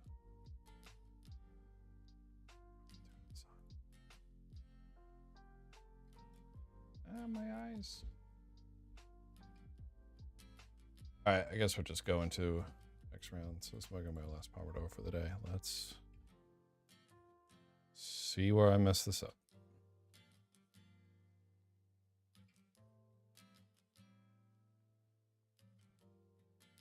So a security course, good enough to get an internship or job. It's definitely probably the best starting point for sure. So the real thing is people are like, hey, like if I do this, will I get a job? And the answer is, if you do that, it will set you up to get a job for sure. For security in particular, right now, you really want to do well on a competitive audit platform like CodeHawks, or do some really cool write-up about some bug that you found. So both part 1 and part 2, yes. Everything that we teach you in there is prerequisite knowledge for getting any job. So let me put it a different way. It's saying, hey, if I do this, will I get a job? Other way around, if you don't do it, you probably won't get a job. So, because the bigger things are like, yeah, like how do you perform on CodeHawks? What do your projects look like, etc. So,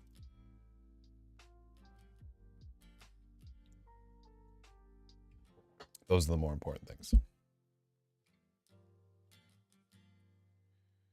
Okay, so.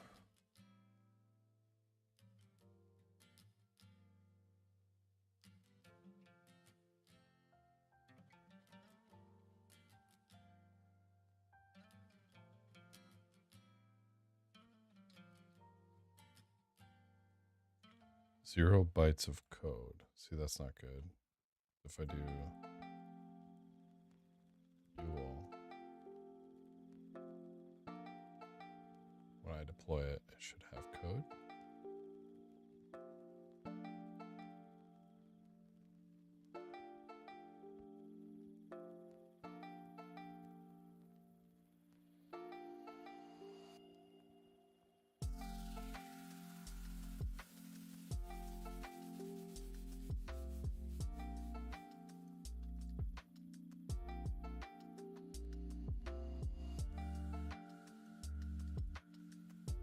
File or directory.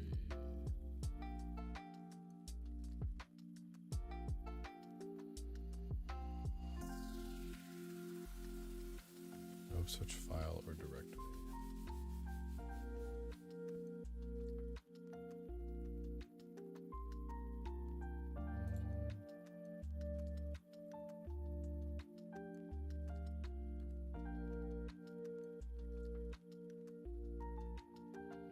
I think I don't need SRC, maybe.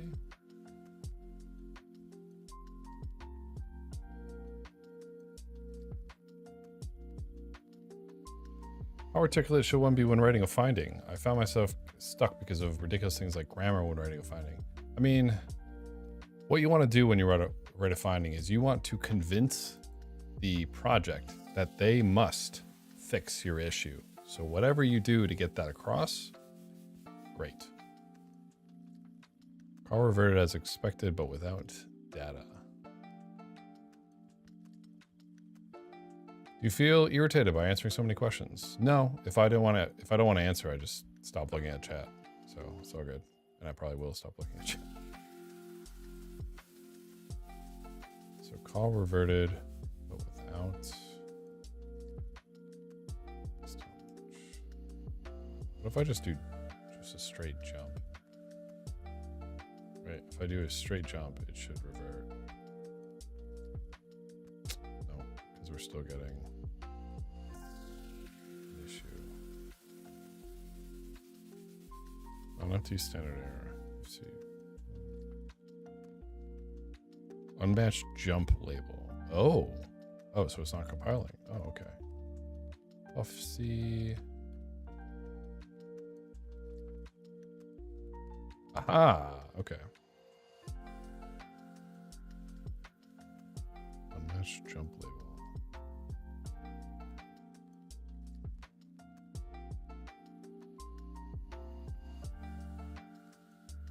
End call. What's the jump label though?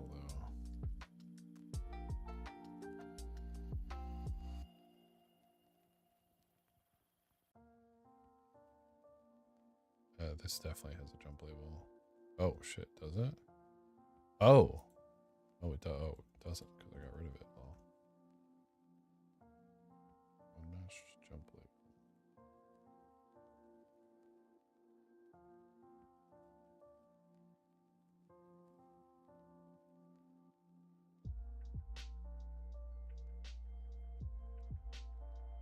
Okay, so there's a jump label in here.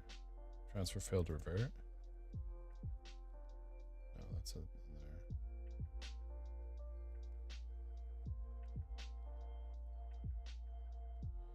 Loop start. Is it loop start? Unmatched jump label.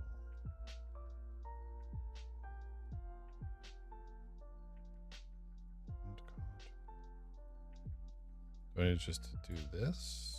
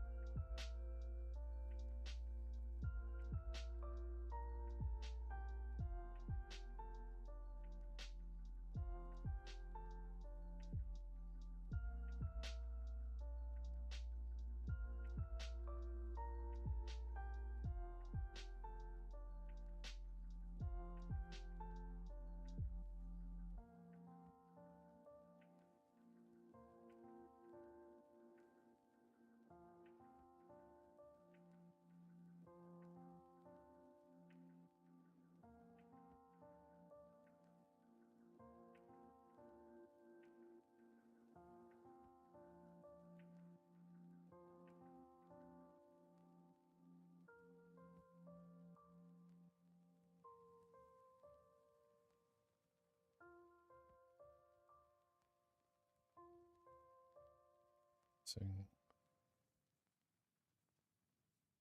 Maybe I can't do underscores or something.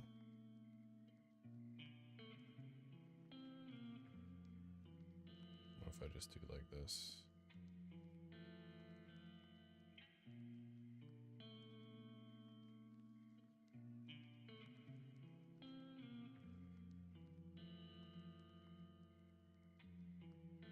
Okay, lengths don't match.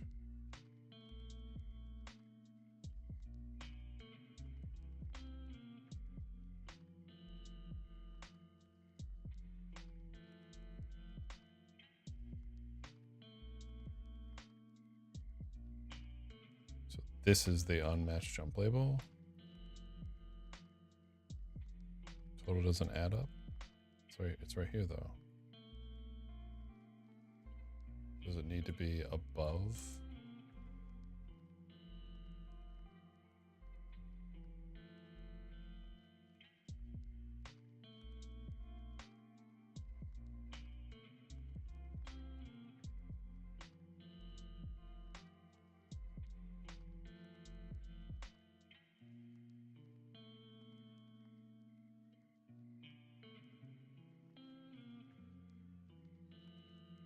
Is Huff the most efficient way to write smart contracts? Not necessarily. It's actually kind of a terrible way to write smart contracts. Doesn't add up.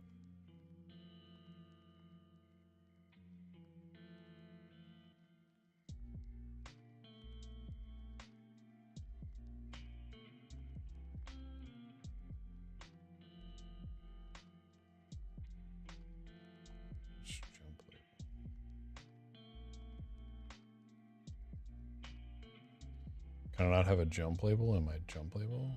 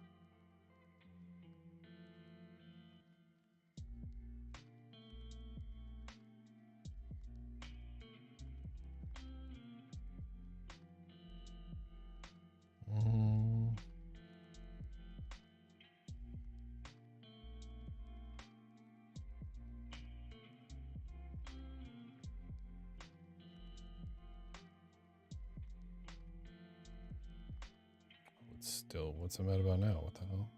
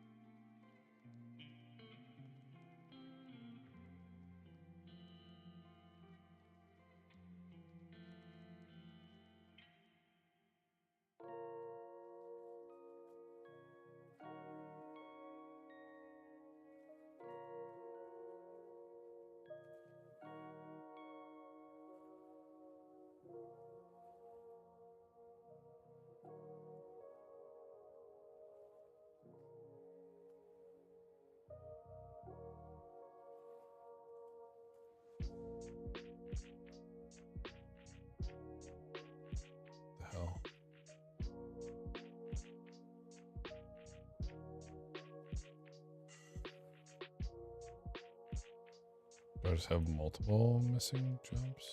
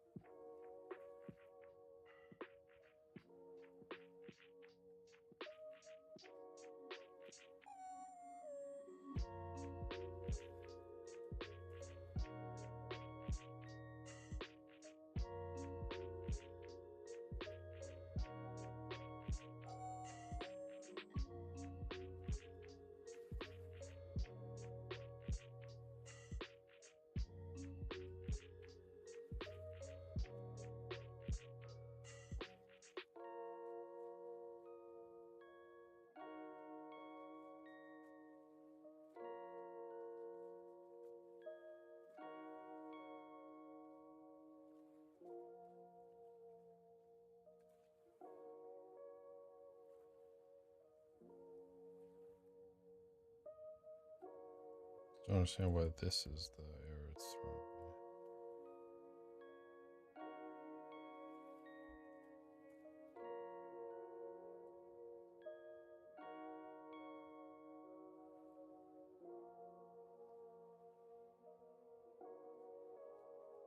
What? That doesn't make any sense.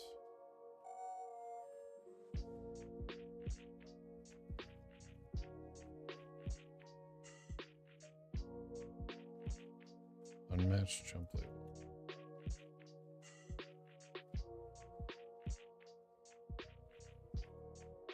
What the frick?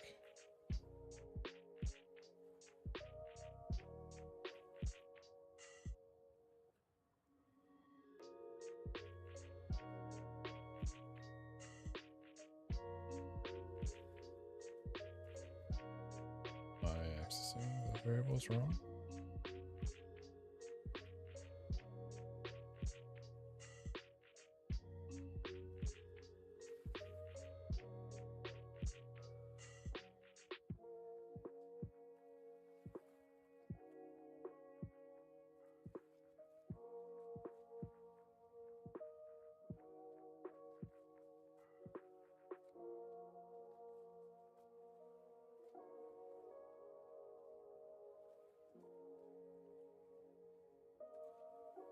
I see. I totally messed up my constants. Got it.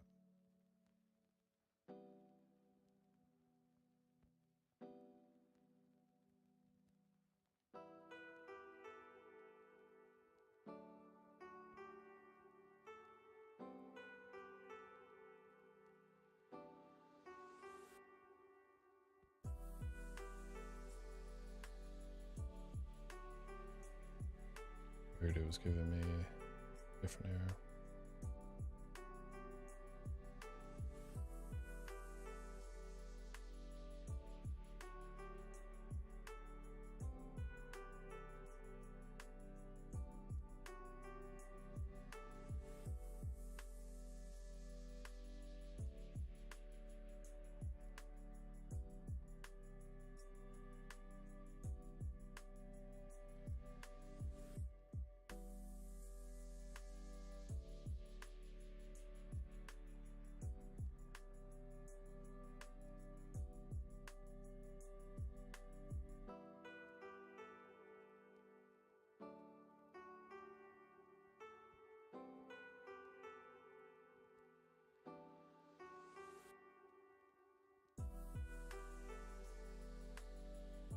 There we go. Okay.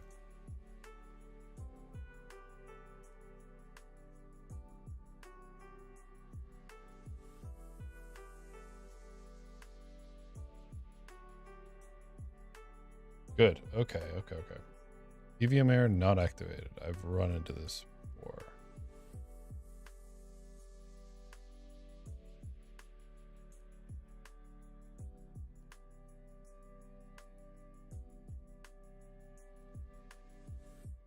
Or Shanghai.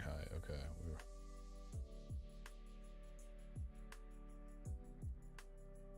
So it's EVM version.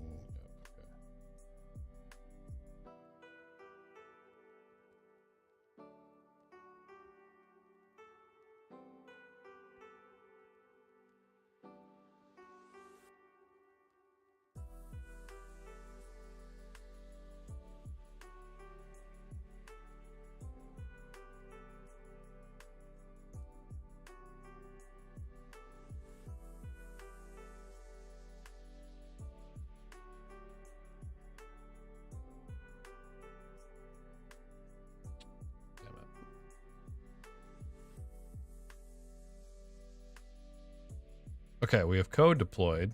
Good. Okay. Getting somewhere. Let's have this just straight up jump.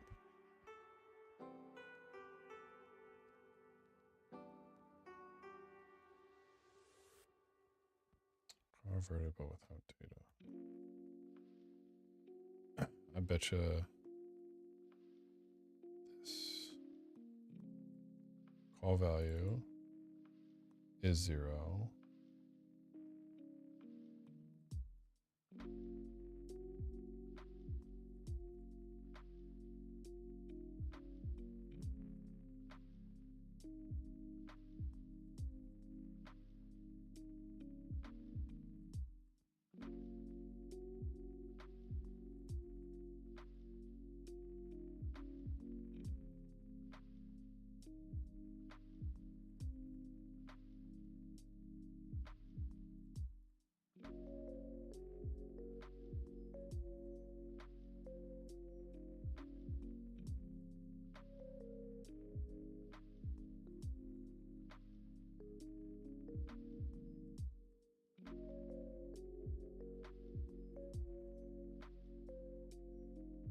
Shit. Okay, so it is jumping right here. Whoopsies.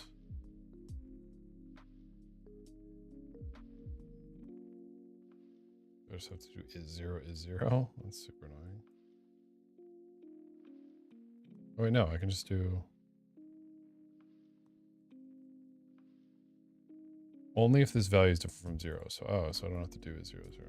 So I just do this, right? Save me a couple opcodes. Hey, look at that. Okay. Good. Good, good, good, good, good.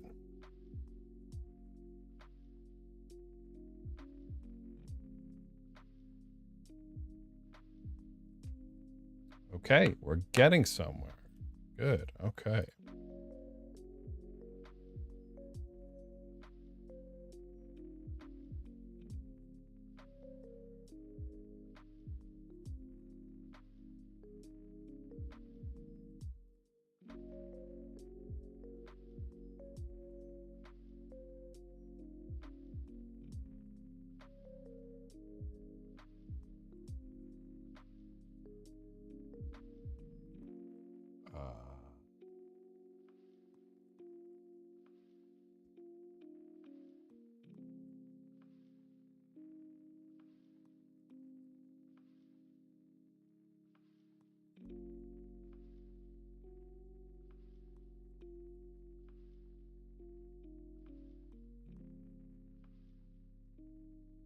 Oh, I gotta revert that length. Gotta fix that. Okay. Equals is 0.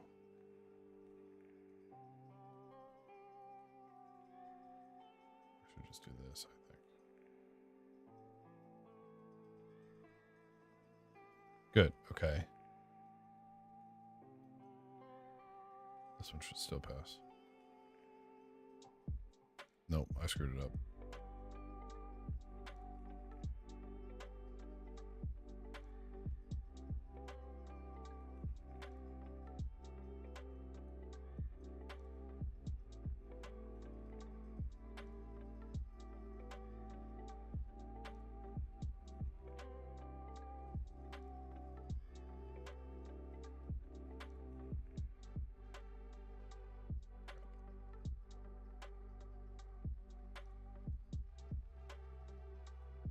This is the only spot. Okay, shit. So it's just always. Okay, so equals.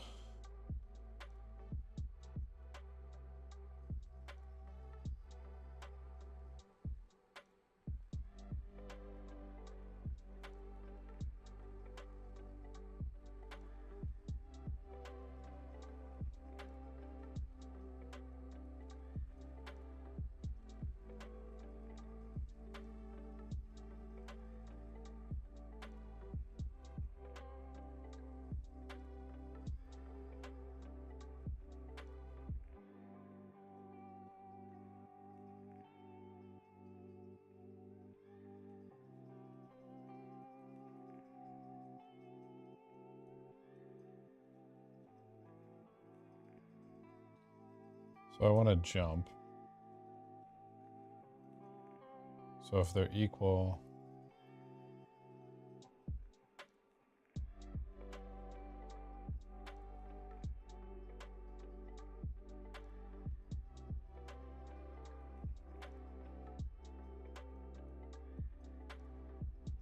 0 is false.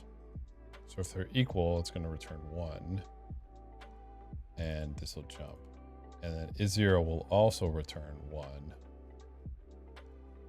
Or is0.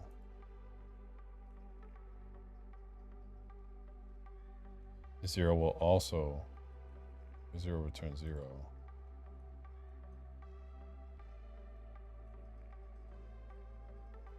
So this returns true.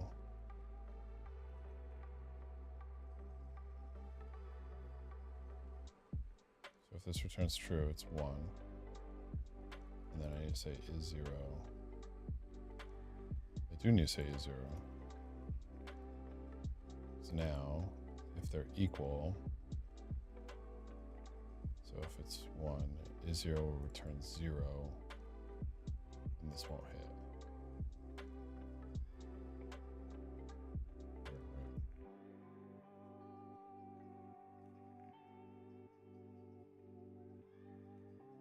Good.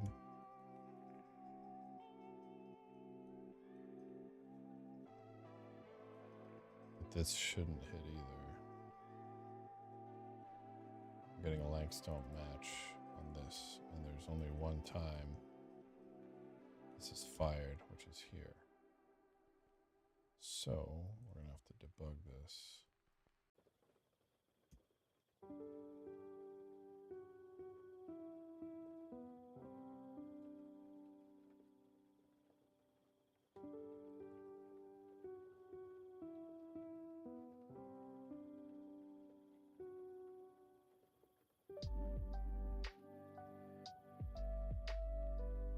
And we're in. Okay, call value push, jump if push.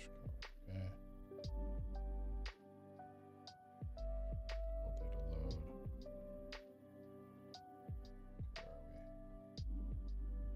This means we're in push 4, call data load. Okay, good. Push 24, call data load equals. So they should be equal, so we should see 1 on the top of the stack. Why don't we see 1 on the top of the stack? Call data load.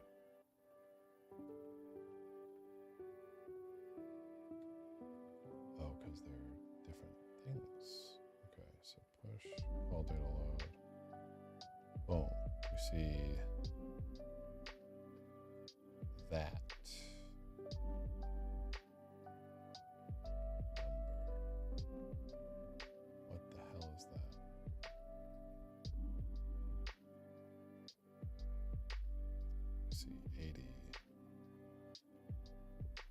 Frick is on the call data.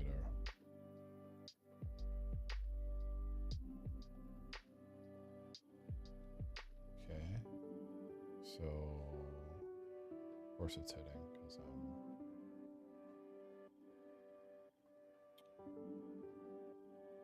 not. This isn't right.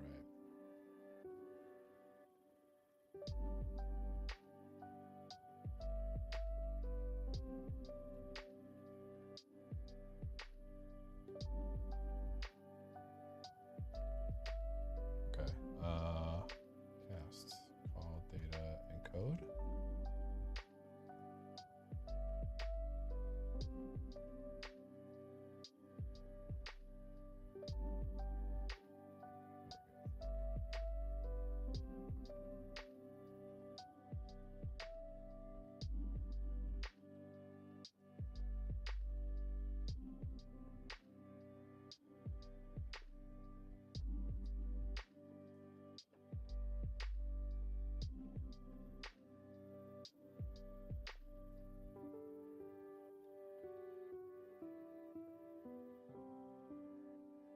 Data we encode a function with its arguments. Okay, cool. Let's do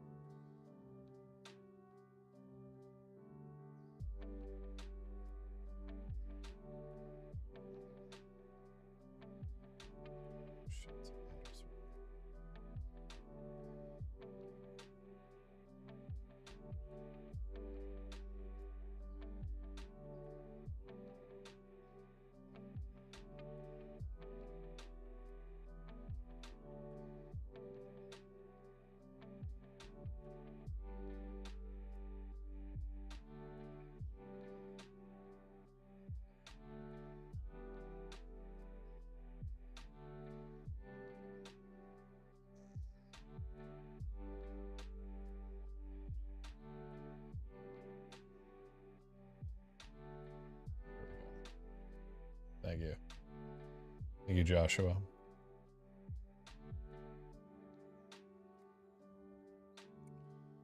So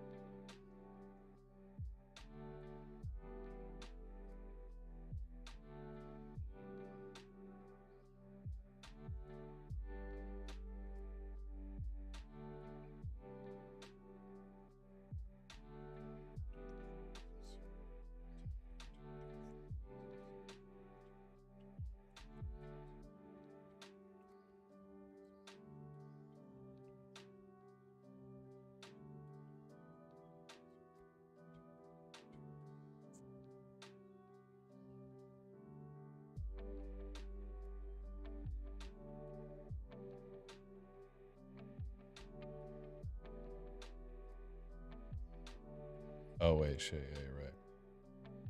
Thank you. Much appreciated.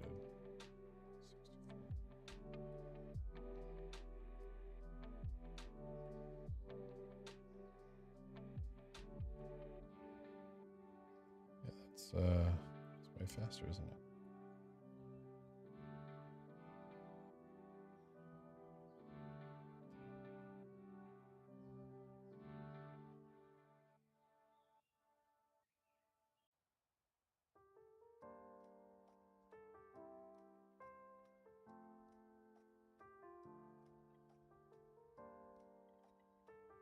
Okay. So we have the function selector. Then we have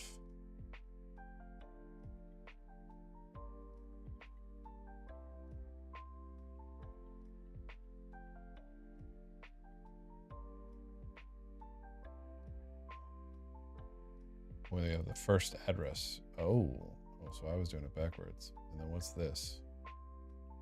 What's this 80 shit?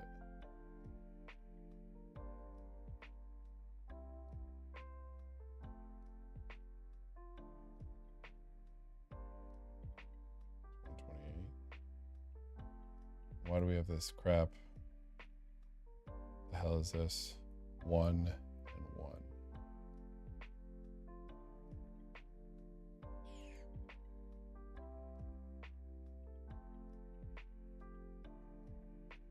Two for some reason.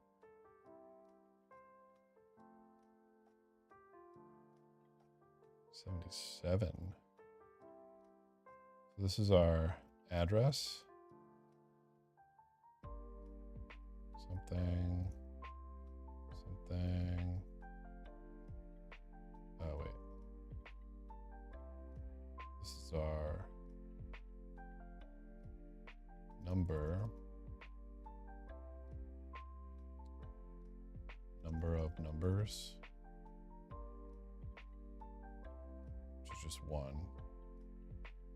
And this is address 2.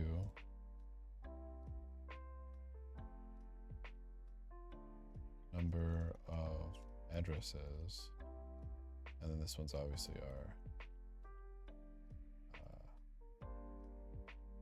number 2, right? 40 is 7. Wait, no. What the hell is 7?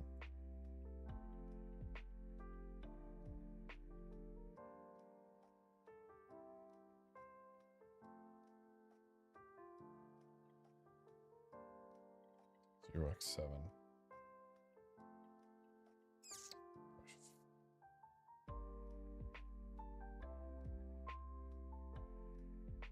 Oh wait, shit! Did I pass in 77? Oh, it was 77. Oh, well, okay.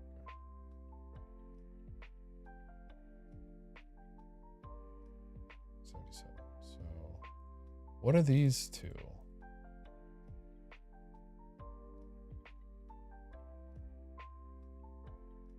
So we're gonna add address.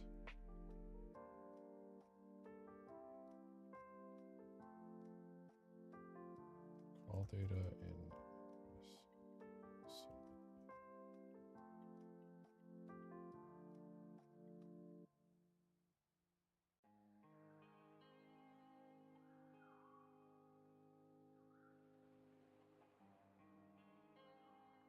Why are these in my call data?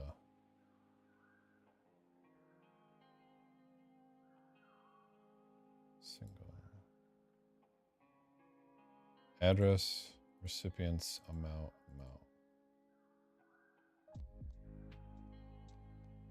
The hell is that?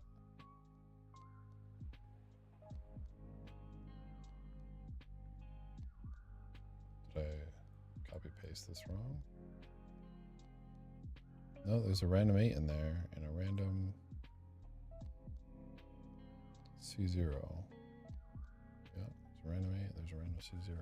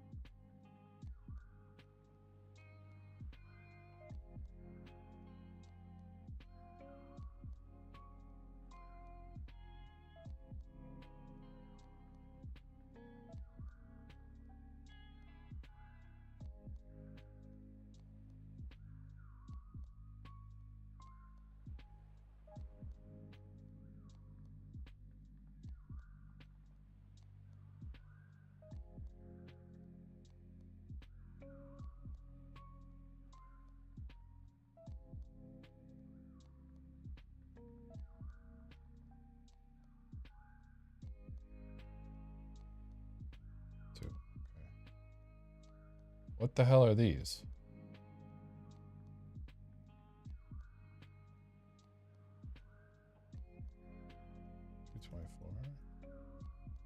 Oh, you know what? Okay, I know what it is.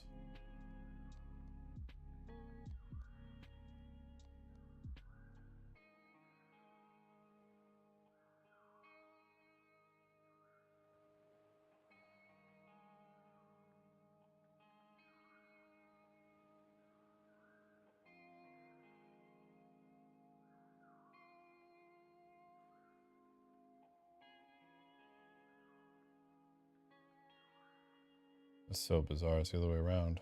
So it's...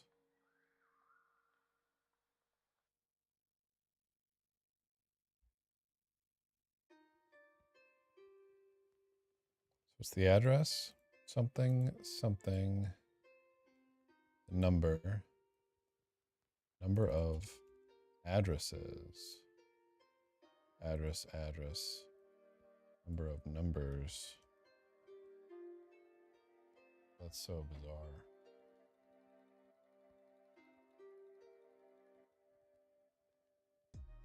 The 80 is what?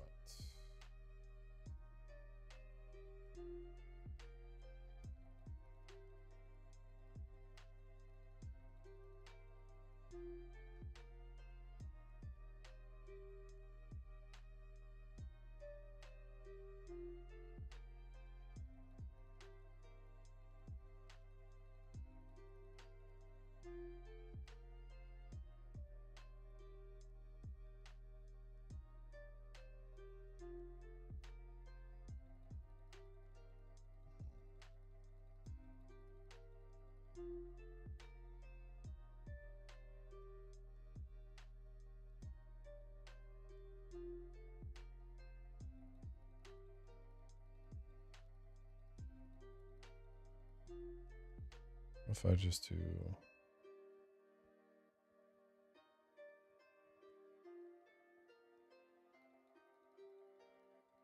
this.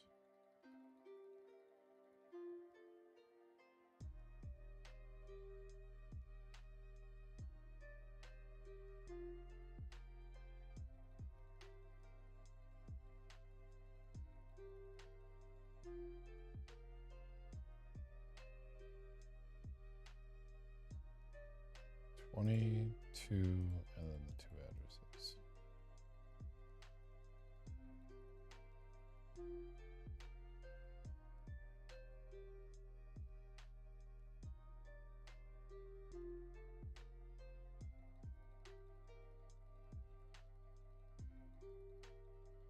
Is this saying there are 4 total parameters?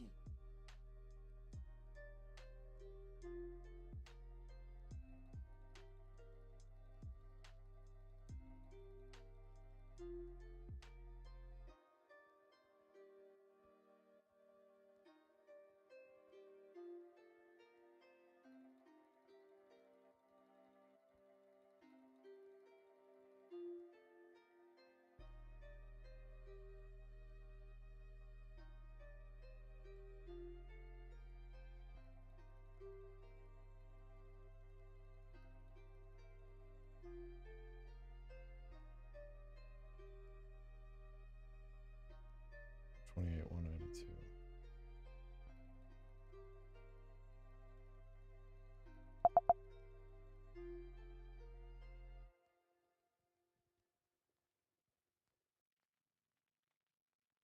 So it's saying there's 64 for a total of 192 bytes of call data.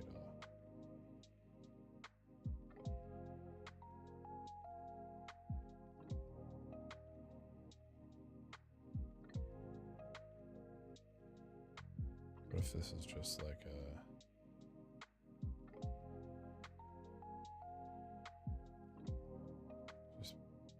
it's because of arrays.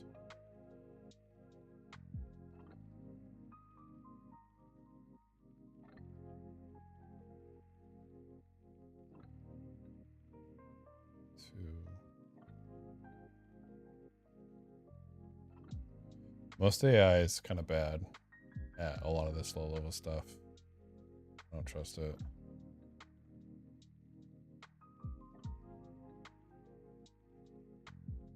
Yeah, let's try find though.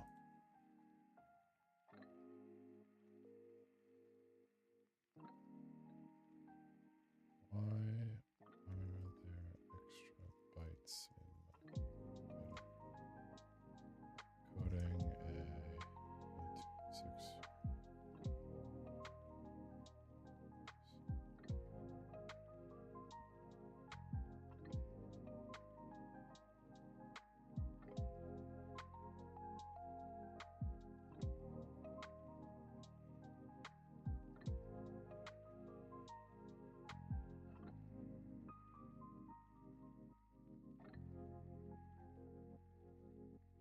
Yeah.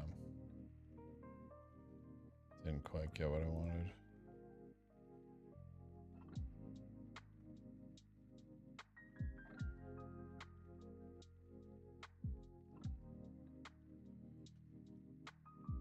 Let's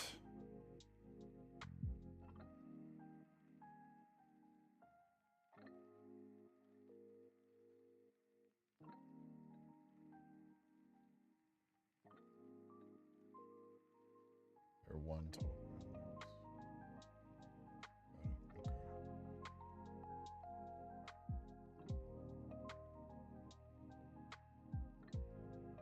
So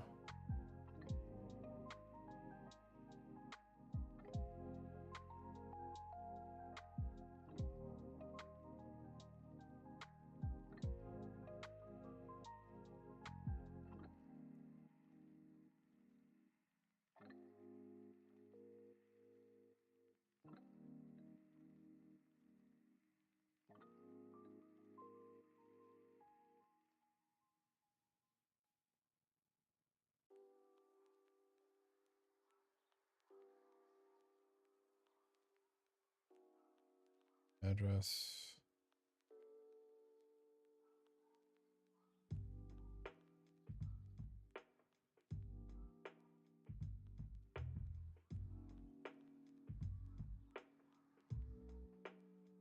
I see.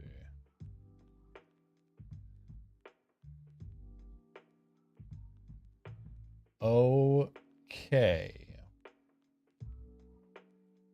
So this is wrong.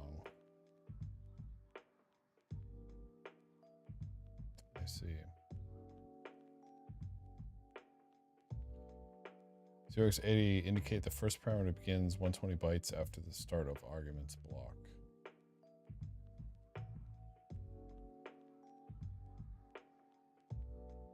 128 bytes.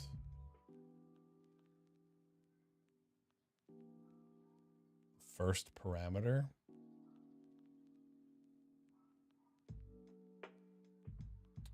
Doesn't make sense because the first parameter is up here.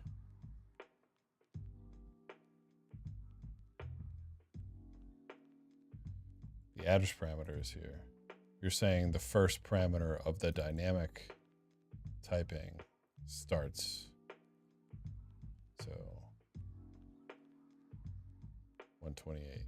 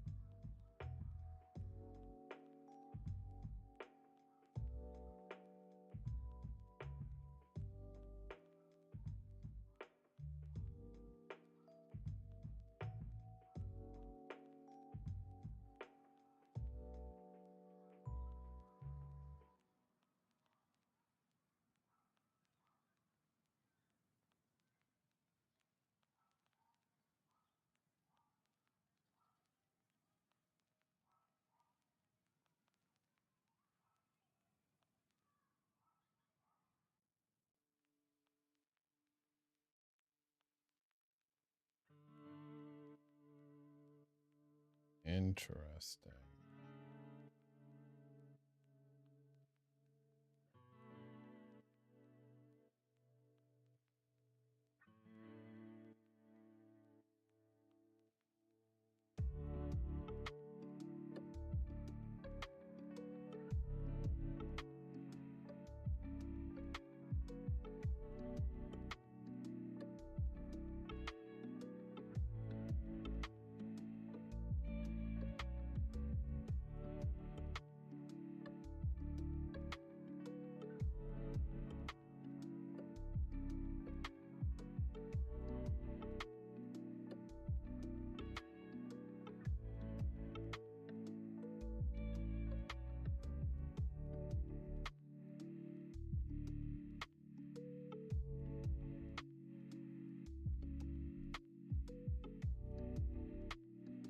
First parameter indicate the function called, not the address, I think.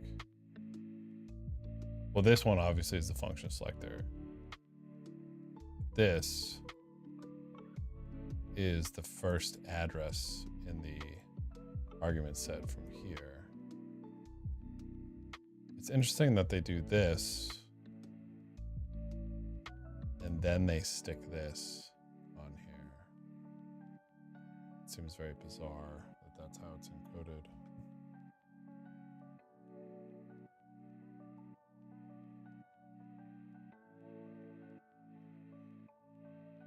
So we're saying Because this 80 doesn't make sense. This might though.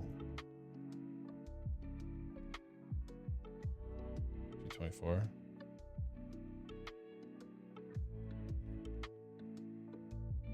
20. 32, 64, 96, 100, 132, 136, address 1,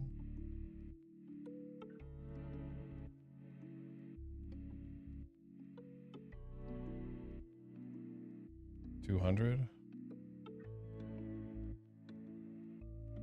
Wait.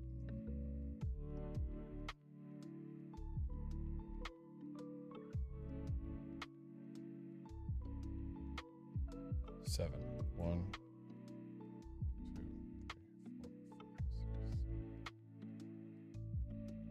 4, 5, 6.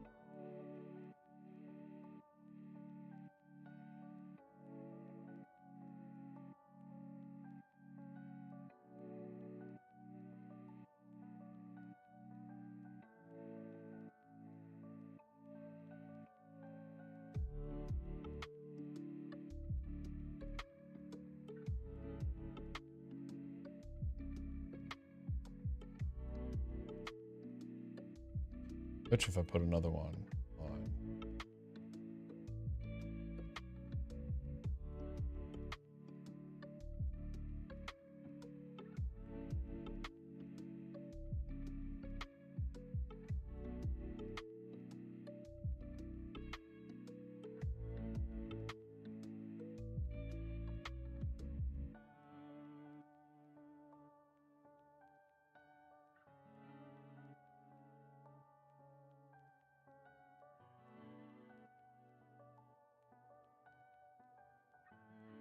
Yeah, there we go.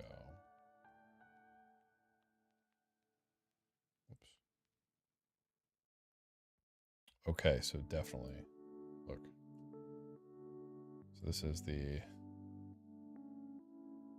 for static address. This is going to be 160.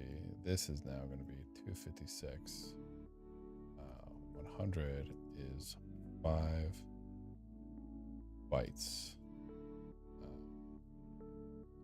X 20 times 5, aka there are 5 total parameters. Yep. 160. I don't know what this one is yet.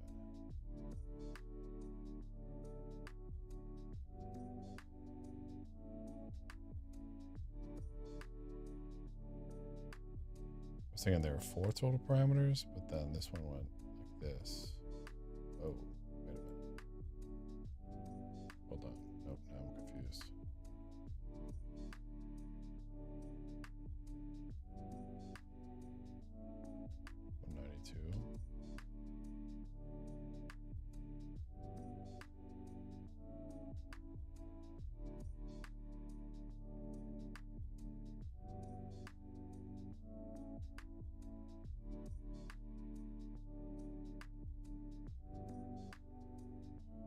No. No, I'm being stupid.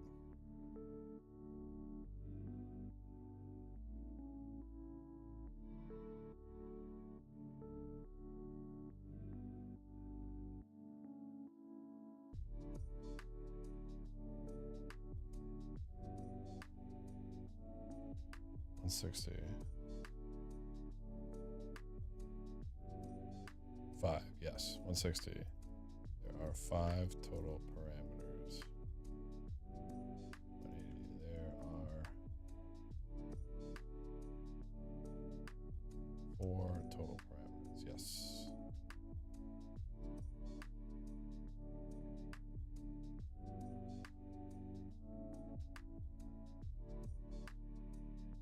$256 for a total of 256. So 1, 2, 1, 2, 3, 4, 5, 6, 7, 8, 9, 10. Right? 32. No, that doesn't make sense. Stupid.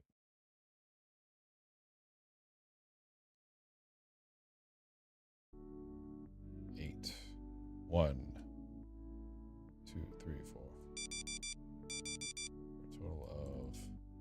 8 parameters.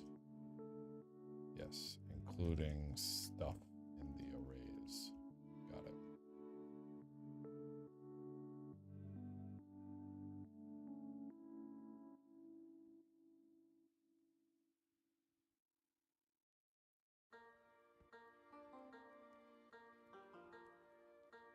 Got it. Okay.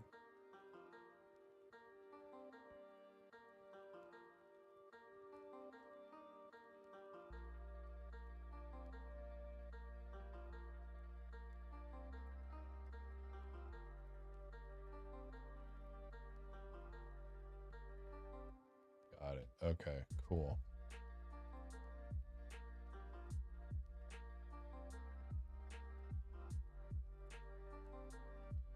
Damn, I gotta update all my tutorials and give people more array stuff, huh? Because I clearly didn't teach that. Didn't work with dynamic typings enough, I guess. Okay, so then this makes sense why this is wrong. So I need to get recipients.length. So number of numbers and number of addresses. So number of addresses is going to be, it's pretty much always going to be the same thing. 0, 1, 2, 3, 4. 0, 1, 2, 4. Yep. 2, 3, 4.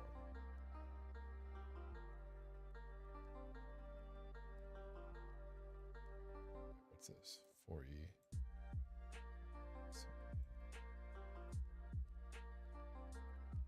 Aha, and then this is, and then 77.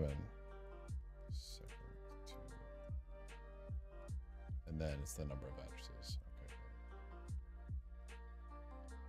So it's always going to be 1, 2, 3, 4, 5, right? 1, 2, 3, 4, 5. Number of addresses, 5. Okay, so it's going to be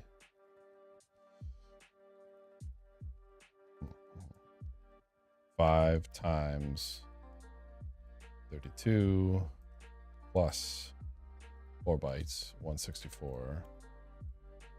Cast to base 164. Zero, this one. So I need to change my offsets here.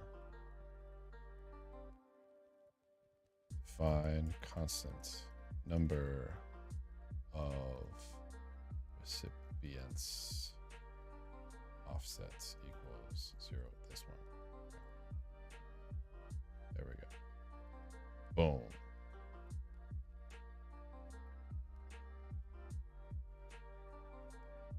Okay, we're getting somewhere. Fuck, now I'm like not gonna go to fucking sleep because I'm like too excited. So this is now.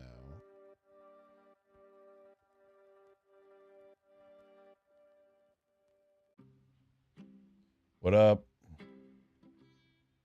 Just writing some Huff, you know. Now, this second part is going to be the hard part. Because getting the recipients.length is easy, but getting the amounts, getting the number of amounts is going to be hard. Because we have to take the number of recipients and multiply it. Or we have to take the number of recipients. We take the recipient's offset and add. Okay, so if there's, I'll do it a little. So now it's recipients.length. So we're gonna probably dupe 1, right? Recipients.length, recipients.length. And so recipients.length multiply or times 32.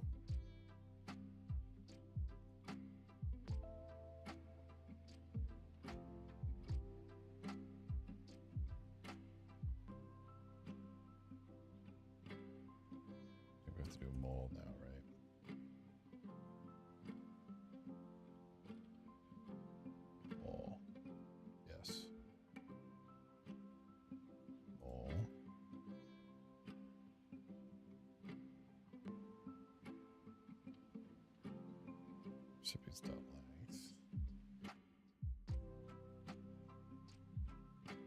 And we're going to need to add. We need to add this.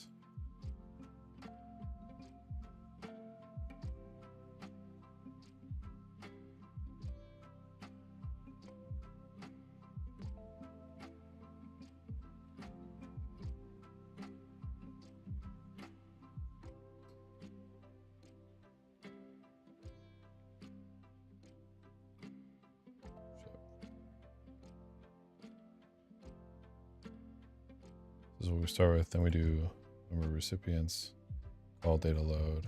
So we get recipients.length again. And we have to add them together. Right? Oh, fuck. I actually don't want this.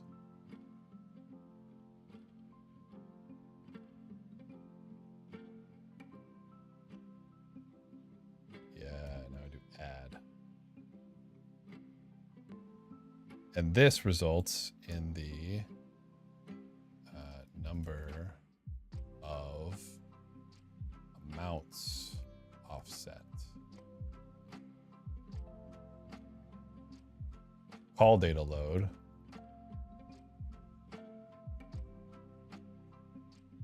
Yes.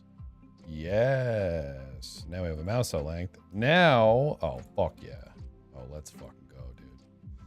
Now I can call equals. One is true.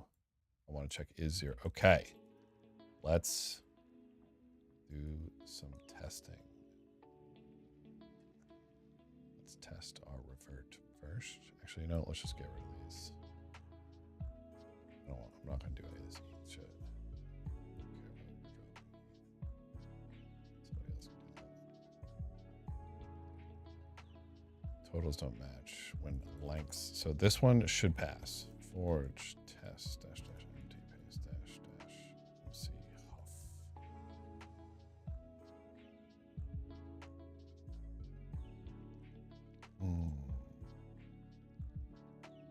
Shit. Oh, I messed something up. Okay.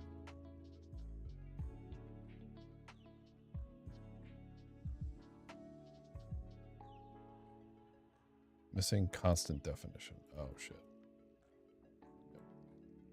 Which one am I missing? Amounts offset.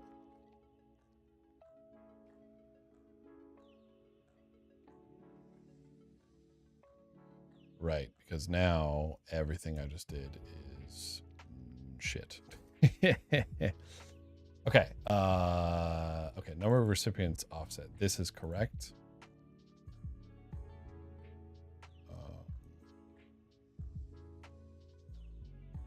Let's do define constant number of amounts offset location 0x. So let's do this, and what we'll do, wait, amounts offset, recipients offset. Recipients offset, number of recipients offset is good. So what we're going to do is, once we get the number of recipients, number of amounts offset, we have this. I'm going to save this for later.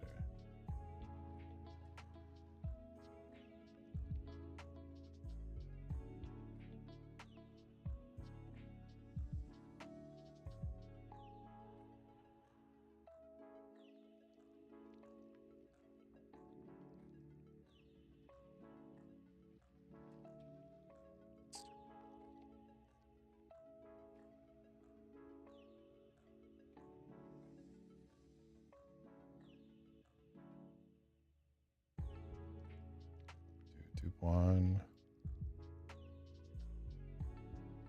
M store.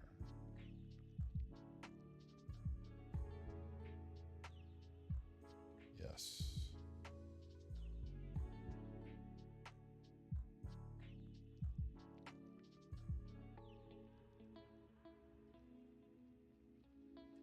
Okay, so now instead of number of amounts mload, remember our number of amounts is stored in memory, not in call data, not static.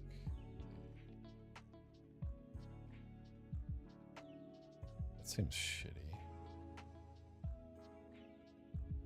Oh well.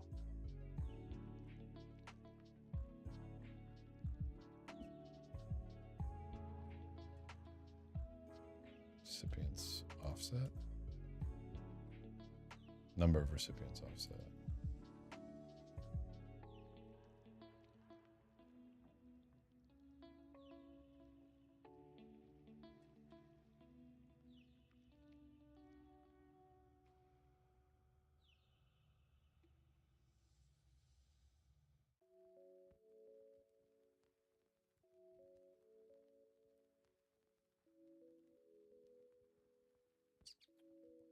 Token address offset. This is going to be in the same spot actually.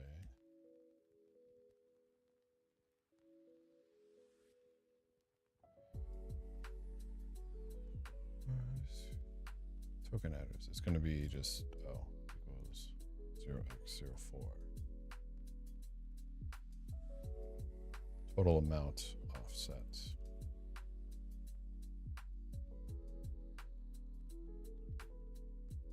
This also is going to be, yes, 20, 40, 60, 20, 40, 64. Yes.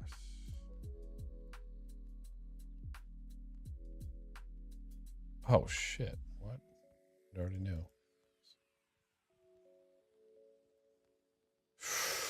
Ooh, Nelly.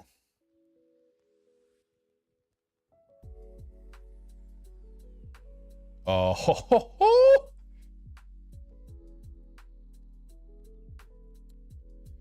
Better watch out because I'm popping off. All right, now this is going to break, but that's fine.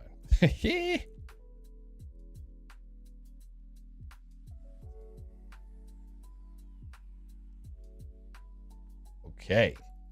Lengths do not match. Oh, shit. That's not good.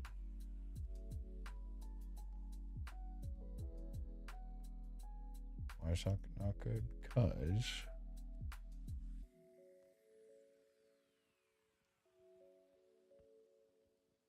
they definitely should match.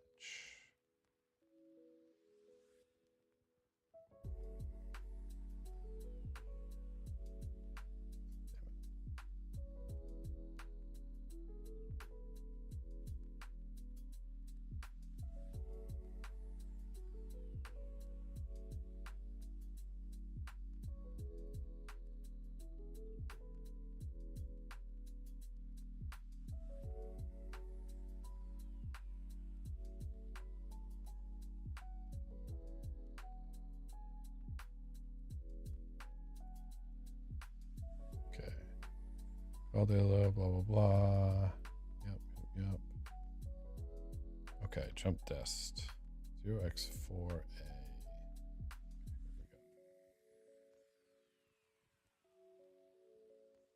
0x4a, that's going to be number of recipients offset. Yep. Wait, jump test.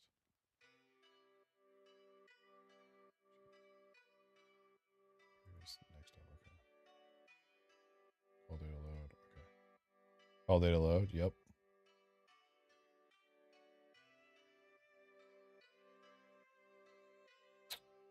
This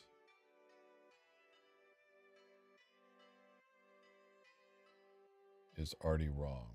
Okay. Can I see what the call data is, please? B? Call data.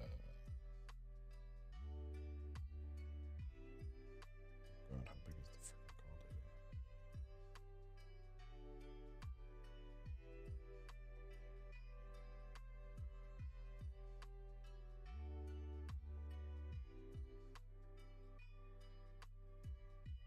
Yo, Greg, good luck, dude. Hell yeah. Okay, let's look at this call data. Yes, good. This is the first static address, makes sense. Then we see the 80, there are 4 total, yes, makes sense. Then we see the C0, which also makes sense. CC0, yes. Then we see a 0 and then a 1. What the hell?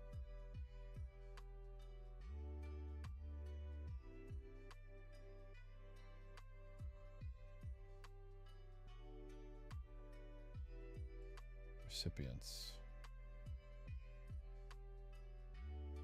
Recipient 1.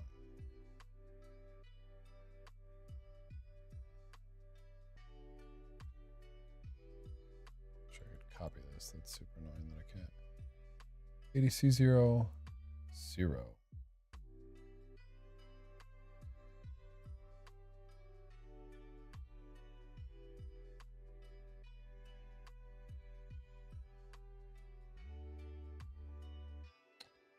So the call data load here is pointing to 2349, blah, blah, blah. It's like I went a hair too far. Why did I go a hair too far?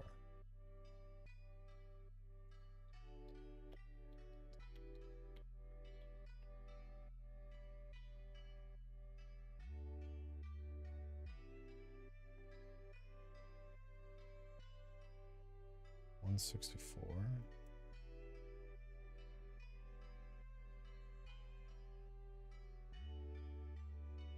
It's 5. Call data.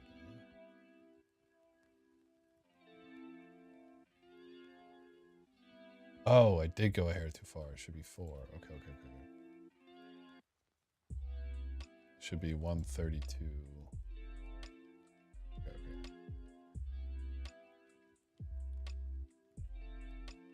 Should be 0x84 actually. Okay. All good. Quit.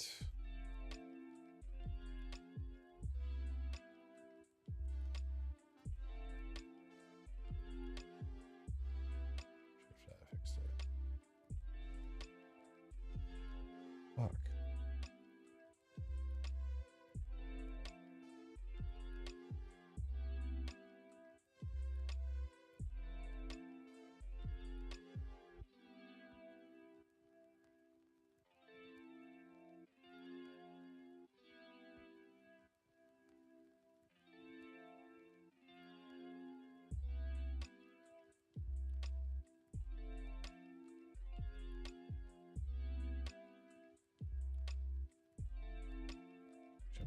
Push call data load. Boom. Yes. Okay, that's correct. Okay, good. So we get the 1. Recipients.length is 1. Perfect. So we're going to dupe 1 now. Great. Add 20. Perfect. Multiply those together. We get 20. Number of recipients offset. Again. Why are we adding those two together?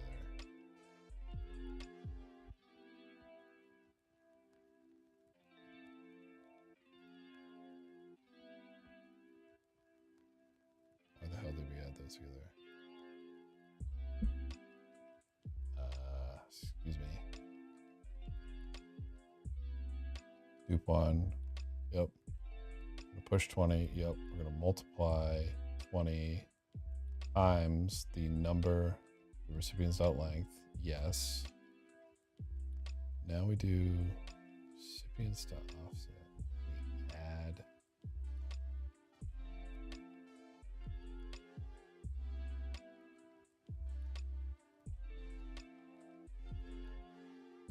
This is so we can save the number of amounts offset memory, so that we can save the number of amounts offset. fine. Yeah, sure. Multiply.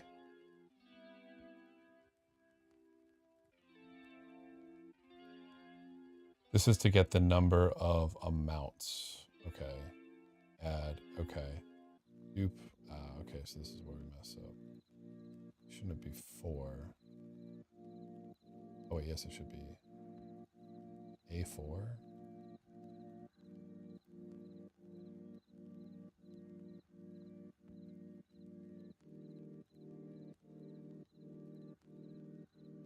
$164. 160 divided by 32 is 5. So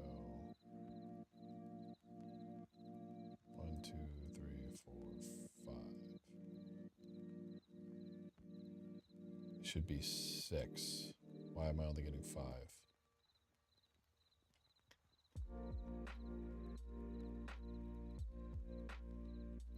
What did we do wrong?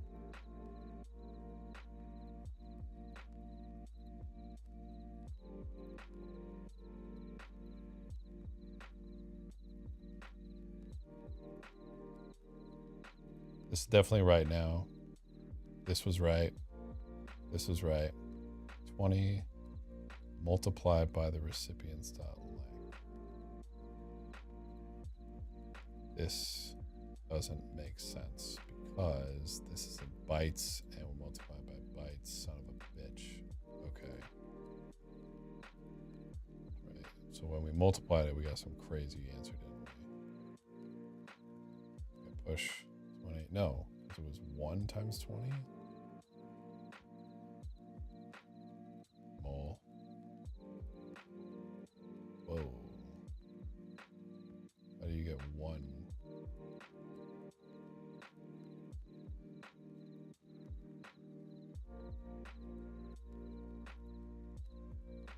Wait, what?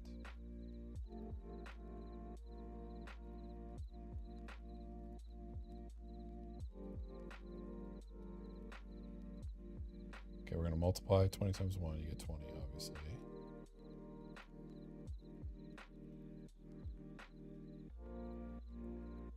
Yes. Okay, that makes sense. So 20. So 32 bytes and 1. Plus the number of recipients offset. We add those together. It's because it's the number of recipients. It's not just, okay, so it's the number of recipients offset. So we go up to number of addresses offset plus number of numbers. That should work.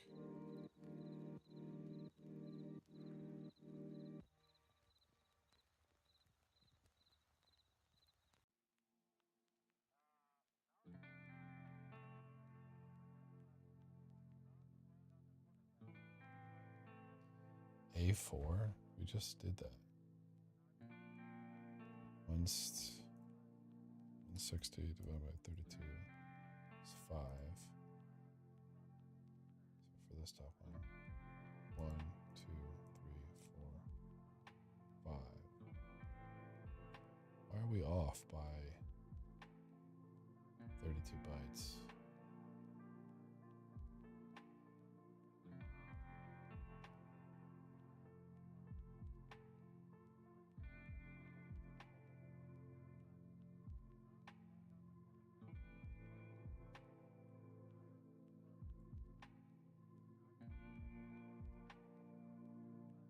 No, 1, 2, 3, 4.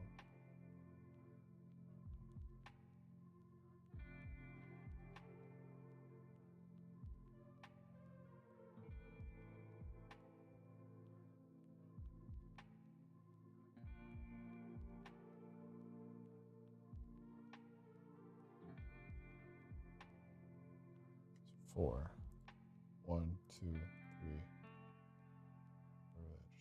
Next one's yes. Okay. 1, 2, 3, 4, 5.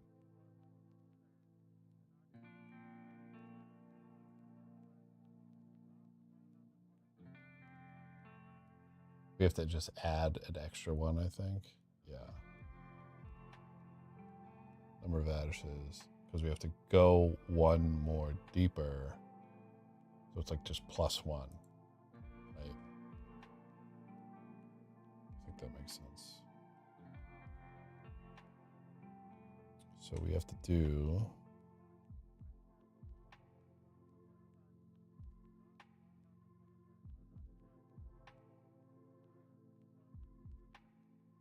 we also have to do 0x20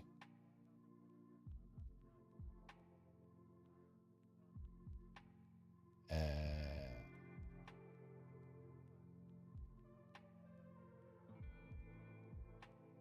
just do add twice, and then it's good. I don't know. Let's find out.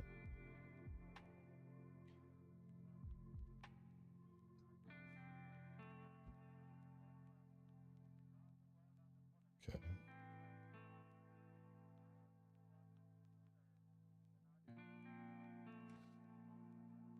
Fuck yeah, we got past it. Let's go.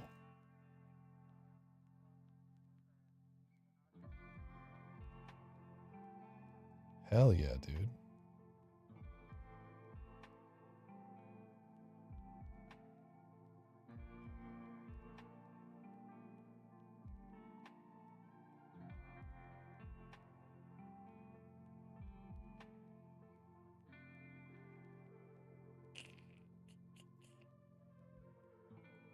Gotta like log into GitHub now. It's kind of annoying.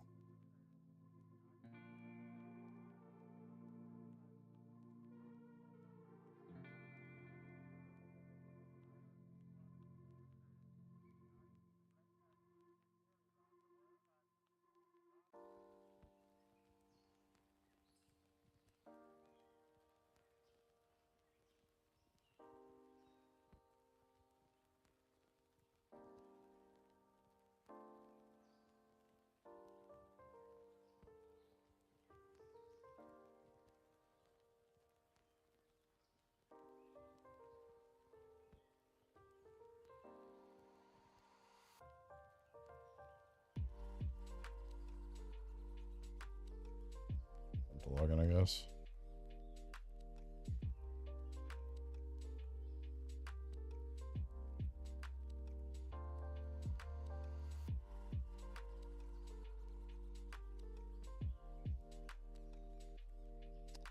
That's so annoying. Okay.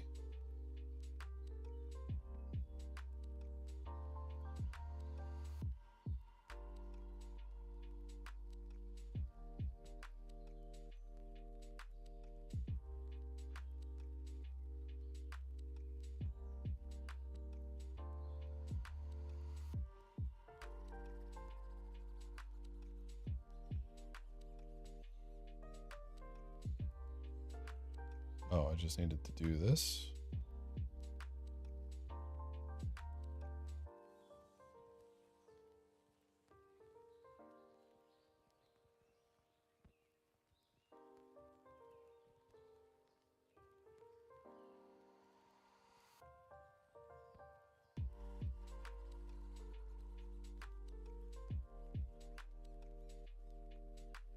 It's weird. It lets me do. Oh, okay. Well. It's able to push it. Let's go. Shit, I didn't even notice what the.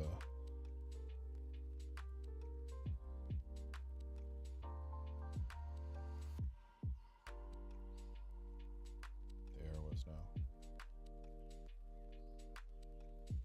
Transfer failed. Excellent. Excellent, excellent, excellent. And it's 10 o'clock for some freaking reason. Good.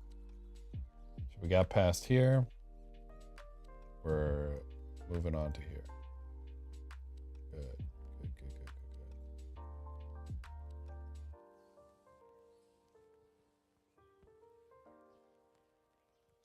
Okay, cool. This is next for me then. All right, gang. It's hell late for me. If I keep going, I'm never going to go to sleep. Thanks for joining me. We ended at a great spot. Probably can finish. Hopefully I can finish this by this weekend. Maybe get it up on CodeHawks next week. Cool. Thank you all.